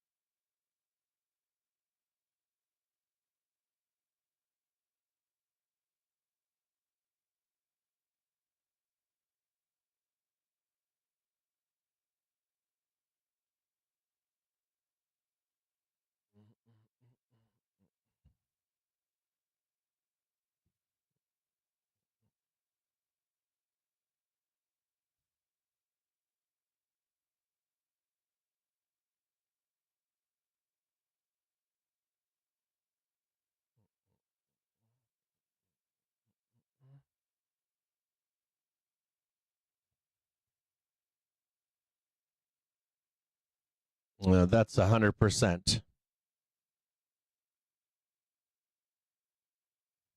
Yep, it's QNQT. They're not done yet. You just keep it that simple. QT is not done. They're gonna run this hot shit off their books as best they can, as much time as they're given to do it.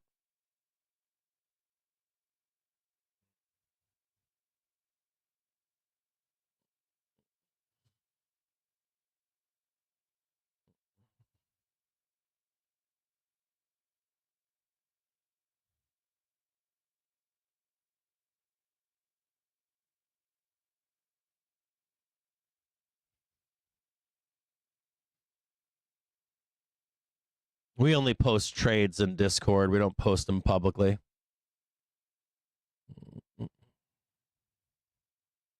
We don't tell you where the market's going on the show.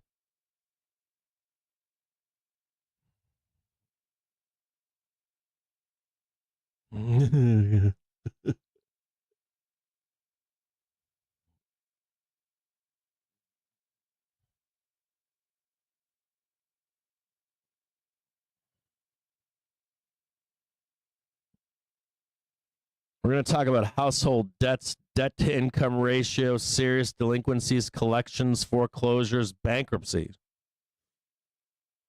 Total household debt outstanding rose by $167 billion in Q1, or by 0.9% from Q4. 18.2 trillion, according to the household debt and credit report from the New York Fed today.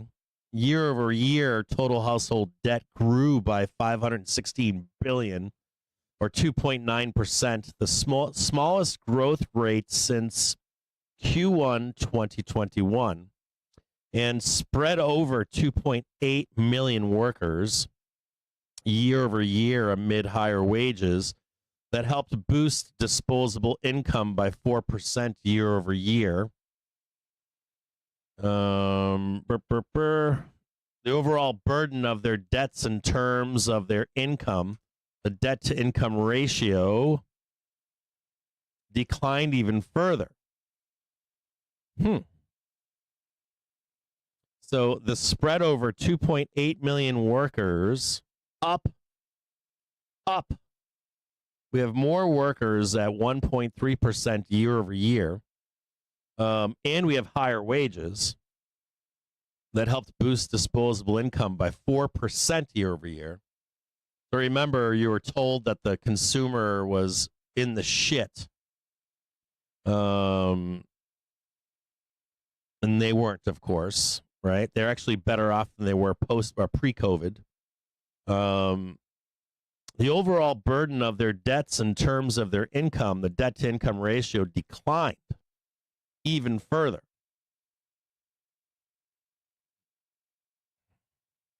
Interesting. Balances declined quarter over quarter in the categories of auto loans, credit cards, and other revolving credit. Balances increased in the other three, though: mortgages, HELOCs, and student loans. We'll get into housing debt, auto loans, and credit cards each in a separate article the next few days, but today we'll focus on the overall debt, its burden, delinquencies, collections, foreclosures, and bankruptcies. So we know that household debt can rise. It's normal for debt to rise as long as people have the money to pay for it. It's saying here that there is money to pay for that debt rising. The burden of household debt, debt to income ratio, the classic way of looking at a burden of household debt is the debt to disposable income ratio, which accounts for more workers and higher incomes. Disposable income released by the Bureau of Economic Analysis is household income from all sources except capital gains, minus payroll taxes. So income from after-tax wages, plus income from interest, dividends, rentals, farm income, small business income, transfer payments from government, etc. This is essentially the cash that consumers have available to spend on housing, food, toys, debt payments, etc. What they don't spend, they save. So the disposable income rose faster than debt in Q1. is the big news. Quarter over quarter, disposable income rose 1.6%. Total debts only rose 0.9%. Year over year, disposable income rose 4%, and total debts only rose by 2.9%. So the debt to income ratio declined to 81.9% in Q1, the lowest ratio in the data going back to 2003. Except for a brief period during the free money stimulus era that had inflated disposable income into absurdity. Oof.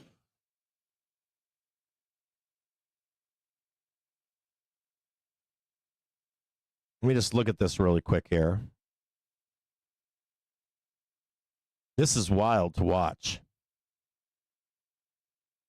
Or I'm looking at it right now, like the debt to income after the 2008 GFC, like just fucking went moon south. And we had the low in 2020, end of 2021, when we started tightening. And it cranked, but it's back to the downside right now. So the aggregate balance sheet of consumers is in good shape. That is not to say that the subprime rated borrowers, a small subset of consumers that's always in trouble, isn't in trouble with precariously high debt to income ratios and the tangle of bad credit, which is why the segment is called subprime already. The highly leveraged economic entities aren't consumers. It's the federal government. So think about this for a second. So the people that are always in trouble, and this isn't like Bob's always in trouble. It's that there's always a percentage of people that are Bob. Maybe they have a different name. But that percentage of people are in despair right now. So if you hear about anybody out there that's like, I'm in despair, they're a very small percentage of our population. They are in a lot of pain right now.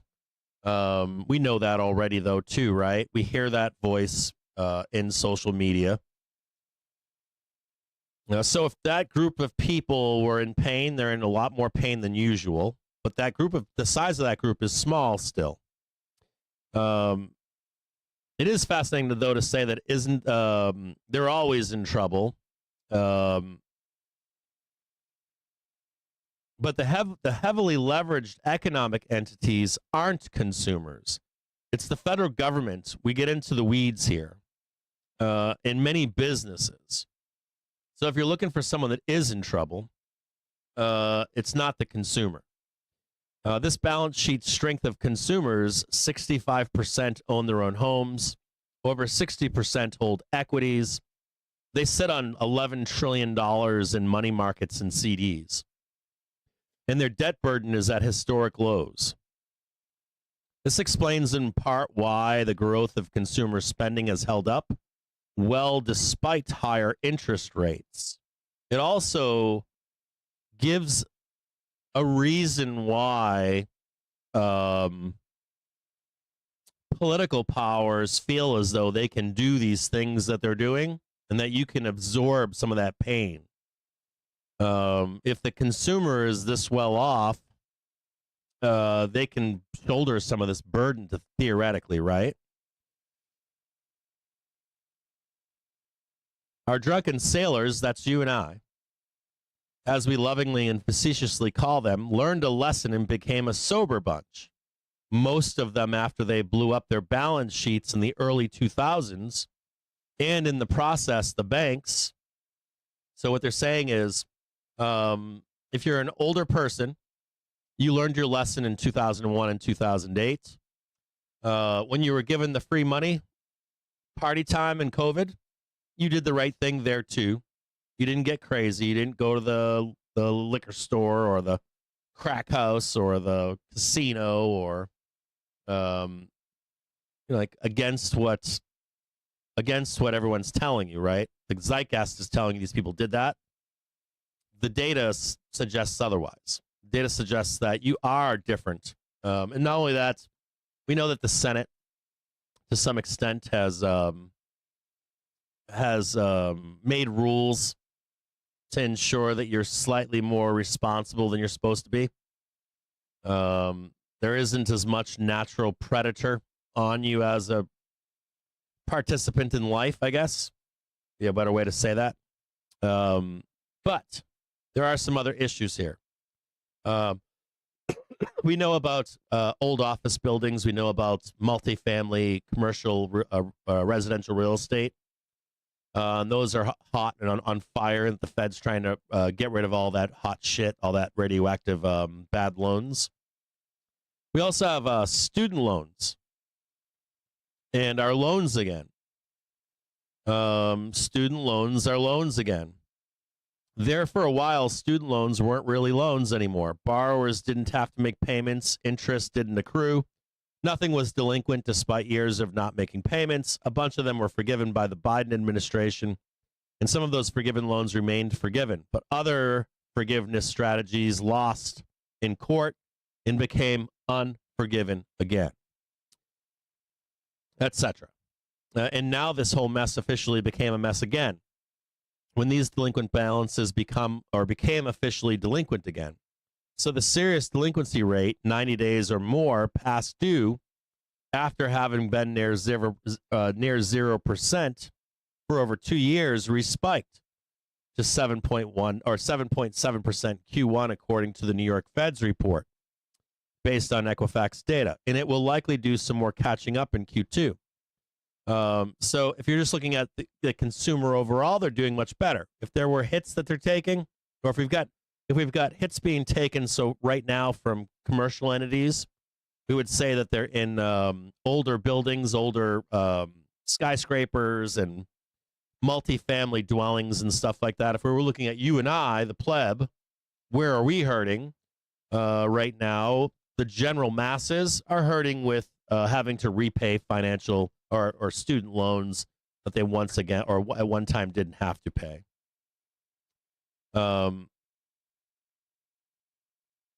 Student loans are now largely a creature of government, and government can do funny things, such as trying to forgive student loans. This was taxpayer money they were trying to give away, but not getting away with it. Now we're back to the consumer having to pick up those loans. So if you had something to say bad about consumers, probably student loans. The overall delinquency rate got whacked by the sudden student loan delinquencies and spiked to 2.8% in Q1 from 2% in Q4.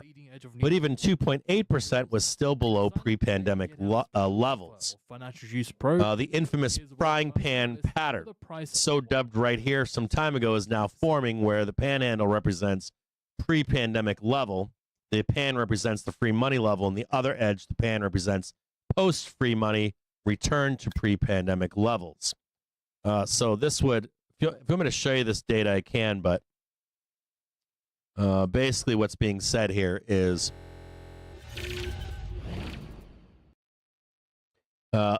rate, or what's normal, what's not normal, and then when does it become important. Remember, this is a year chart, so this becomes important, but is it today? It becomes important later on in time, right? We want to monitor this, and does this become important in 2026?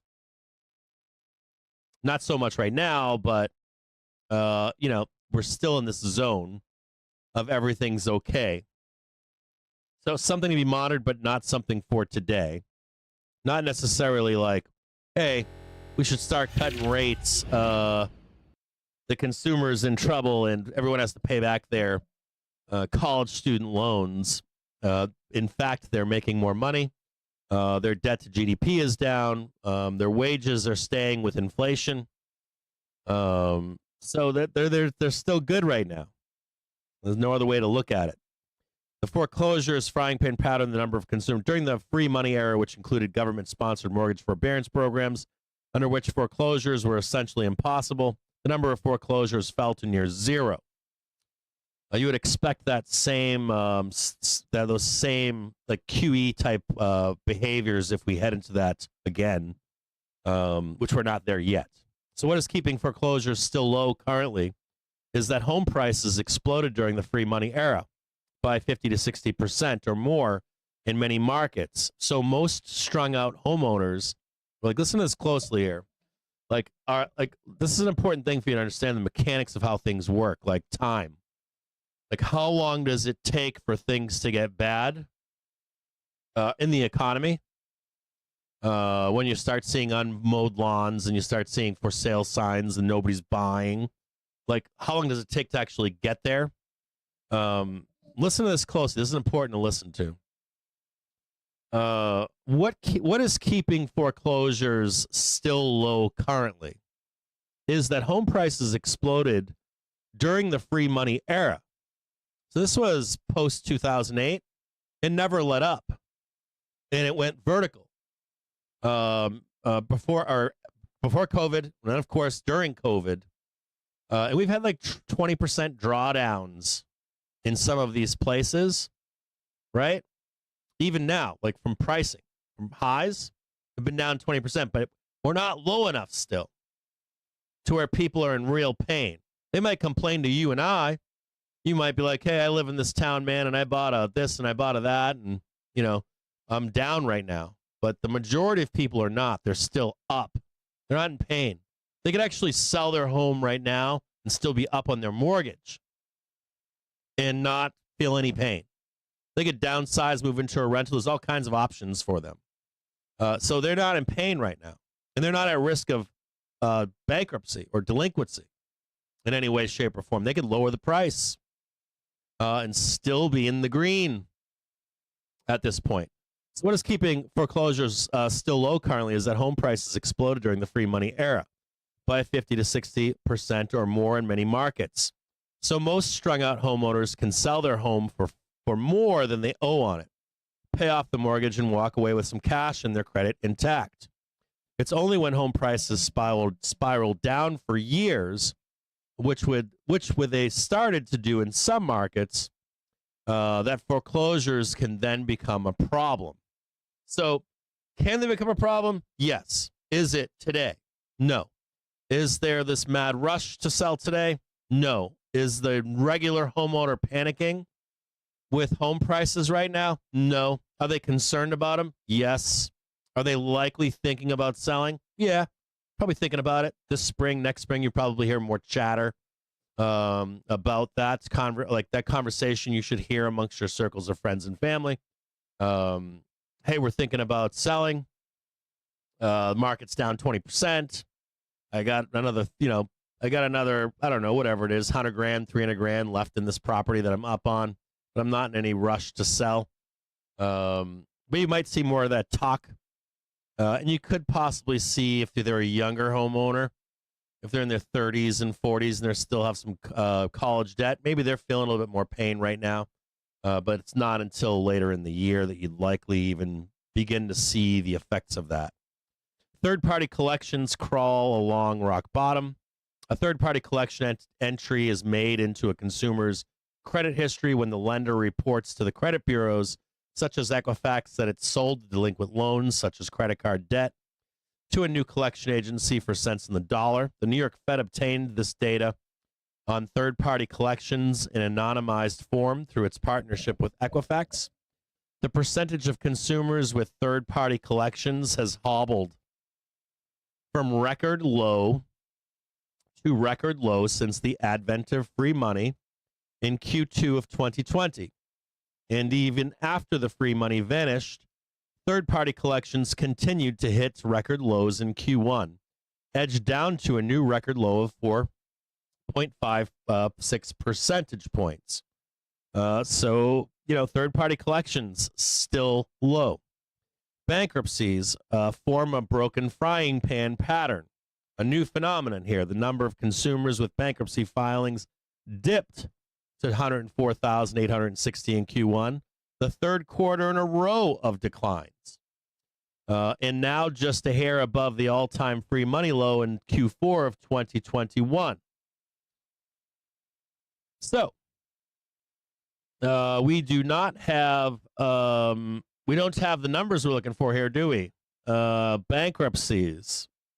new low right now. So for all the complaining and whining and, you know, going to the depths of hell, we're going to reform the economy, we're going to do this and that, why would all this data on the consumer points towards what? Points towards sentiment, doesn't it?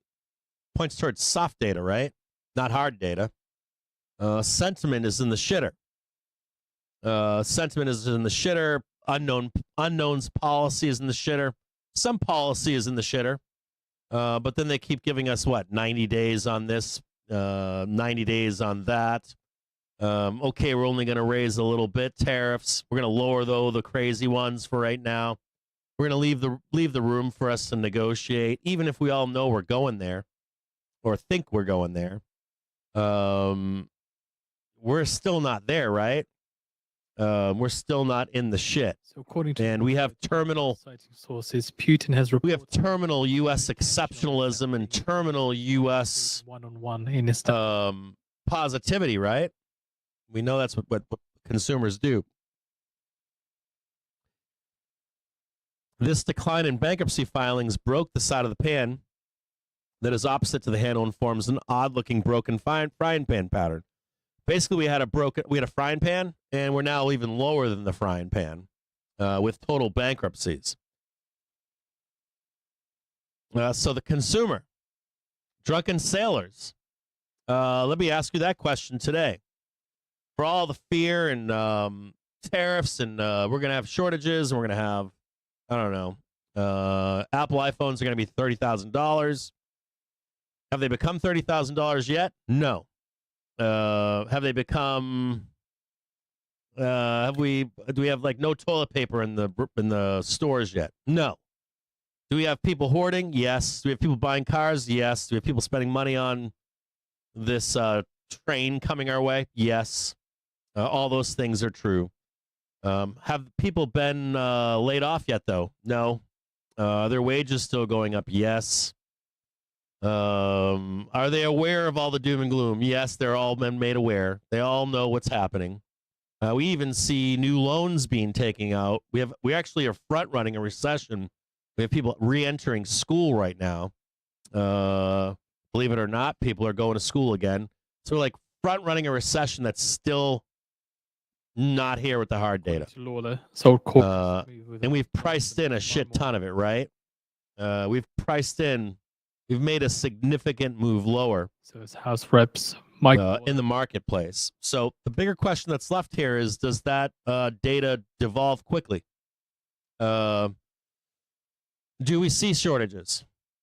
Do we see 200% tax or tariff taxes or whatever you want to call them? Like, do we see 200% tariffs?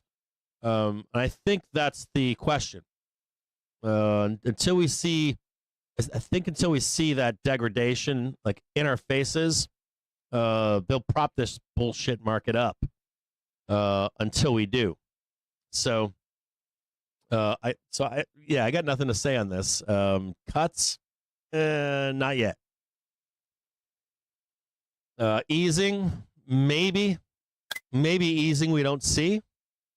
There can be easing on rates, I guess, through mortgage rates, but quiet easing could be going on in the background.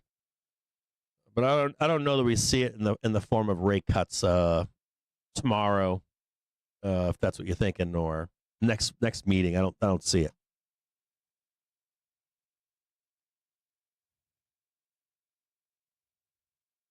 And I see some anger in some of the comments on this data too. NYMEX diesel June futures settle at around $2.20 a gallon. NYMEX WTI crude June futures settle at $63.15 a gallon. Like you're like everyone's looking for the gotcha in like the hard data, and it's not there. June futures settle at around $3. It's like pure sentiment driven. We know everything these days. There's too much information. Trying to front run the data before it happens. Gasoline June futures settle. I don't think we've ever had a time in the we've front run volatility and unknown unknowns. We've never front run a recession. Like the actual damage, we've traded up into that every time. Trying to think of any other time in history where I could say that's not true, but they do end up trading us up usually. Macro headline risk with Financial Juice Pro. Now only $99 a year for our real-time service.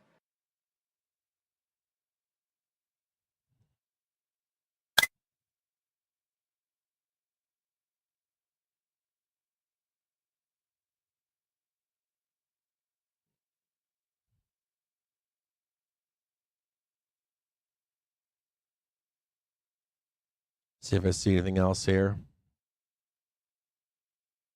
Ow.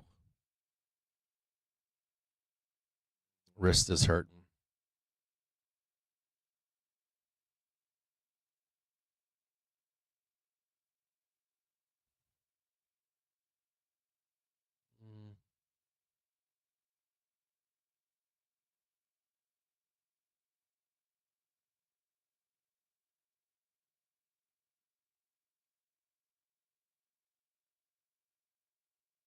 Yeah, I don't see the consumer being the answer here. Not yet.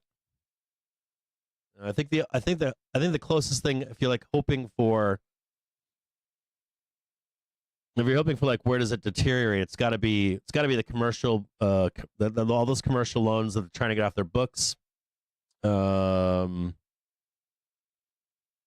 Policy, like actual policy implementation, which we already know they're going to massage, right? We're already aware they're going to massage that.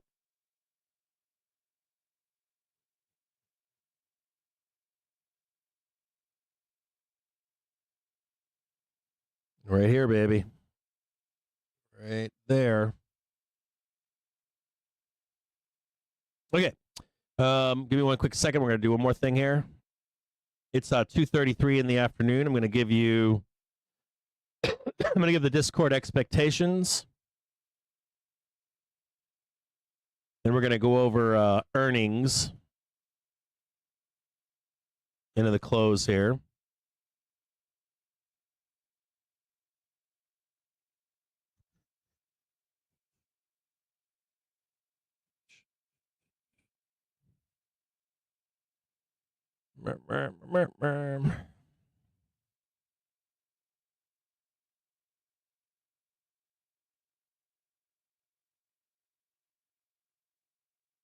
Oh,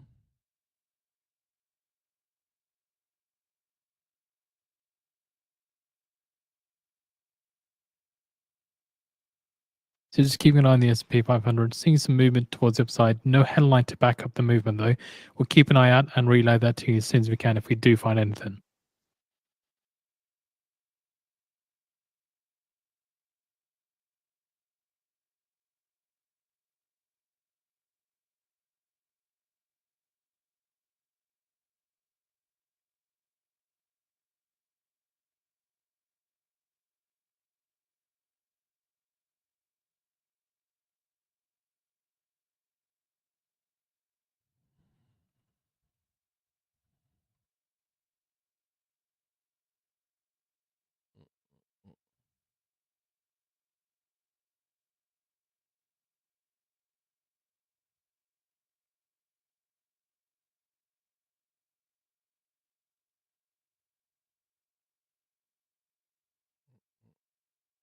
hang tight here, guys.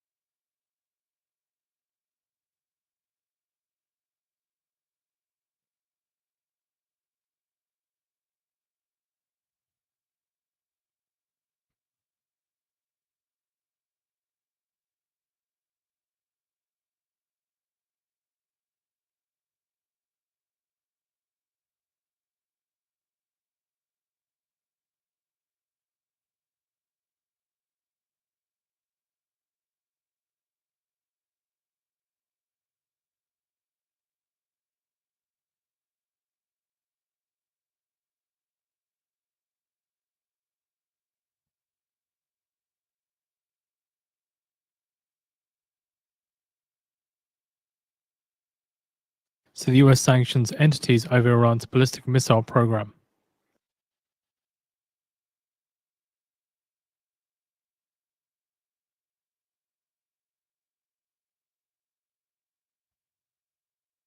So that's the Treasury Department issuing statement on sanctions. Just 1 second here.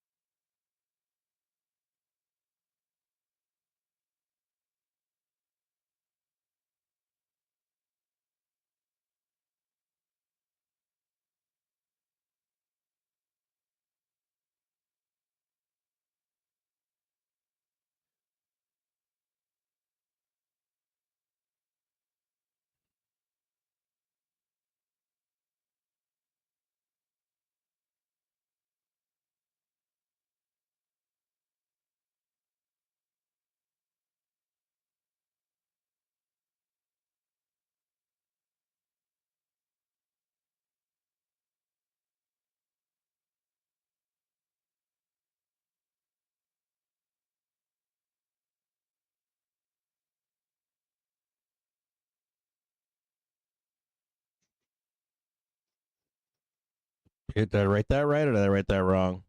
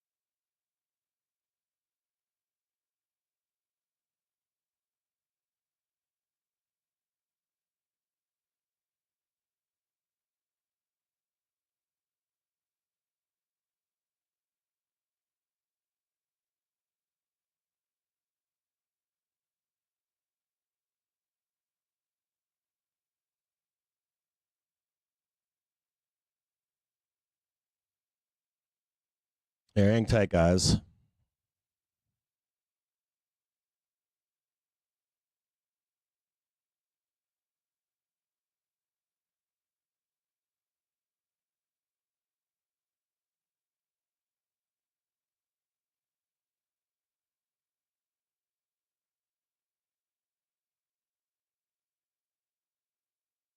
Did I write that right? I don't know if did I communicate that properly.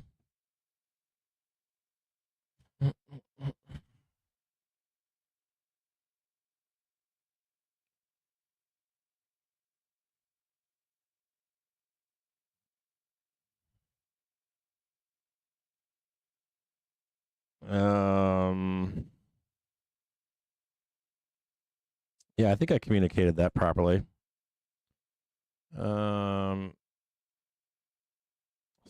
Yeah, I think I have. I'm out here.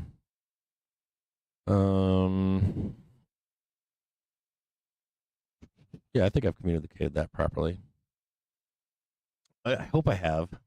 Whenever you see, so I just posted a chart for you in the Discord just now, right? Yeah, like it's hard to like explain. If you look at that chart that I just posted for you, I think you look at that chart differently depending upon who you are. You're either looking at that chart to scrape dollars or you're looking for that chart for a pullback. You should be looking for the pullback. If not today, tomorrow, you have until, or the window of opportunity for that to happen is OPEX and Vixpiration. Now that still doesn't mean it happens, but you're looking for that, right? In that window of opportunity. If that makes sense. I think that's even got dates on it, so you kind of gives you the ability to look at dates. Okay, so into end of day, we're looking at so you've got expectations for tomorrow, preliminary. You'll get a brief tonight. I have to wait for Asia Open, but I don't think nothing's really changed, right? It's been the same. Nothing's changed, right? It's been the same. Nothing's changed. Been the same. So after the close today, we have Cisco. We have. We got what do we got? We got Core Weave, Metals, Next Tracker, Laser, Luminar, CSWC, Jack in the Box. We got Baba in the morning and Walmart in the morning. I want to look at those if we can. I'd like to look at John Deere in the morning. We can look at Kava if I have time. And let me post some charts for you guys after the close here.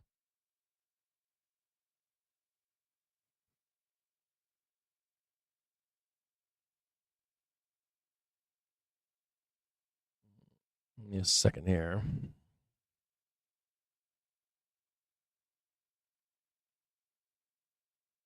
Oh boy. Cisco.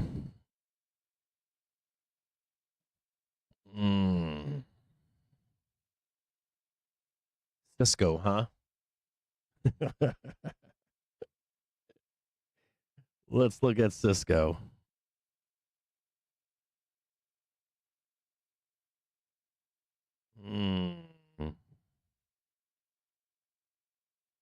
I mean, Cisco looks like a fucking up and sell, doesn't it?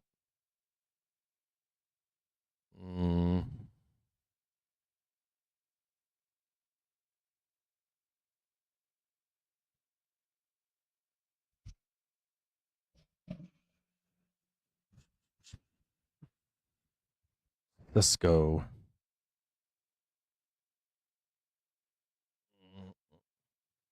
Let's just look at it really quick here. Brent crude futures settled at $66.09 a barrel, down 54 cents or 0.81%.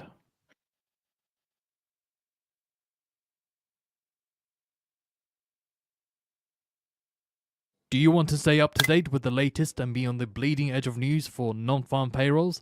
Then sign up today and get our special offer of Financial Juice Pro for a year's worth of our service for the price of 1 month and save 92%.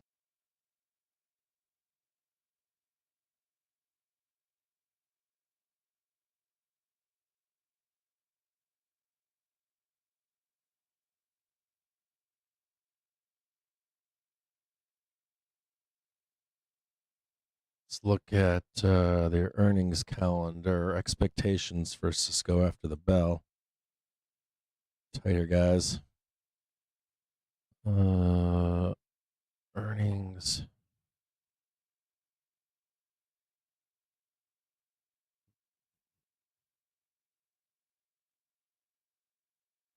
CIS. Yeah.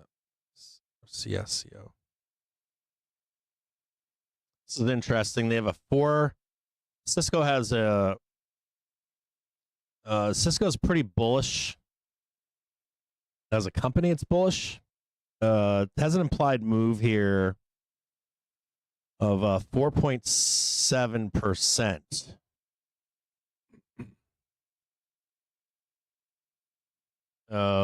There's Cisco down below here.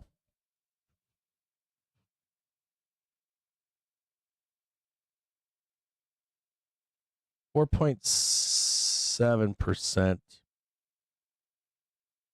from right where we are.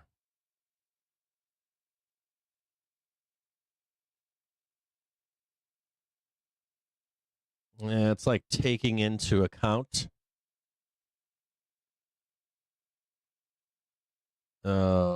it's fairly well priced for that move up.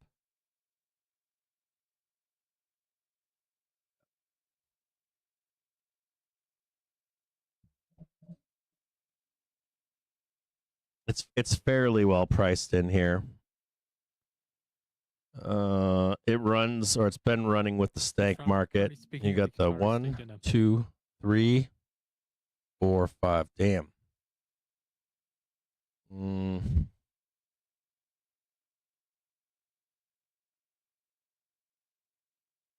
Hourly looks like shit.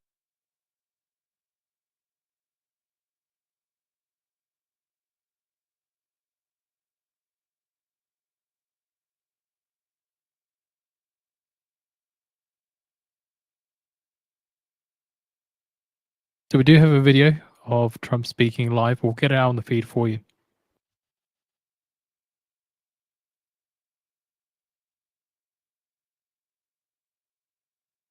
Doing one of these wonky ones. And we have posted out the video on the Financial Juice News feed for you to watch. I think down after the bell.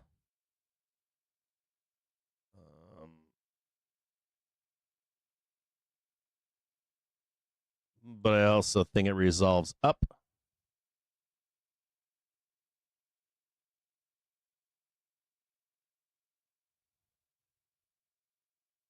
Or maybe it's delayed. 16th.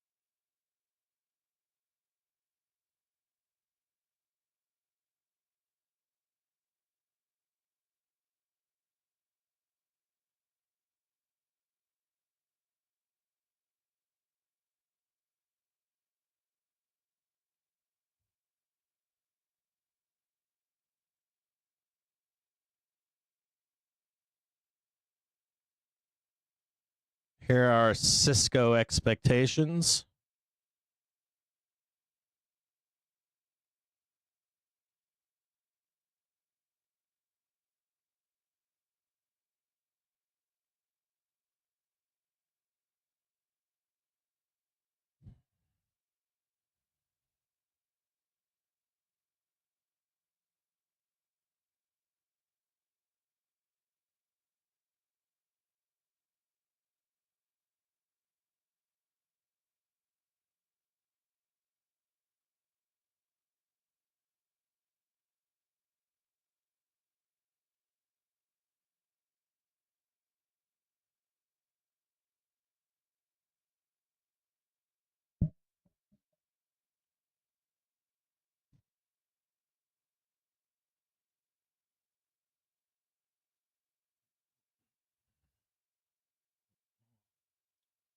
1, 2, 3. I think that looks right. I think that looks right.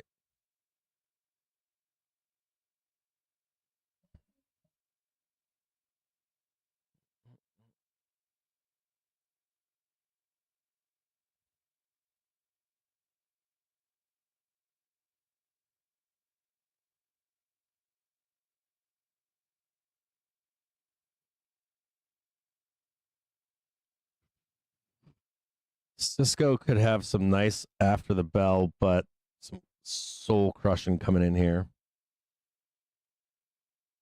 Like murder the fuck and then a squeeze. See if there's like a delayed reaction on Cisco. What's the next one here? Another big one here would be Baba.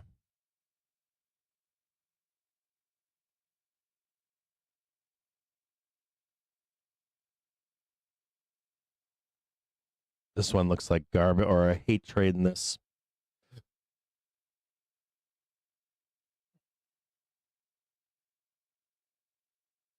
Oh, Jesus Christ.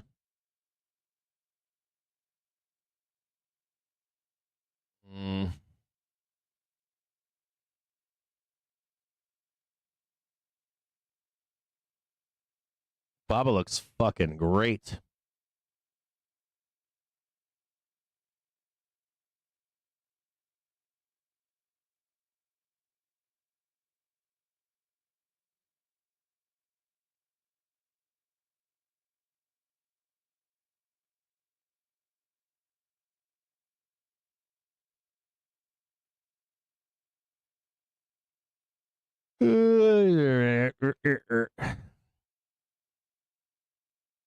Baba's leaving behind a big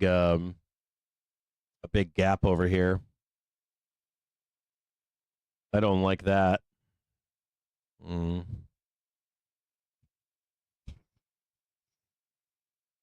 Yeah, I'm looking at Baba.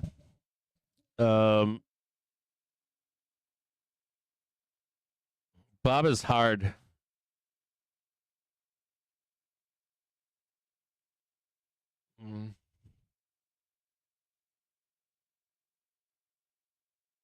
Baba's a tough one.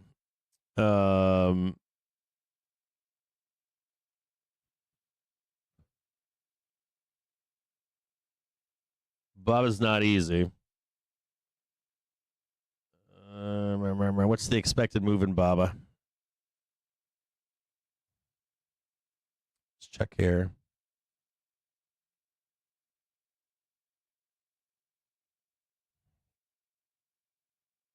Only 6%, huh?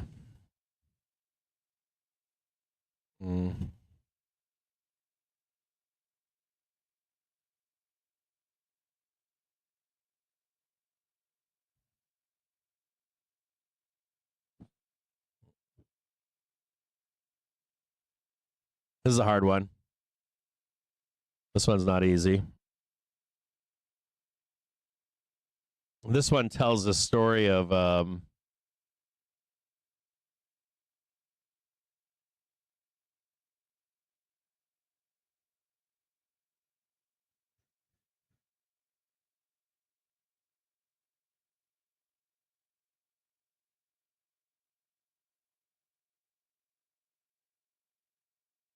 I could totally be wrong in this, but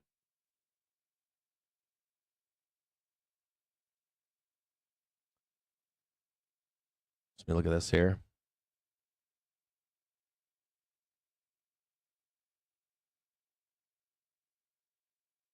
Trump says Qatar is working with us on. Okay, so there's June, right?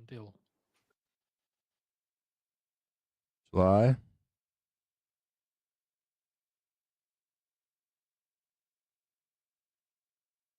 That gives you your mid-June, July terrible doom.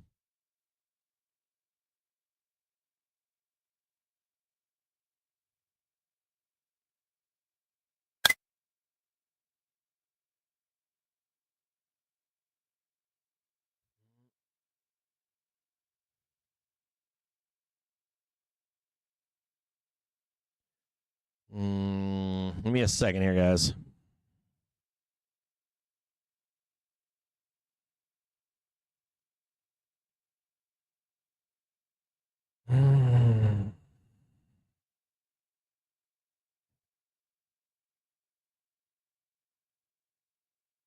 Man, like Baba tends to trade its trend. All right. A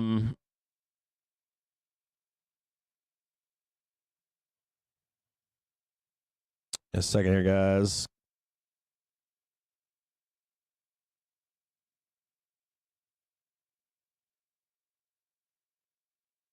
Save this here.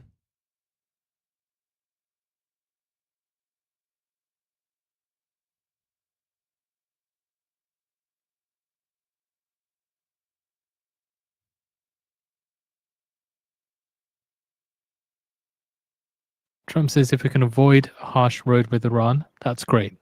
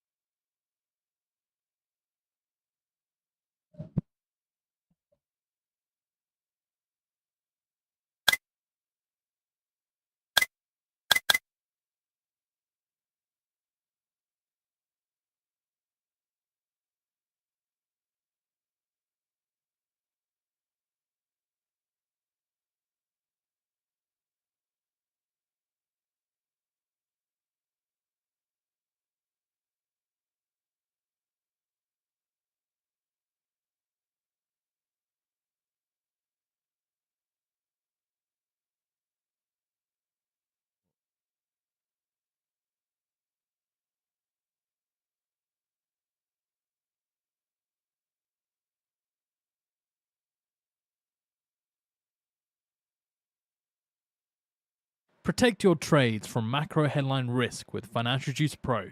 Now only $99 a year for our real-time service.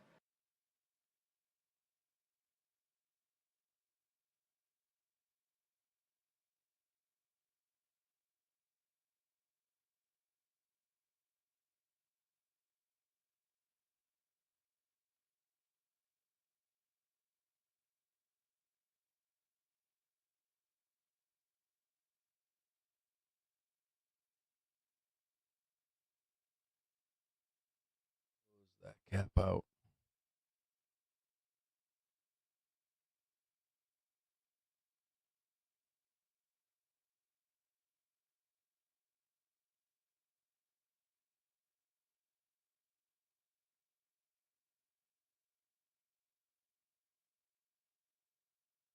Wait a minute. Hold on.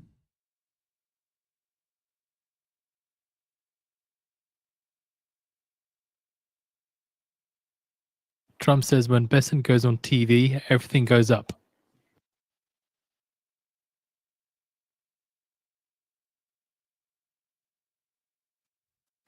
Adding that Besant understands the market.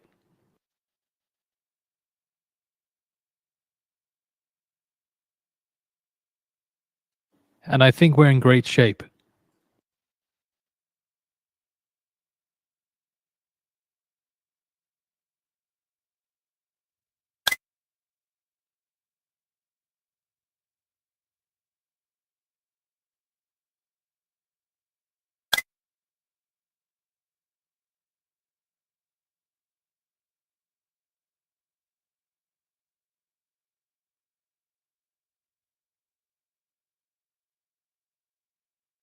I'm trying, guys. I'm trying. I gotta get this stuff up to you.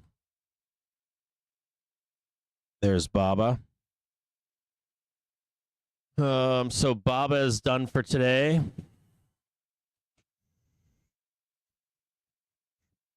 So expectations for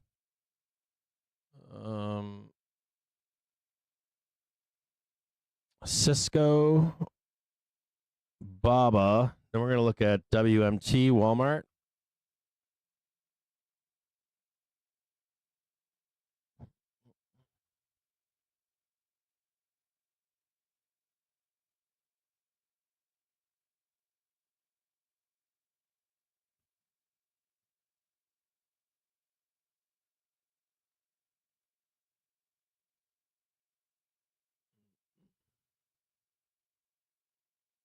Do I have that wrong?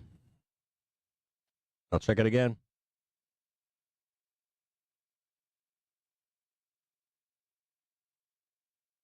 Let me see here. Yep, I think I got that right. I got that right. I think.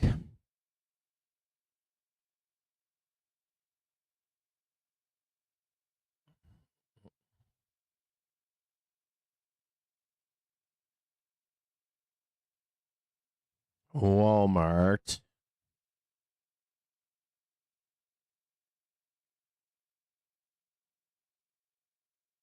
Trump says to Qatar that I hope you can help me with the Iran situation.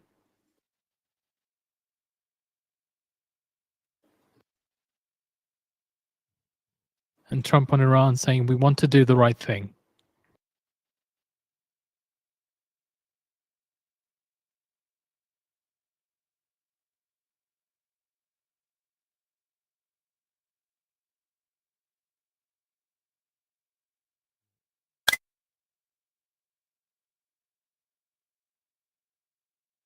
This is the same thing here.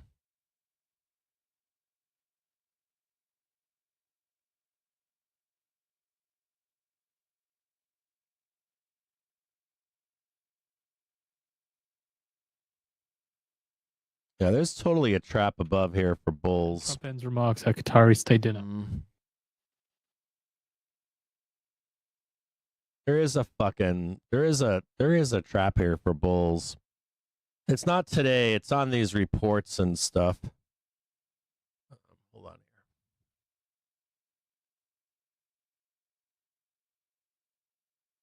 I mean, that all looks good to hold. It's not necessarily a bull trap. It's like a pay me so I can get lower thing.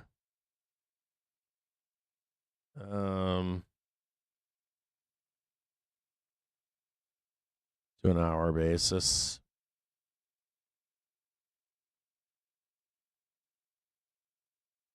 It's the same bullshit down here. Maybe just wearing out these sellers. Let's go down here.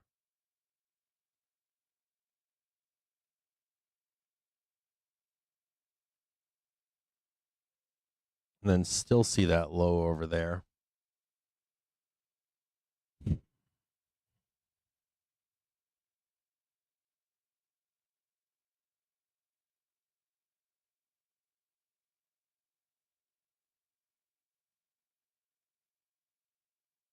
So are you not going to see $100 here?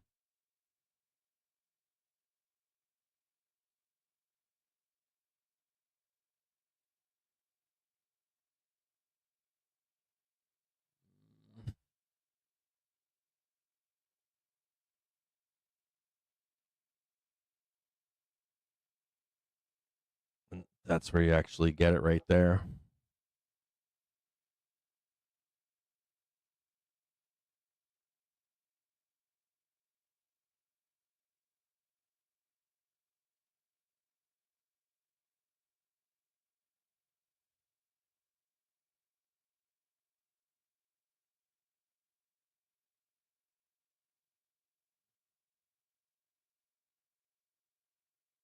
Walmart's before the open tomorrow.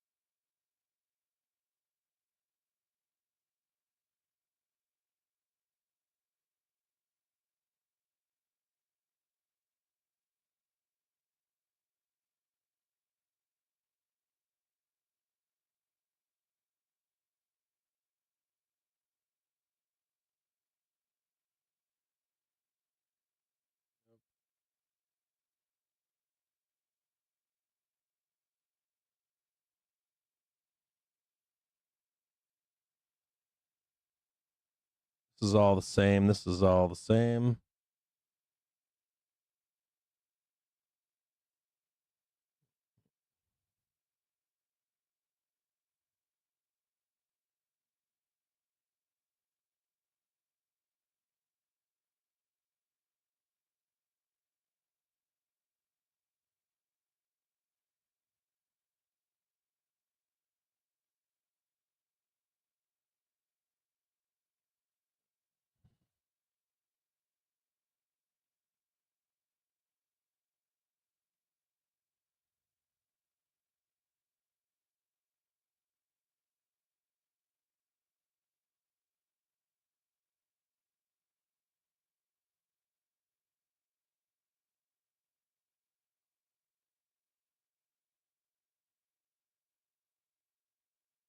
Just check Walmart really quick.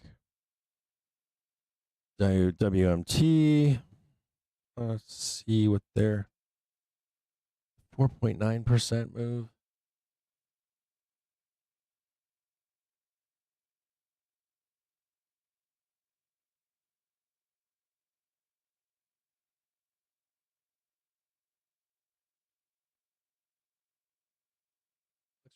That's about right.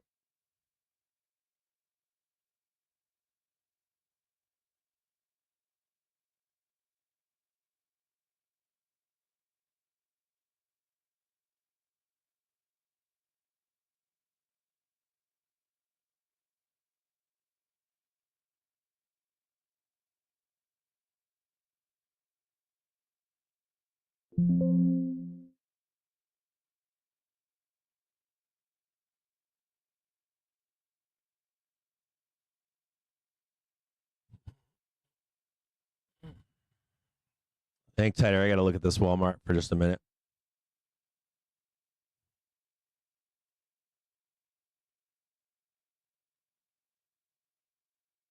Yeah, I think it looks pretty good.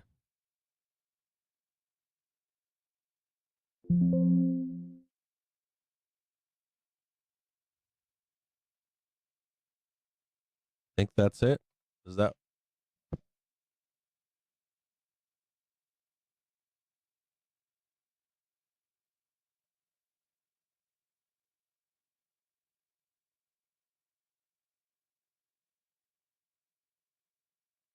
Boeing says Qatar Airways order will support nearly 400,000 jobs in the US. Besson says Greer and I are engaged with China to stop fentanyl.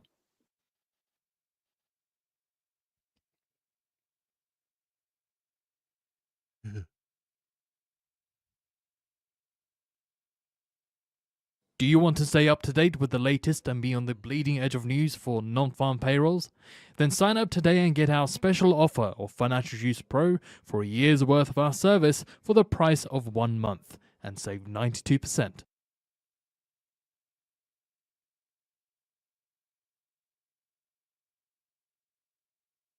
So Besson just commenting on China and fentanyl in the next post. So specifically, he says strong action is needed on fentanyl, and Greer and I are meaningfully engaged with the Chinese on next steps to stop this dangerous situation.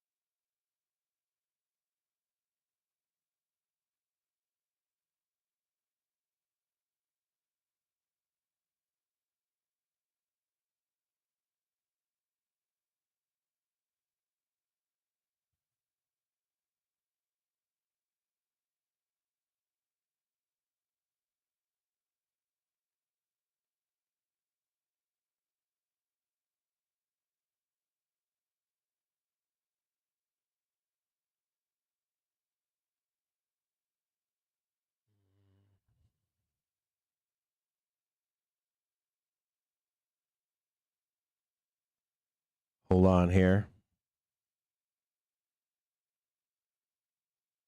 All right, hold on. Oh, damn it.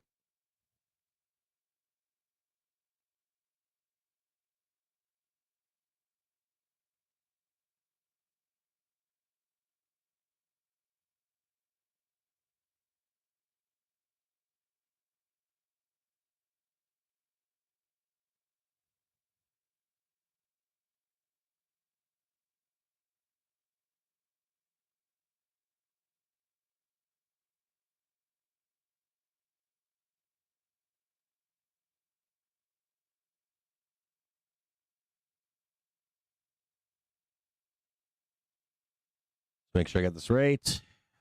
Baba. Baba. Scroll down and you can click to highlight.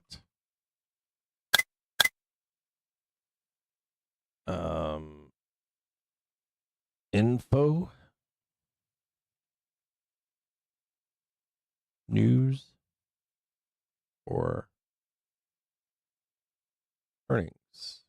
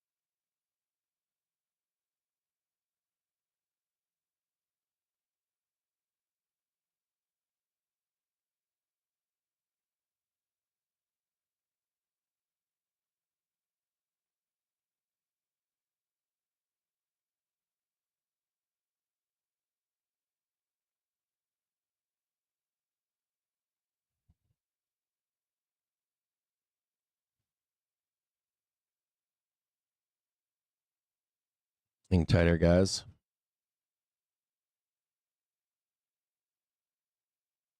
There. This one here. Place your bets as to where you think we're going.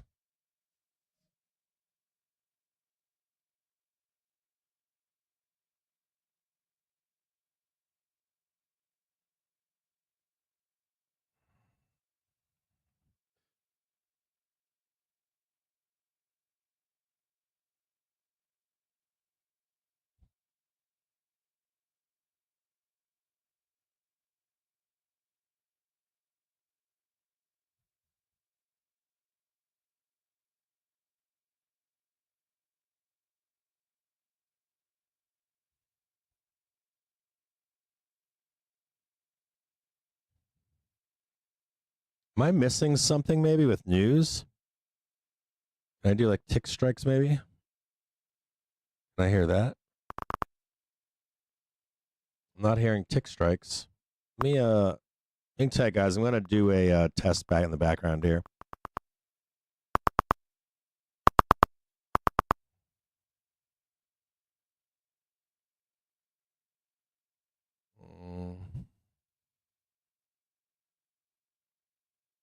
Test sound. Apologize if you guys are gonna hear this really quick. You should be hearing this out of only the left. Oh, you guys can hear this, but I can't hear it.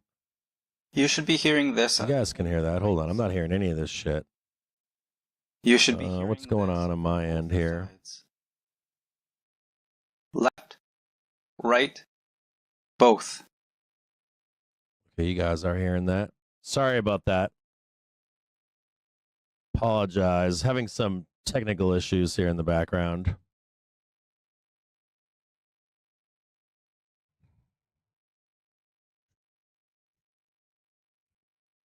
Whenever I travel, like my Streamlabs, I've been trying to like stream. I've been trying to like stream while traveling and remote controlling my desktops here, and it was a mixed bag of success.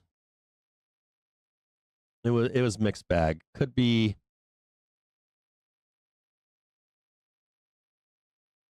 Maybe I just need to travel more.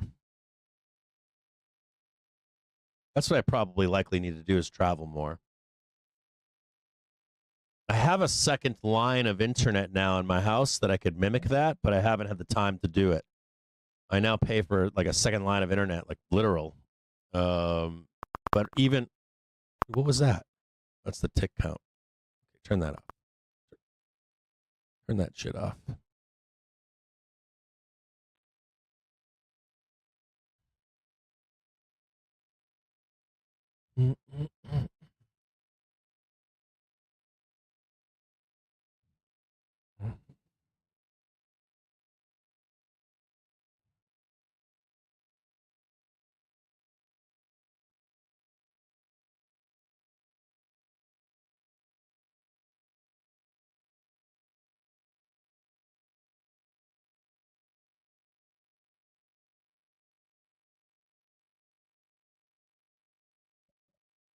Sorry, I'm going back in right now.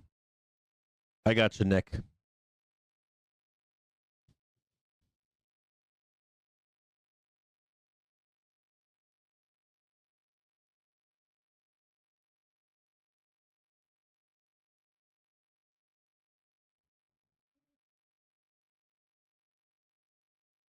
No, I was doing a sound test here. I've got like a, or what happens is Streamlabs wants to, over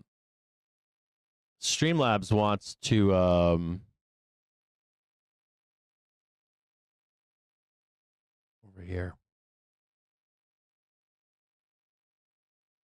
Or I don't know how this goes. So, when I leave here, if I go somewhere, right? So if I have Streamlabs downloaded on a laptop and this computer, let's say, right, this desktop, it searches for the devices that are on this setup in my office, and when it can't find them, it like auto assigns new devices, knowing that those device, all right, I'm assuming that it knows those devices are on a different setup. And then when I come back into this office and turn Streamlabs on, it remembers, it like has like an artifact memory of my last setup.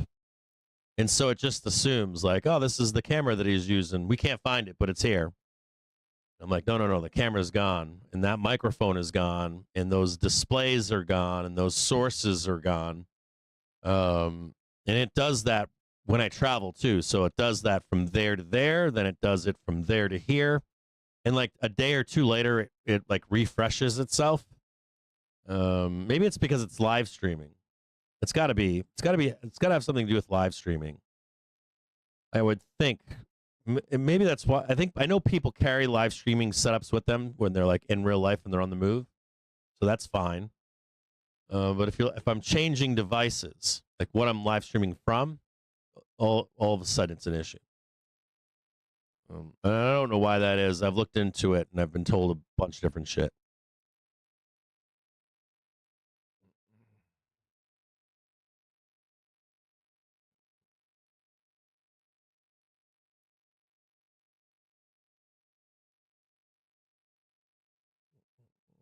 What's that?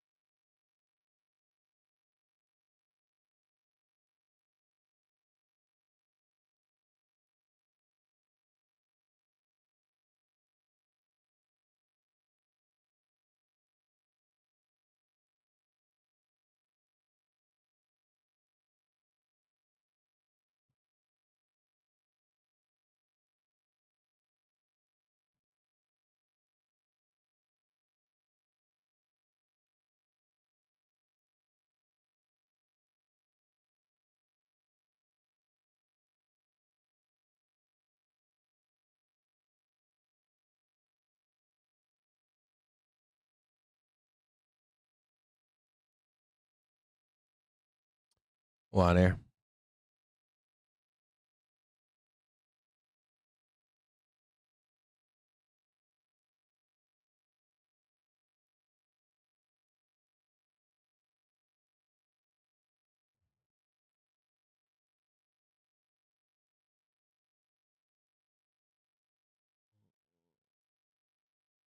Yeah, we need to. I'm getting a pretty good question right now. So let's talk about something here. So this is like goes back to rules, right? Not paying attention to rules. Okay, so bunch of questions here. Let's start at the beginning. Okay, let me see.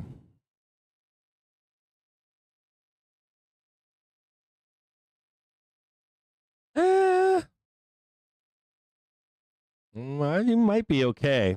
There's a few things we got to talk about here. We should probably at least discuss this. I think we have, but I think we've talked about this a lot.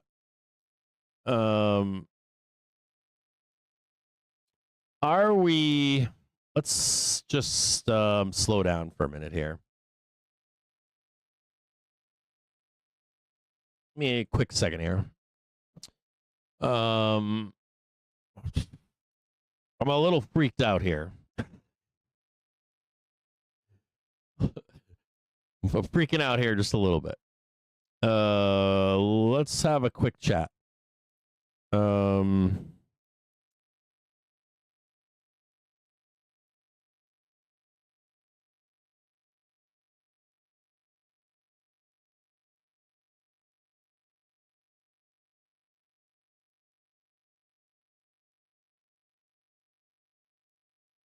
Okay.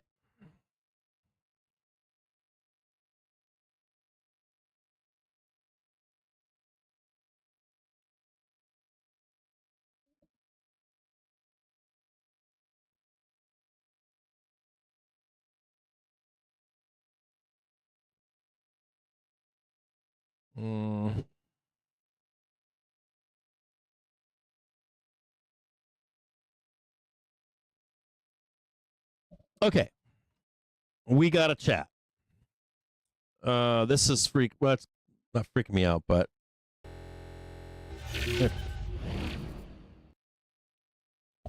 all right. This is SPX gamma. Okay. Let's just keep things simple.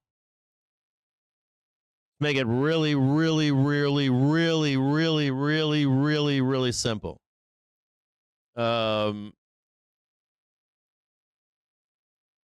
Extremely simple.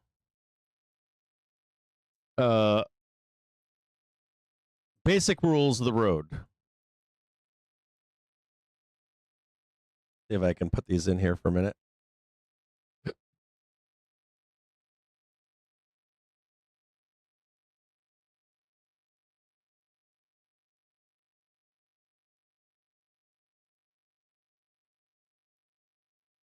Okay. Gather round. I want you to write this down. I want you to literally write this down. Get a crayon or something. Get like a triangle crayon or something like that. Okay, so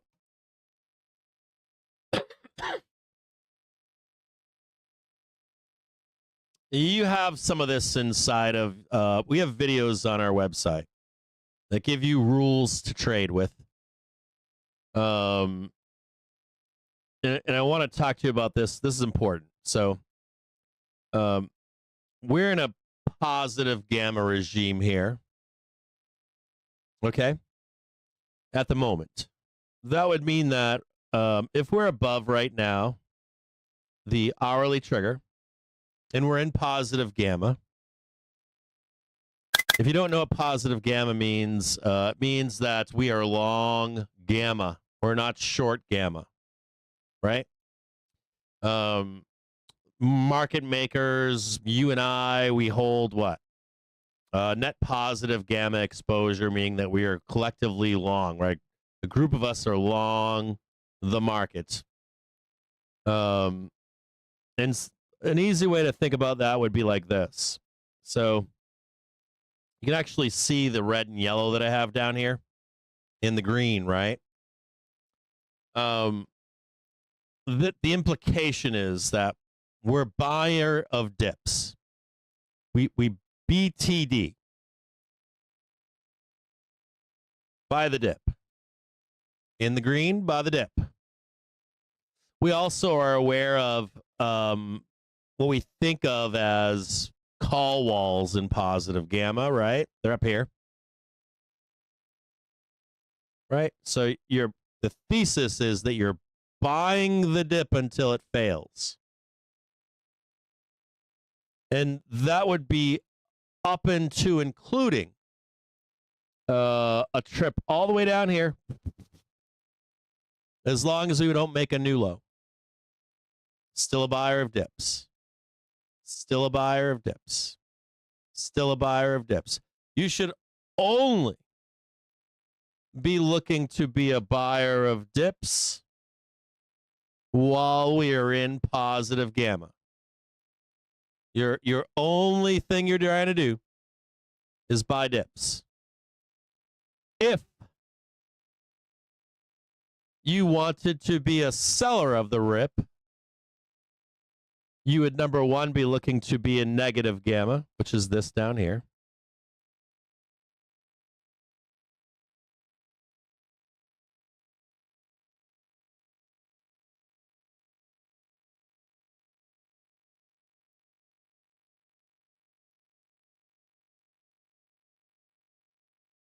You then move into seller of the rip, right? If this is buy the dip,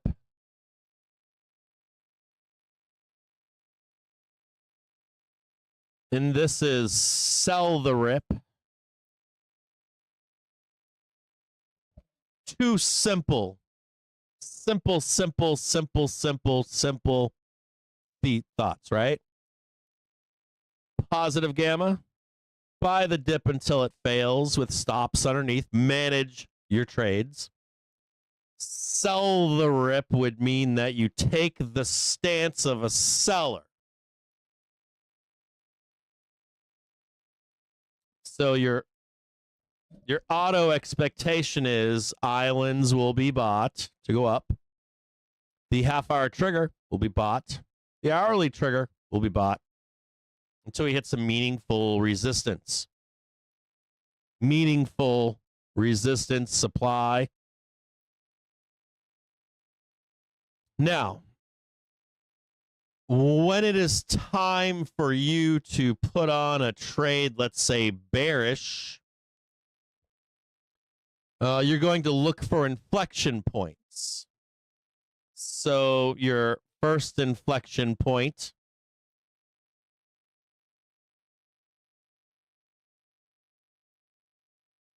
is 5,900, right? We hit it. And 6,000, right? These are inflection points. Inflection points. So if you already know that the market is long here, right? You're either taking money off the table, I'm taking my money and running, or I'm leaving some runners on for another high because we're still in buy the dip. And even if you are going to consider getting short or selling the rip, you would want to first write this down. One. You would want to see the rejection.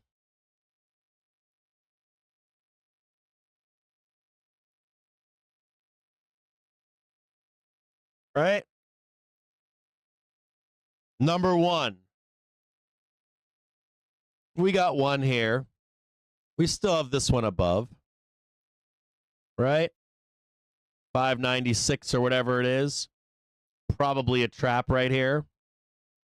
But even so, you're not getting short. You got to remember that these are people that are taking their longs off. Right? Hey, thank you for money. Thank you very much.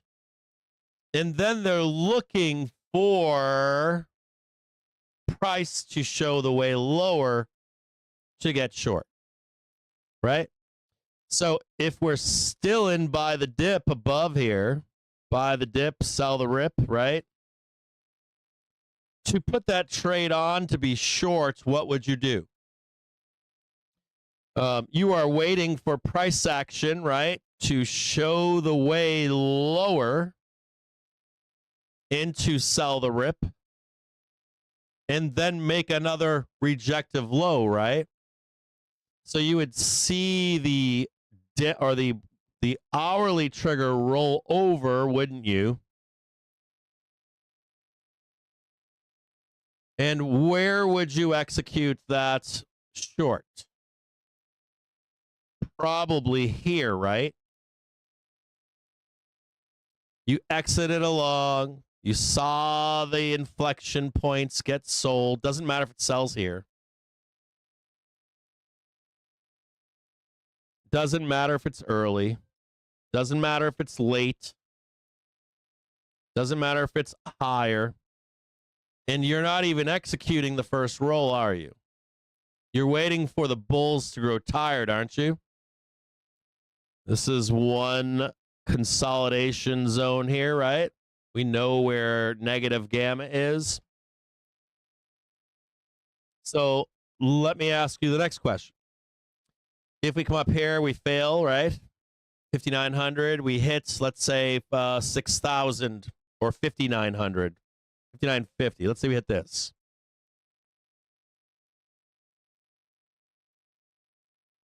We go up there, we hit this. Let's say we consolidate and make a new high. You're kind of fucked, right? Now they're going to squeeze you out because you know that's the top right here. We're still in positive gamma by the dip. We already know they're going to try to buy the dip, right? We know they are. We know they're already up here. They're going to buy it. They're going to try to roll their calls higher, aren't they? We trigger rolling calls higher. They roll calls higher. We squeeze up a little bit. Then we're on the way down, right? We're not even there yet, right? But what if we stay up here? What if I got this wrong? We just stay up here. Kind of fucked, right? So you're buying lows. You're trading them up. You're looking to exit said lows. And we're in by the dip. Brazil molds Chinese yuan sovereign bond. We're in by the dip, right?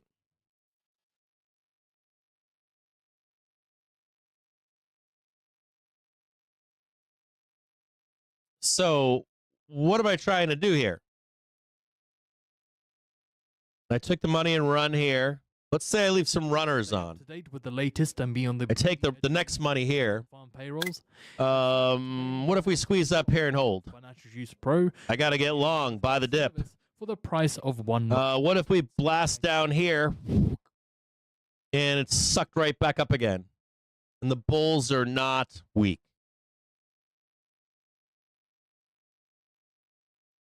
And they're trading it higher again. Then I'm buying the dip again, aren't I? Buying the dip again, aren't I? So are we at the point of top calling and selling the rip?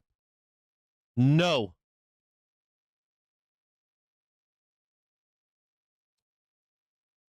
If you wanted to be a top caller here, Brazil is considering issuing its first ever sovereign bonds in China.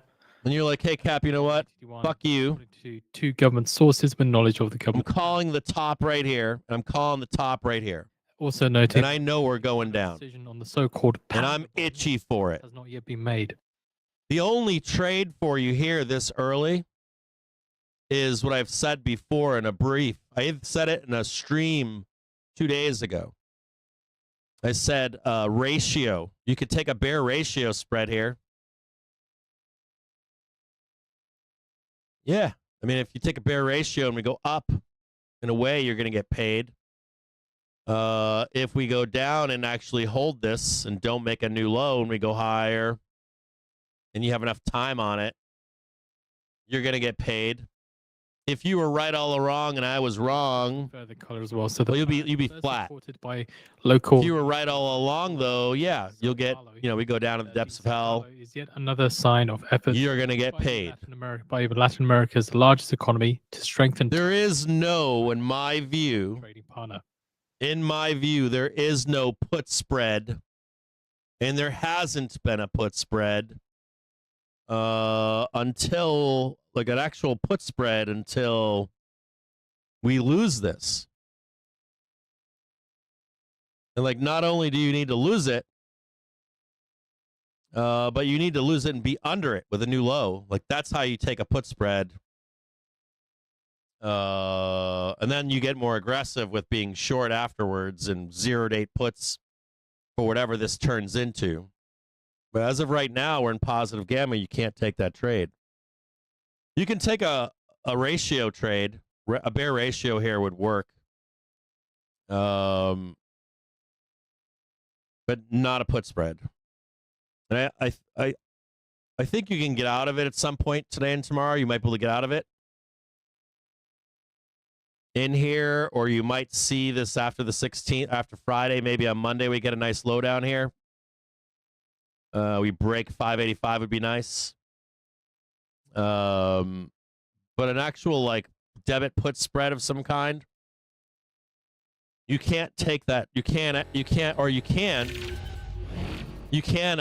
open that trade. I think it's a low it's not a high print. I don't think it's a if we're slipping in negative gamma with new lows, I'd say fucking slam that shit on and hold it. Even if we squeeze. I'd feel more confident in that trade. So bear ratio spread is if you want to time the market and say this is the first of two highs, 596 and 590.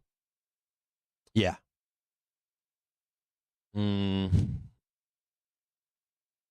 I still think there's steps involved to even put that trade on, like a put spread, put debit spread.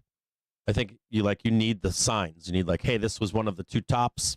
We're now breaking support on the hourly trigger, and we've made a new low inside of a new low and a second new low inside of negative gamma.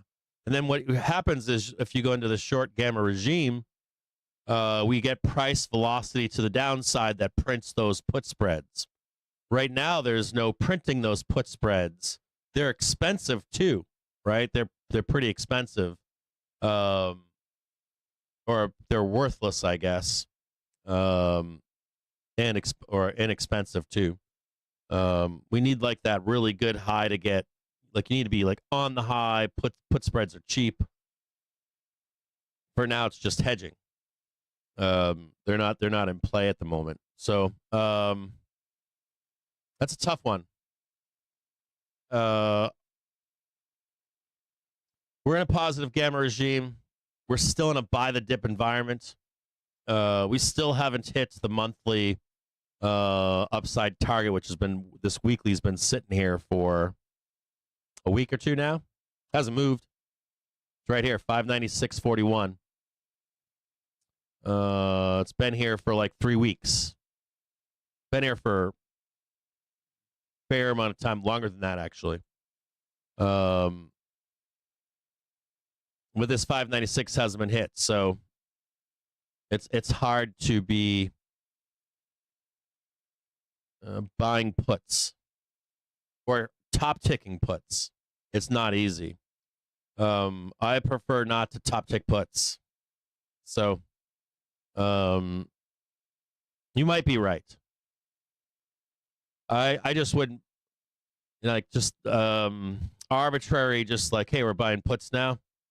The only way that I would do that would be with like a ratio, some kind of ratio spread, or time or a major resistance, coupled with losing that hourly trigger. So you hit natural resistance, you hit a major call wall, you hit any of those things, and we break below hourly trigger, get the second low, and you're like Johnny on the spot opening that trade, that put spread trade right there. like an actual debit put spread or something. For now, until then, every time we come down into like, I don't know, the bottom of the island, you go long, or manage the trade. If we slip underneath it, if we slip underneath the hourly trigger, start making new lows, you close the call spread and switch bearish. But we're not doing that right now. Matter of fact, we keep climbing right now. You can see it right here. You can see it back here. That hourly trigger keeps holding up.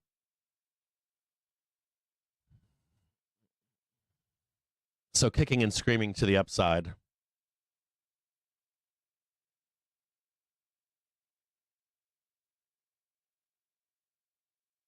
Oh, cool. All right. Yeah, Waldaby. That's a good question, man. I would say we've had our first rejection, right? We've had our first rejection on 590-ish, right? And we're still looking for one more. We still haven't gotten it yet. So what do? Do they like melt us up into Friday? Like if we go vertical into Friday, which is what I think happens, I think we go vertical into Friday. And I think the real sell is probably like 4:15 p.m. if there is one. It's where I want to put on a bear ratio spread, but not until Friday close. And even then, it's a ratio. It's not a put debit. I want to hedge myself.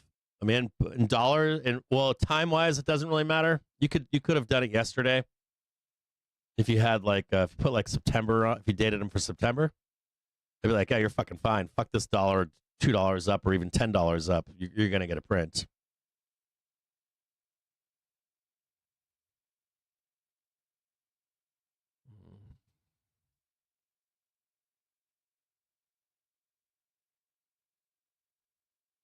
Yeah, the other way that you'd have to look at it would be that you can handle the up and down moves in time, right?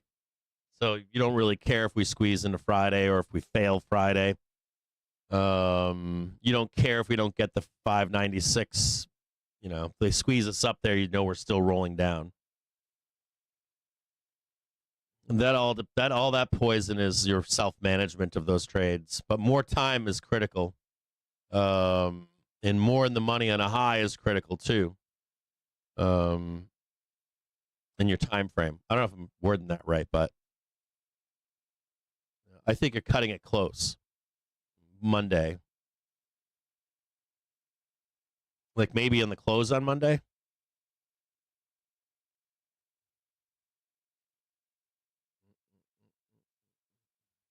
It doesn't matter to spreads. Whatever you originally bought it for, you have max gain anyways. You have to where you're making 30% or more or whatever in the range of your trade. It doesn't change. It's the same regardless of price. Well, regardless of price, as long as it comes back inside your zone into the close, or you don't get signed part of it, the trade. I guess that's possible. There are some ways you can get fucked, but those are outliers, not the norm. Yeah, I think that the ratio is better. So here, I think that shows it better here.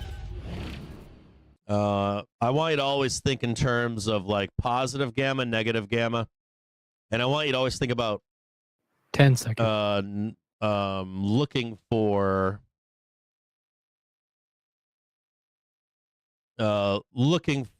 the signs before you get there. Close imbalance. S&P 500 buy side 2.9 billion, Nasdaq 100 buy side 1.7 billion, Dow 30 buy side 1 billion, and Mag 7 buy side 1.2 billion. You know what that means, right? Next 3 sessions up. That's an old trader podcast trade right there. I think it's next 3 sessions. We're up 20, 30 points. Risk with Financial Juice Pro. Not every time, but statistically in your favor. It's an edge.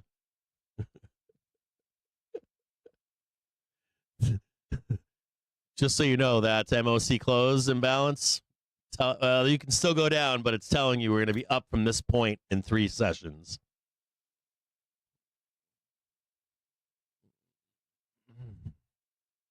So, you know how like how do I explain this better? You're you know, like some people be like, oh, that's the top, that's the bottom, and I'm like, it's not. That door isn't closed yet.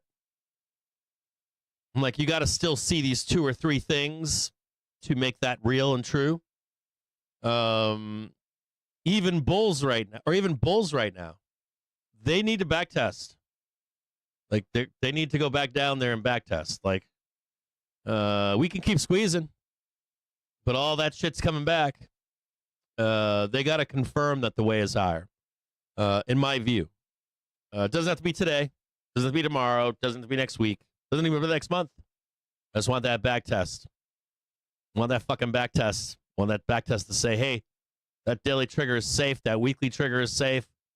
I don't want to see like a back test. I don't want to see a squeezing monster balls and then come back down into that daily and weekly trigger and fail it. We do that and we're fucked. We're going to monster go to the downside, right? Oh, yeah. Squeezing higher now, trading 588.07. Still holding. Does that make any sense to you guys? So, if you see what you think is bottom, or what you see is here. Second here. Just like, here we go. You see price coming down.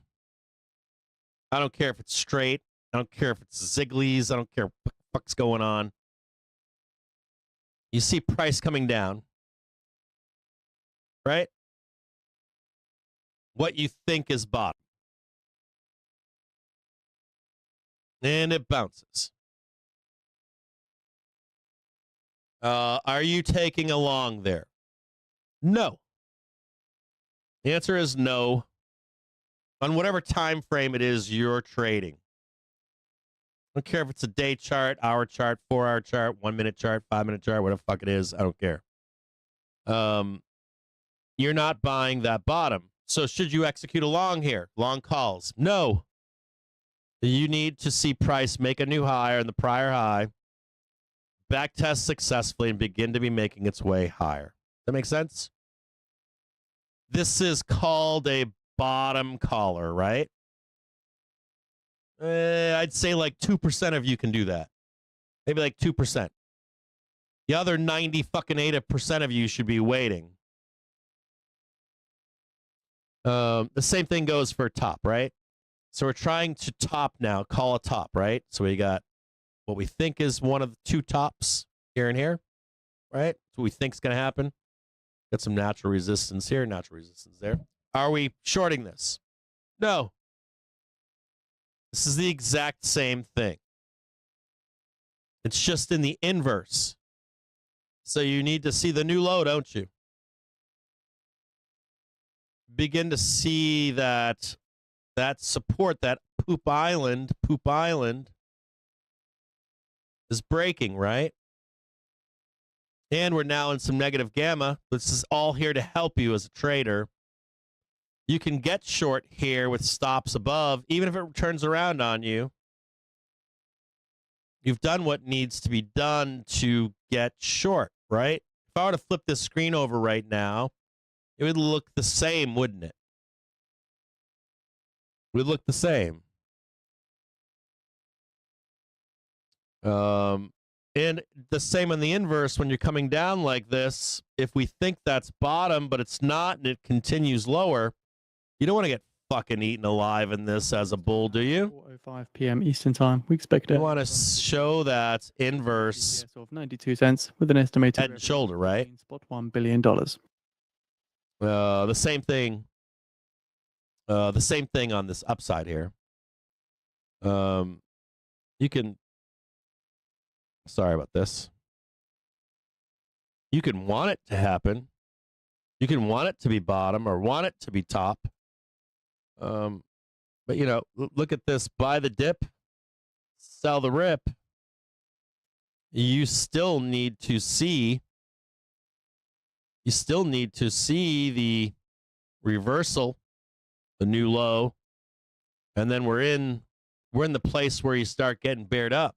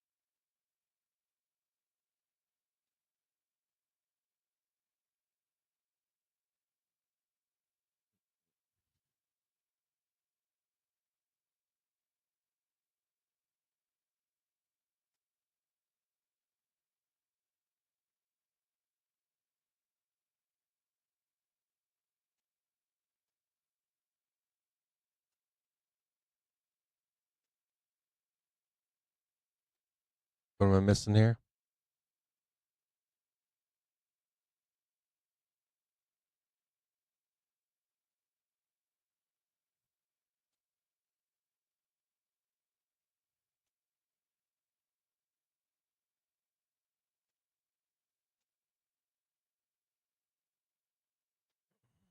Yes, Chase, we're going to ramp it up your ass into OPEX, brother.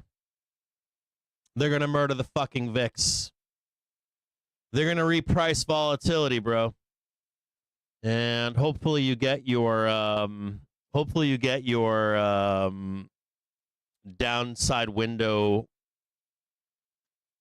that Monday and a Wednesday.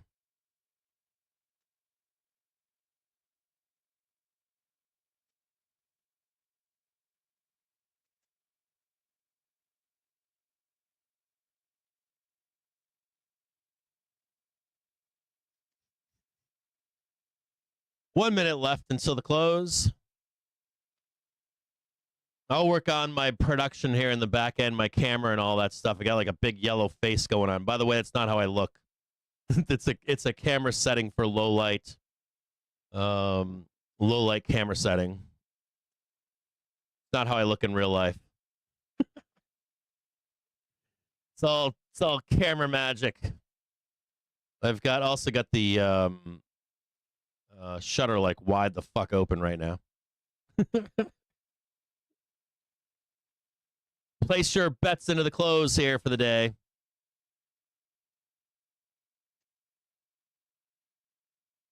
But thou shalt not chase Miss Gangs. I can smell it everywhere. I can hear the it's like, who said that?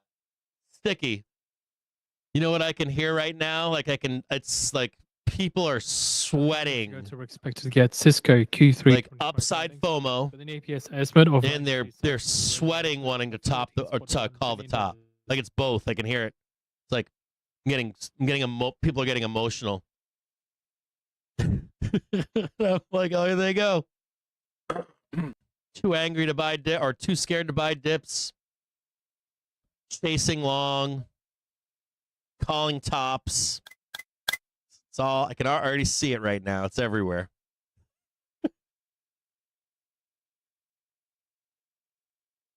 Exactly, Stiggy.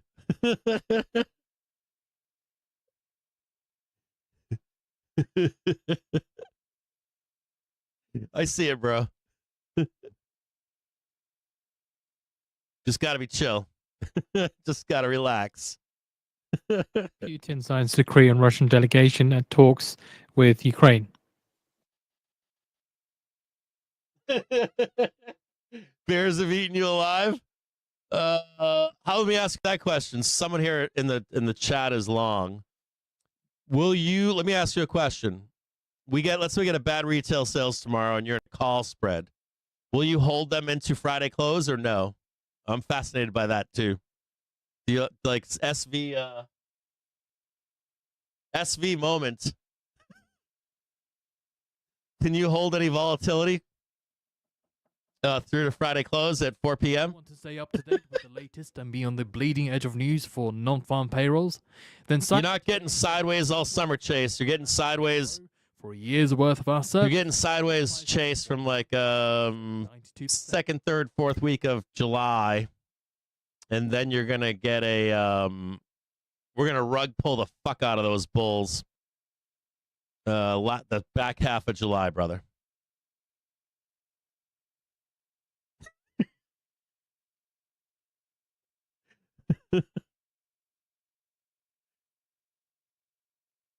$5.95. Woo! All right, so let me ask you a question. Do you think can your positioning withstand a down move in the morning? Can you like?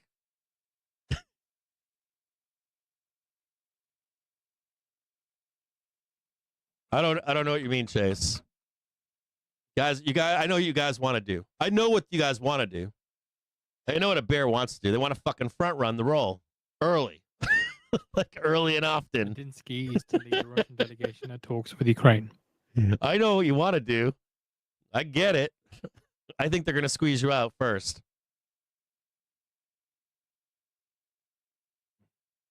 Full degen move.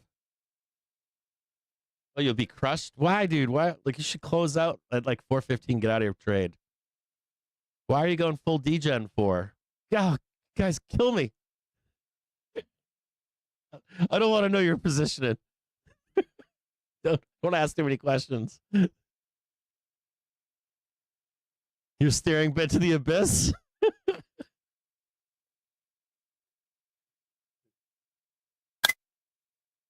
Oh my God, you guys are savages. You guys want to be on Twitter going sell, don't you? I'll post that for you on Friday at 4:15. I'll post sell on Twitter. Sell. Big capital letters. Get out. Get out. All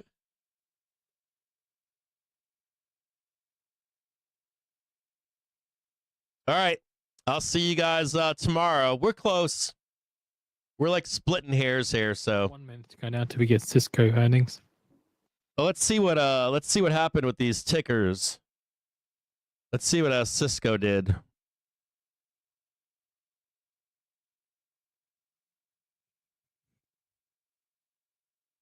I got an up move in Cisco followed by a take the money and run. On the 16th, though. Hold on here. No. That's not what I have. I've got a delayed reaction. I've got a take the money and run, a dip, then to possibly close this out down here, but then I've got them going big time. And I got them bullish into the 16th. Trading $65. I don't know if we can get this gap closed now. There's no requirement that we do it. 10 seconds. Let's see what we do here. Let's do Cisco. Like they don't. I should have made this like a. I should have made this like a dotted down line over here. There's no requirement this happens. Adjusted EPS of 96 cents. 96 cents, a beat on the estimate of 92 cents. Yeah, they did a beat. $62. A third quarter revenue, 14.15 billion. 14.15 billion, a beat on the estimate of 14.05 billion. I was thinking of the options more than anything. Between 14.5 billion to 14.7 billion dollars, compared to the estimate of 14. I'd like to see this open lower and then ramp. They maintain quarterly dividend at 41 cents a share. Estimate was 41 cents a share. Good job, Cisco. And they see fiscal year revenue 56.5 billion to 56.7 billion, so 56 to 56.5. Third quarter service revenue $3.78 billion, a miss on the estimate of $3.79 billion. No toilet paper. They missed the toilet paper. Also, they see fourth quarter adjusted gross margin of 67.5% to 68.5% compared to the estimate of 67.5%. Third quarter adjusted gross margin was at 68.6% compared to the estimate of 67.8%. Third quarter product revenue 10.37 billion, a beat on the estimate of 10.2 billion. If this sells overnight, just for options' sake, try to grab some calls on the open tomorrow. Sales forecast in Sign AI is buoyed by demand. Cisco gives positive sales forecast in Sign AI is buoying demand. But they are up after hours right now. If they do sell after hours, keep them on your radar for tomorrow, like 9 a.m. They have a gap that needs closed lower at 59.50. Shares of Cisco climbing 1.9% after fourth quarter EPS forecast tops estimate. Just keep your eyes on them into Friday. Like if they try to like wipe out all the fucking call buyers and bullshitters. Does not say he plans to go to Istanbul for talks. You'd be looking for like $65 to be a kick-ass trade. I don't know if we can get it though. It doesn't look like they missed shit. They missed like nothing, but they forgot to fill the toilet paper roll in bathrooms or something. Trading higher now, 62.71, $63. Upside target of 64. Hold on, let me go back to the hour because it's getting kind of wonky. Upside target here of 63.32. And into Friday, upside target of 64.79, so $65.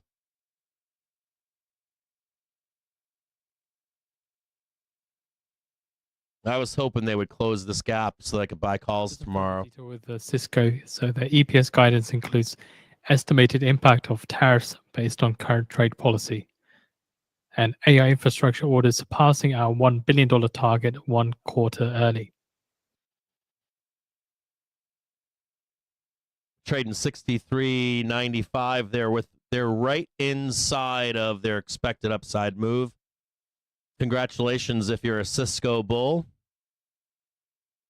Personally, I would take the money and run here, but they could go higher.